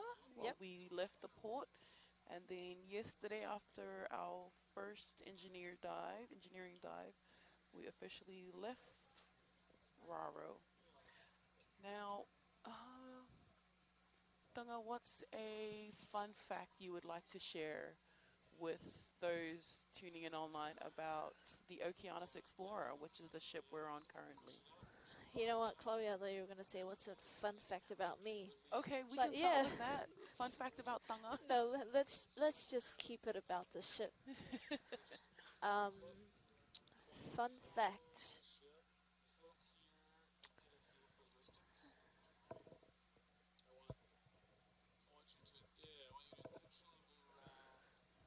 Well, instead of me going first, Chloe, I'm gonna shoot that that question straight back at you since you. Sure. So fun fact about the Okeanos Explorer, everyone. It's the largest in NOAA's fleet of research vessels, and they have about 8. And the Okeanos is the largest. And I think this is.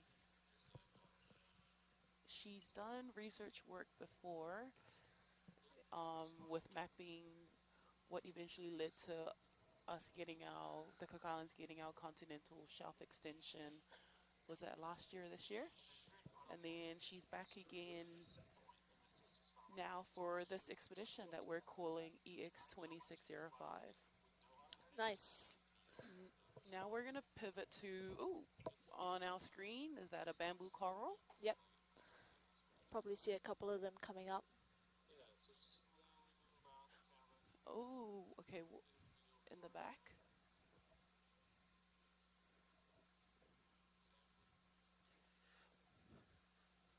So our pilots are just getting feel of the controls, so that's why you'll see the camera, ROV camera panning. Yeah, and what it also looks like at Chloe, I think we're starting to climb up a slope here.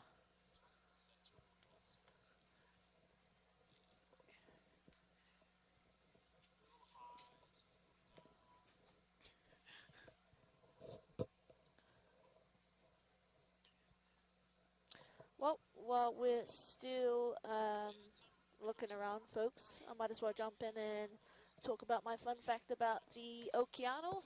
So, Okeanos is the ship that we're currently on. My fun fact about it is that the ship does bingo. Yeah, they do bingo. So the ship has a store that opens for 15 minutes every day. That's every 2 p.m.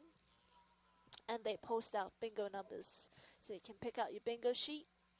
And every 2 p.m. you can hop on over to the ship store and see if you're lucky or not. And they've got some really, really cool merch for sale in the ship store. Thunga and I went yesterday to grab ourselves some pretty cool hoodies. I got a pink one, a bright pink one, so I'm really happy. I love it. It's now one of my favorites. And now we're seeing some bamboo corals in the top of our screen if you're looking at camera 1.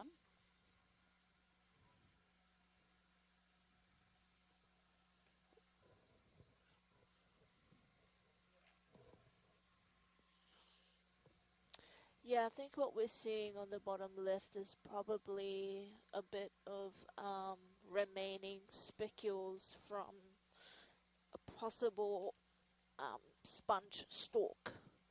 I'll probably wait for Amanda to jump on and confirm that. But yeah, at first sight, that's probably what I'm going to go with.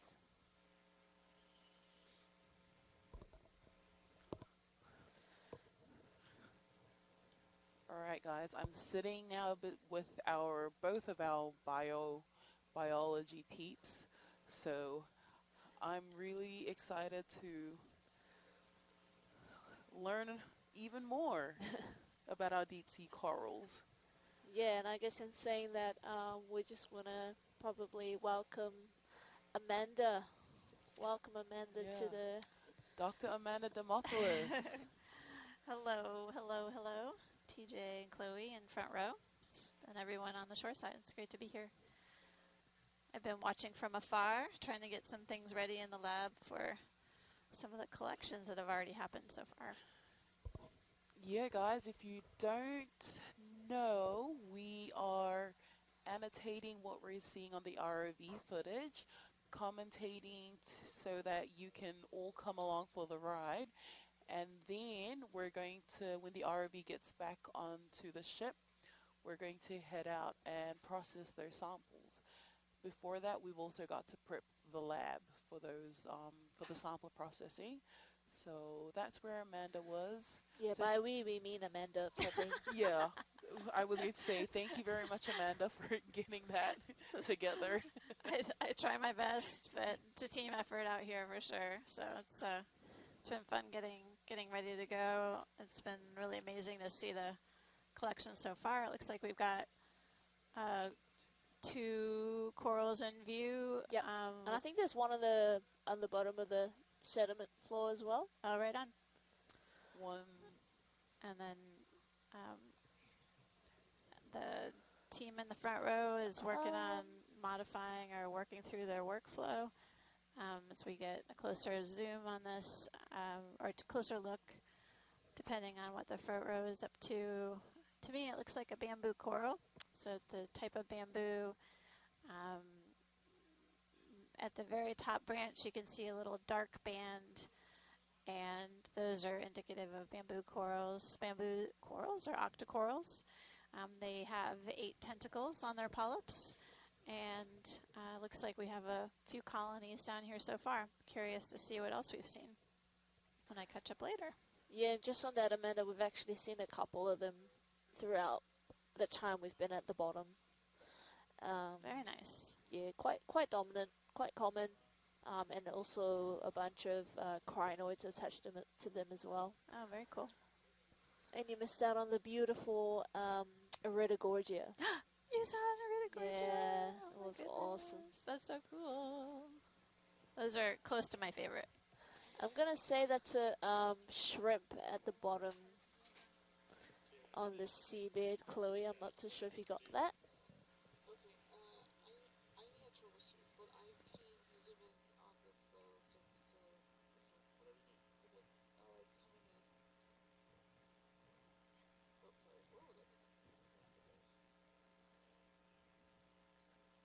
Oh, look at that. Oh, that's gorgeous.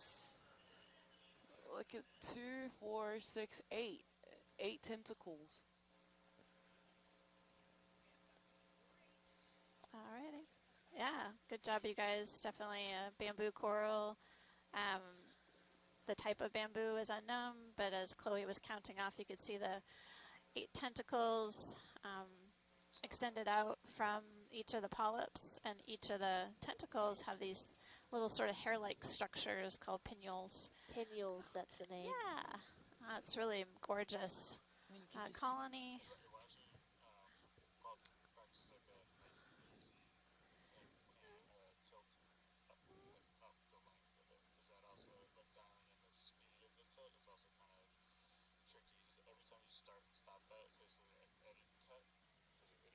Ia mai ke kai mai. E nā la la li ia pau I hanau ia I ka pō I ka la hiki kū. E ia mai ke kai mai.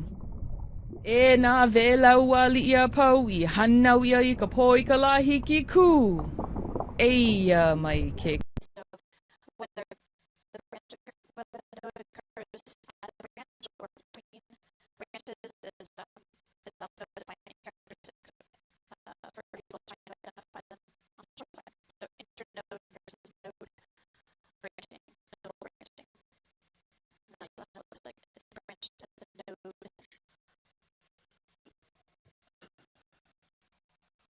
Is there a reason why some of them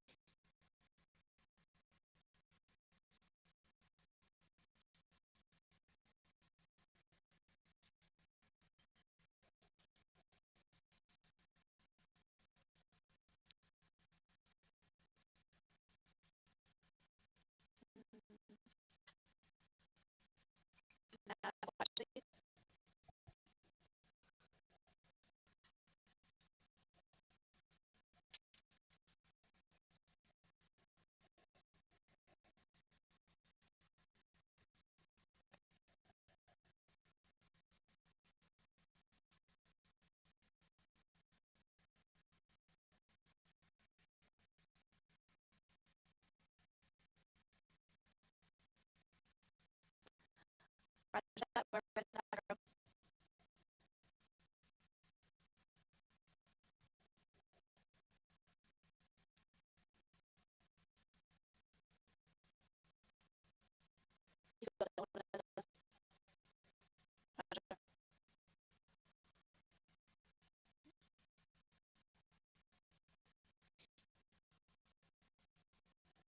Also, next front row.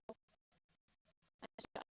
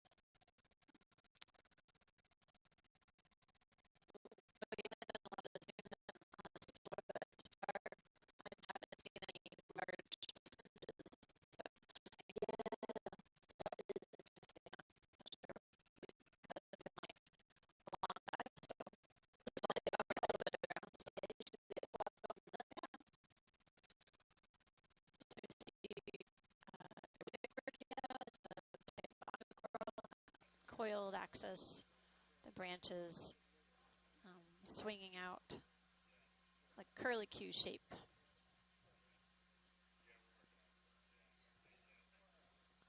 And then a few more bamboo coral colonies on the right. Looks like a few associates attached.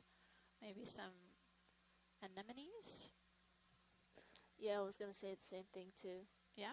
Anemones. Oh, it's interesting how the spiral coral stalk is like spiraling Curlicue itself. too. Yeah, it's like a little perm. That's awesome. Perm coral.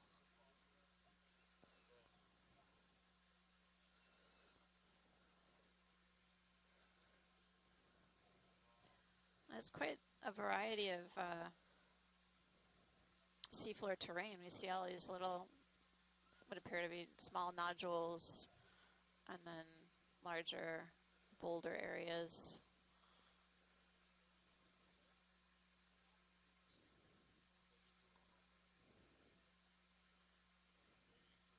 Oh, and then looks like a crinoid is attached to this Rhytagorgia coral on the right. Yep. You can see the arms kind of waving in the water.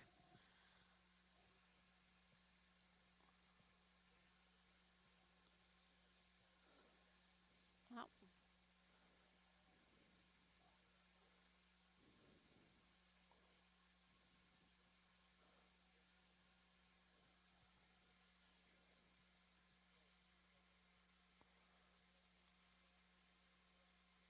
And then, yeah, TJ, looks like this might be the lower right, maybe one of those xenophyphores. Yeah. Yeah. Well, sort of looks like a mushroomy shape. Yep. Irido.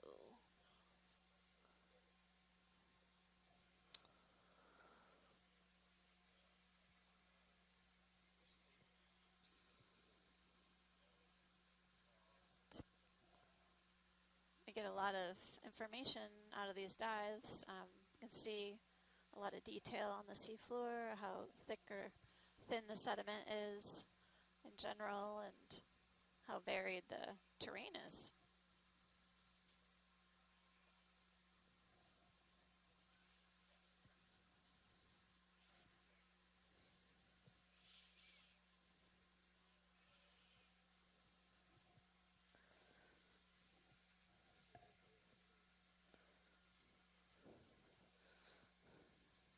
Have you seen any shark's teeth yet? Nope.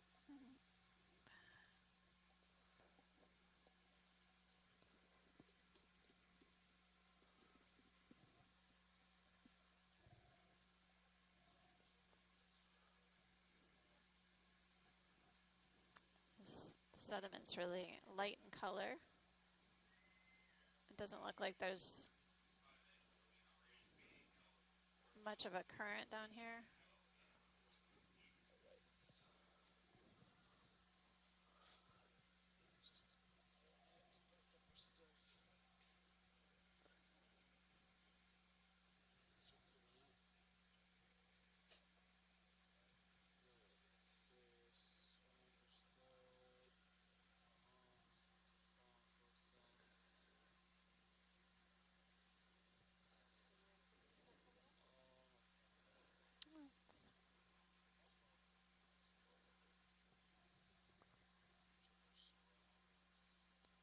A few more bamboo colonies as we're sort of shimmying to the right a little bit.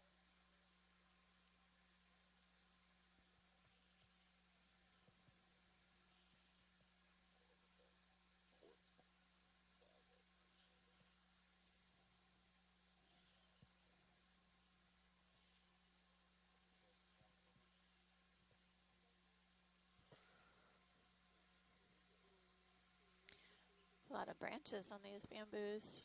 They've been around a while. Yeah. I don't know. Looks like, yeah, a few different species.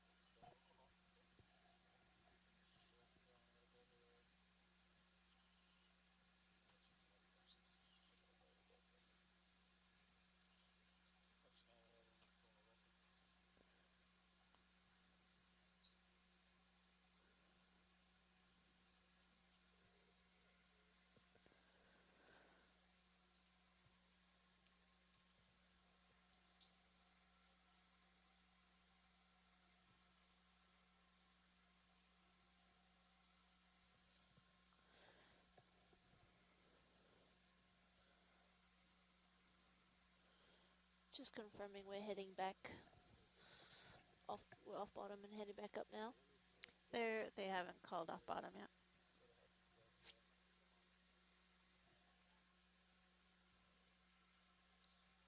I think the front row is getting more time seeing the seafloor flying around.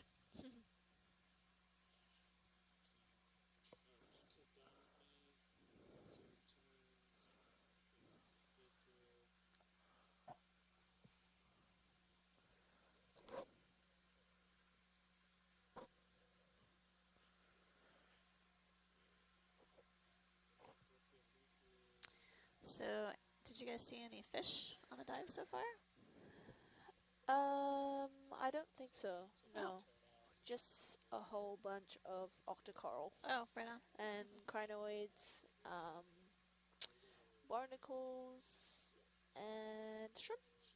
Neat. That's pretty much it. All right.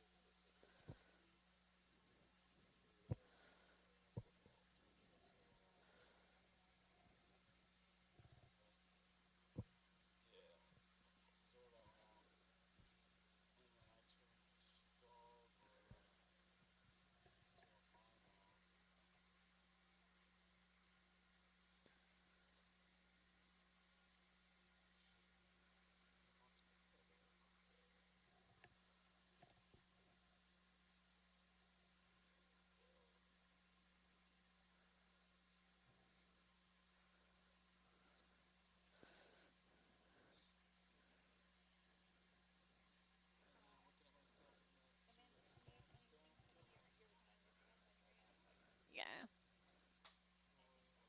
I don't think so. Thanks. Front row, do you guys know how much more time we have on bottom? You're on our way up. Okay. We have some Niskin requests, if possible. The next one is at 2,000 meters. Just let me know when you want me to tell you the rest of them.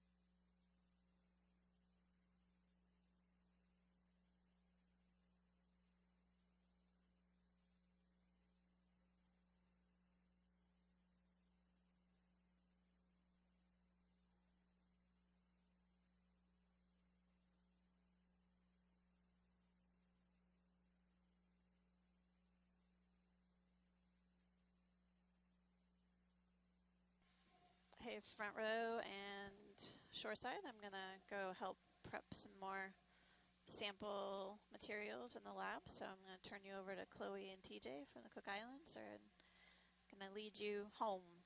So appreciate the shakedown dive today. I think it was really productive. Great to see all of the diversity on the seafloor and get to take some collections as well. Thanks again for a great dive. Yeah, thanks, Amanda.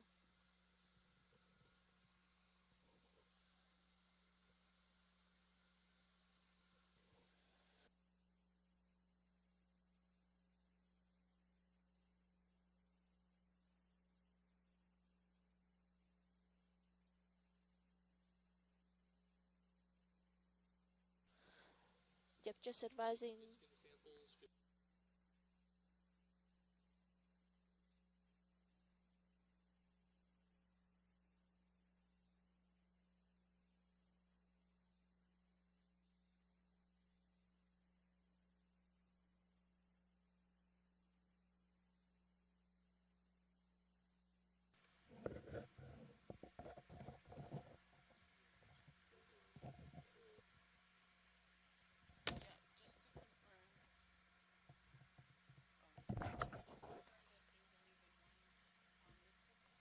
Yes, sorry, front row. We can confirm that there has been one Niskin sample taken.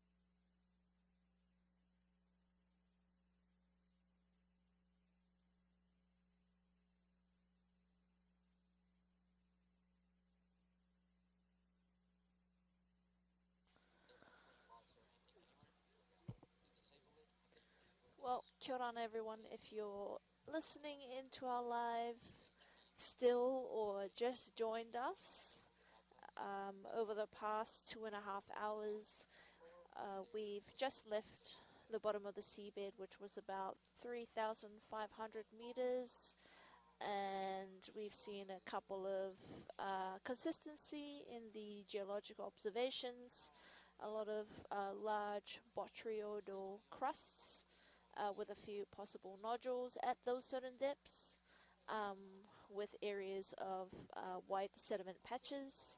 Our bio observations include the very common bamboo corals, which are called Bathygorgias, and spiral corals, which are called Iridogorgias, with a few organisms attached to them, such as crinoids or barnacles.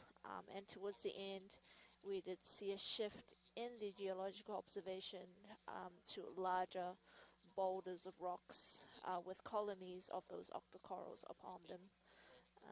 So it's been an awesome dive. We collected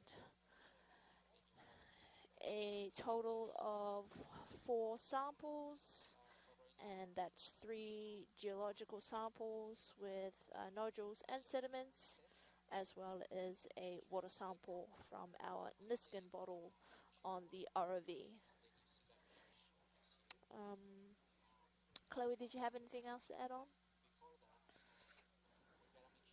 But yeah, that's pretty much us for this dive. The ROV is now making its ascent back to the surface to go forward for recovery, to bring back onto the Okeanos vessel, and then from there on, our science team will jump in and collect the samples off the ROV and move towards the wet lab to process them.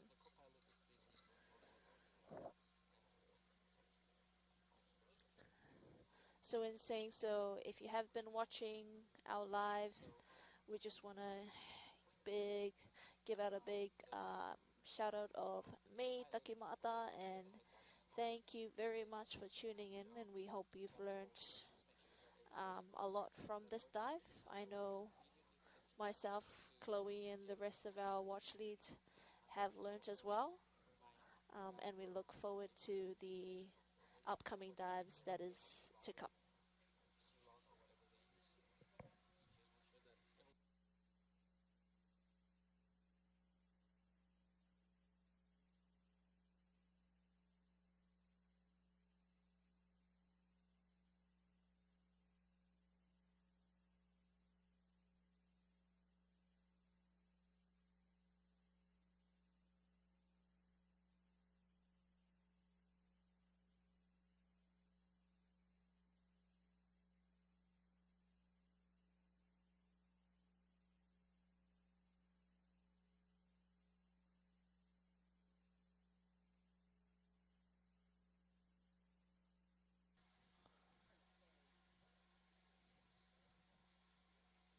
Watch lead, front row.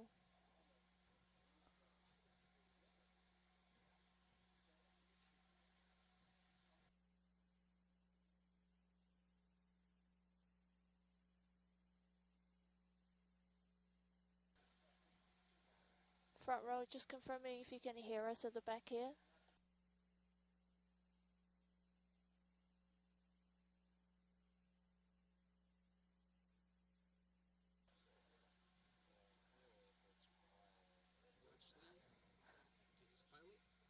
Hi pilot, yes, it's watch lead.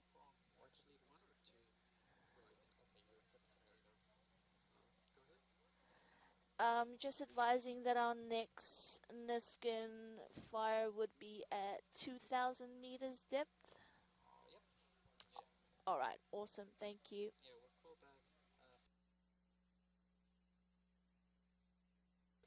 Yep.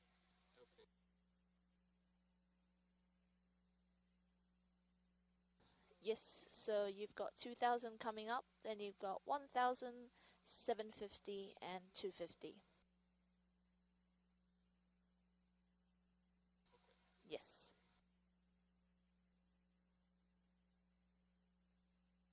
Awesome, thanks front row.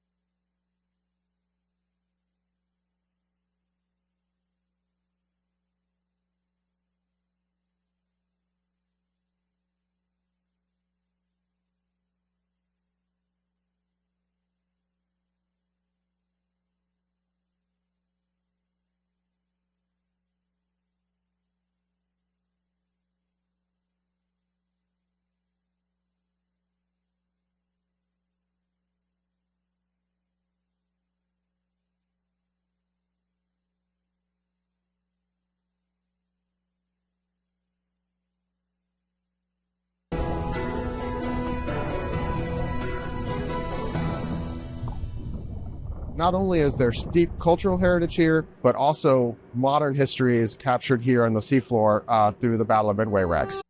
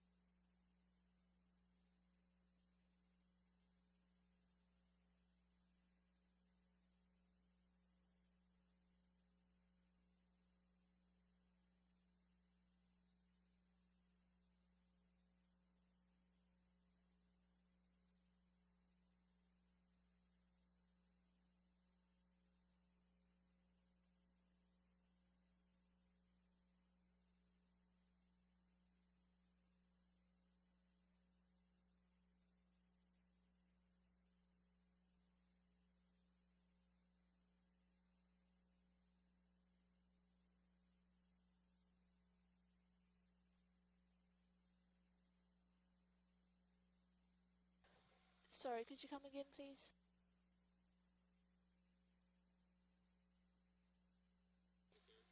Yes, that is correct.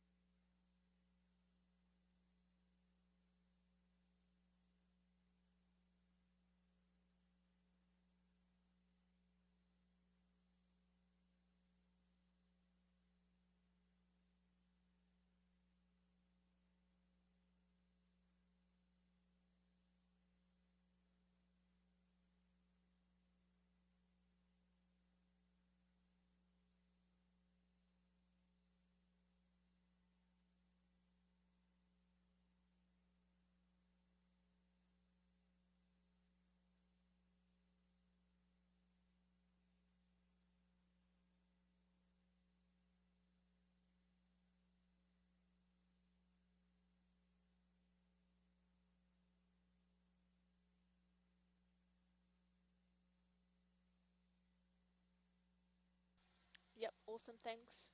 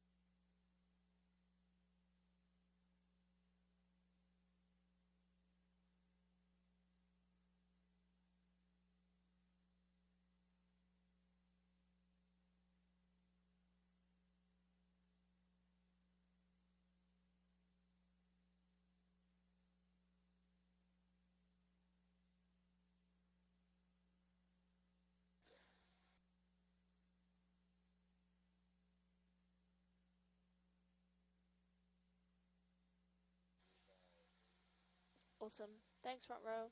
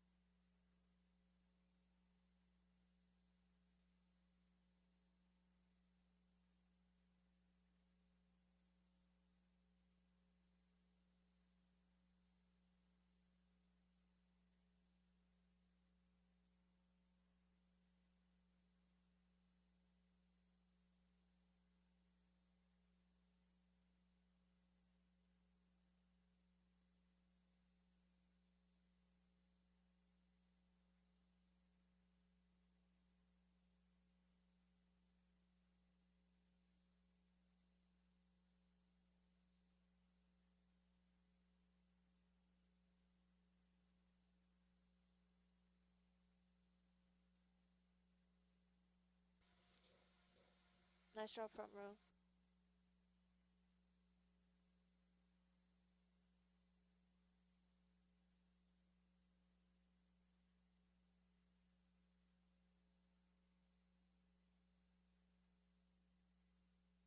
Sorry, front row, just confirming, was that Niskin bottle too? Awesome, thank you.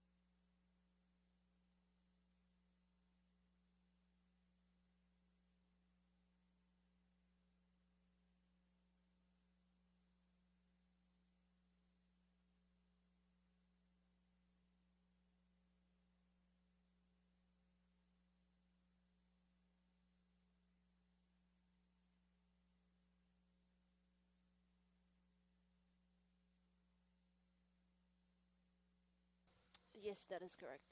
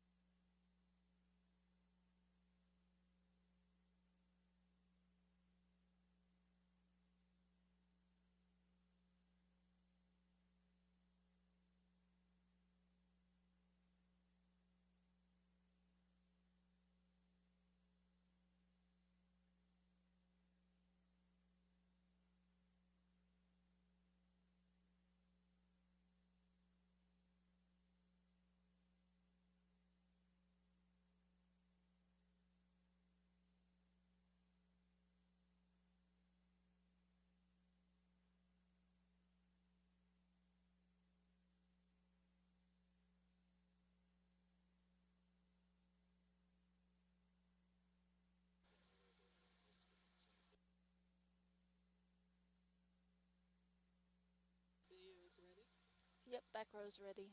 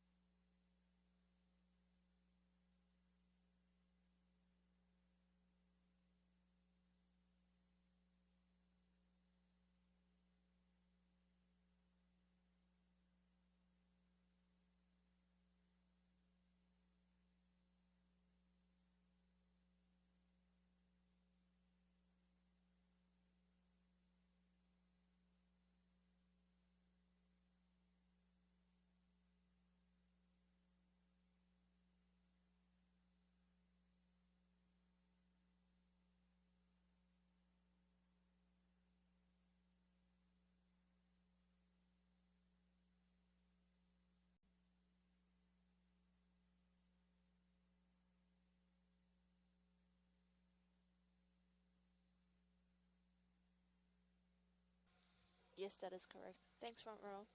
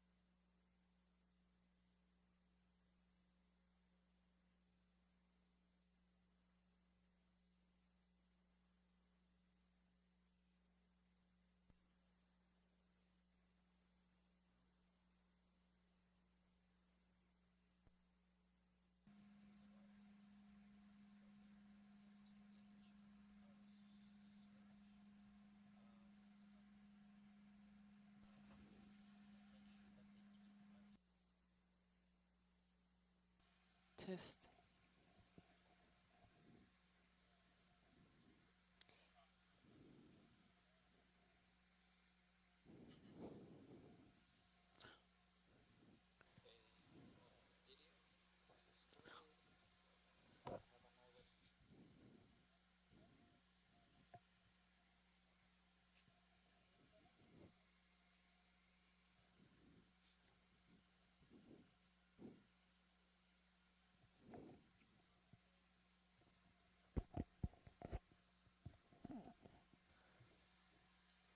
Hey, back row, this front row. Either of yous. We just thought we still got a couple of viewers on our page, and we probably doing a round of questions. We'll just ask one question, simple question, and we'll go around for a round of answers. Maybe after this next Niskin bottle's fired.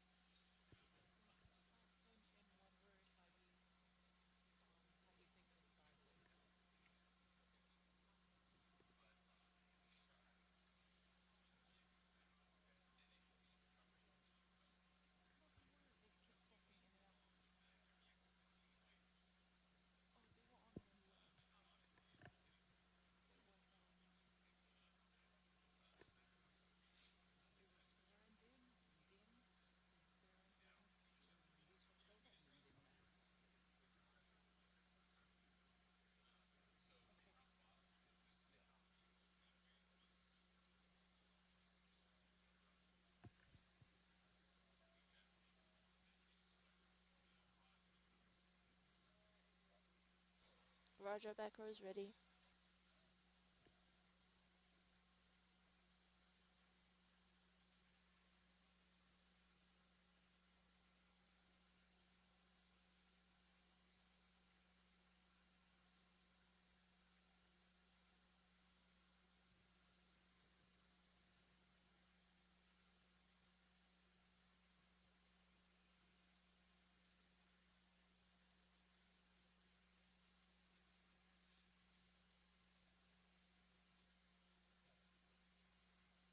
Yep, that's correct.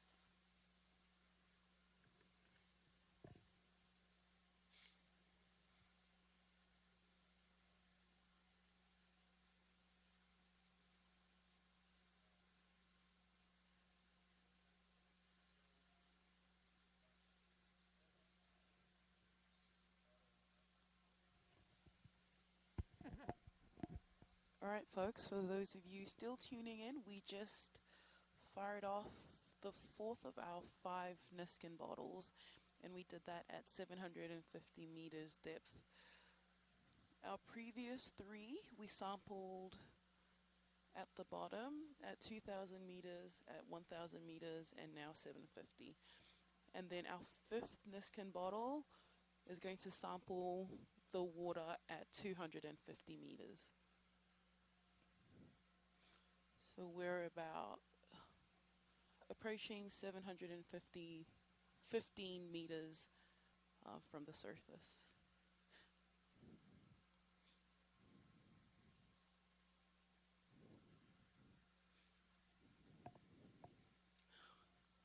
Okay, we've got about roughly 500 meters before our last Niskin bottle, and then that's a wrap on our second dive.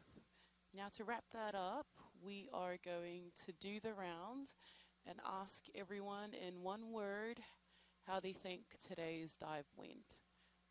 Now, I will start with myself. I think today's dive was insightful. As I've mentioned multiple times early in this dive, this is an area off our EEZ. We haven't collected physical samples from because it's further to the west. And so it's been very insightful in terms of being able to collect physical samples of sediment and nodules. Now, Tanga, what's your word?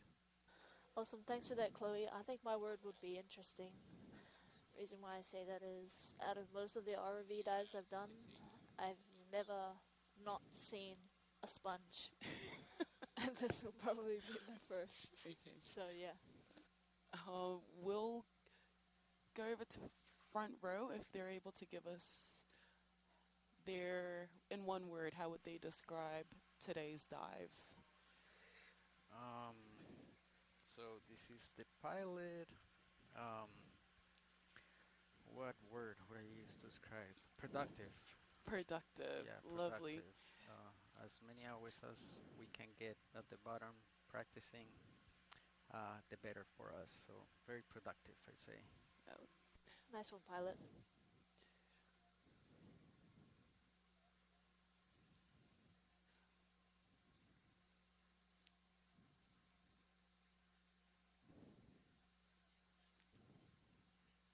Awesome. Thanks, co-pilot. Our videographer. For video, just one word, right? Just one. Yeah. Yeah. I'm gonna say spirals. Spirals. Because I got to see my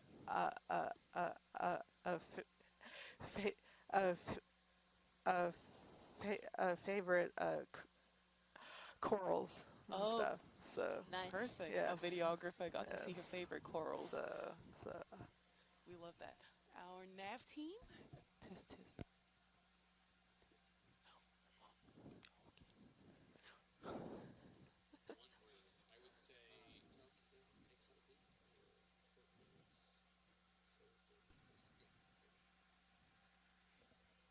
I would say proficiency. Proficiency, okay, yep, we love that word. We're all dusting off the cobwebs, getting some reps in. Awesome. Thank you so much, front row. So, yeah, folks, if you weren't tuning in earlier, today's dive was an engineering dive. So the focus was more so on our ROV guys and pilots and shaking off the cobwebs in this op. But yeah, we hope you've gotten an array of one-word descriptions of how Dive Tours went.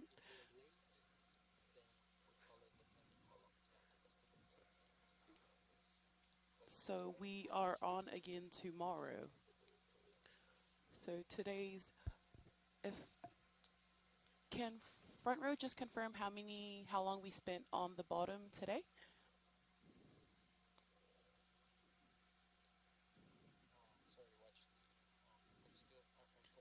Yes. Just for our viewers and listeners. Yeah. Awesome. Thank you. Yeah, so folks, we spent about 3 hours on the bottom today for this engineering dive. And we went to about 3,400 meters. We are approaching 500 meters from the surface. And tomorrow we are going a bit shallower. So if you are looking to tune in again tomorrow, we'll be at a shallower depth.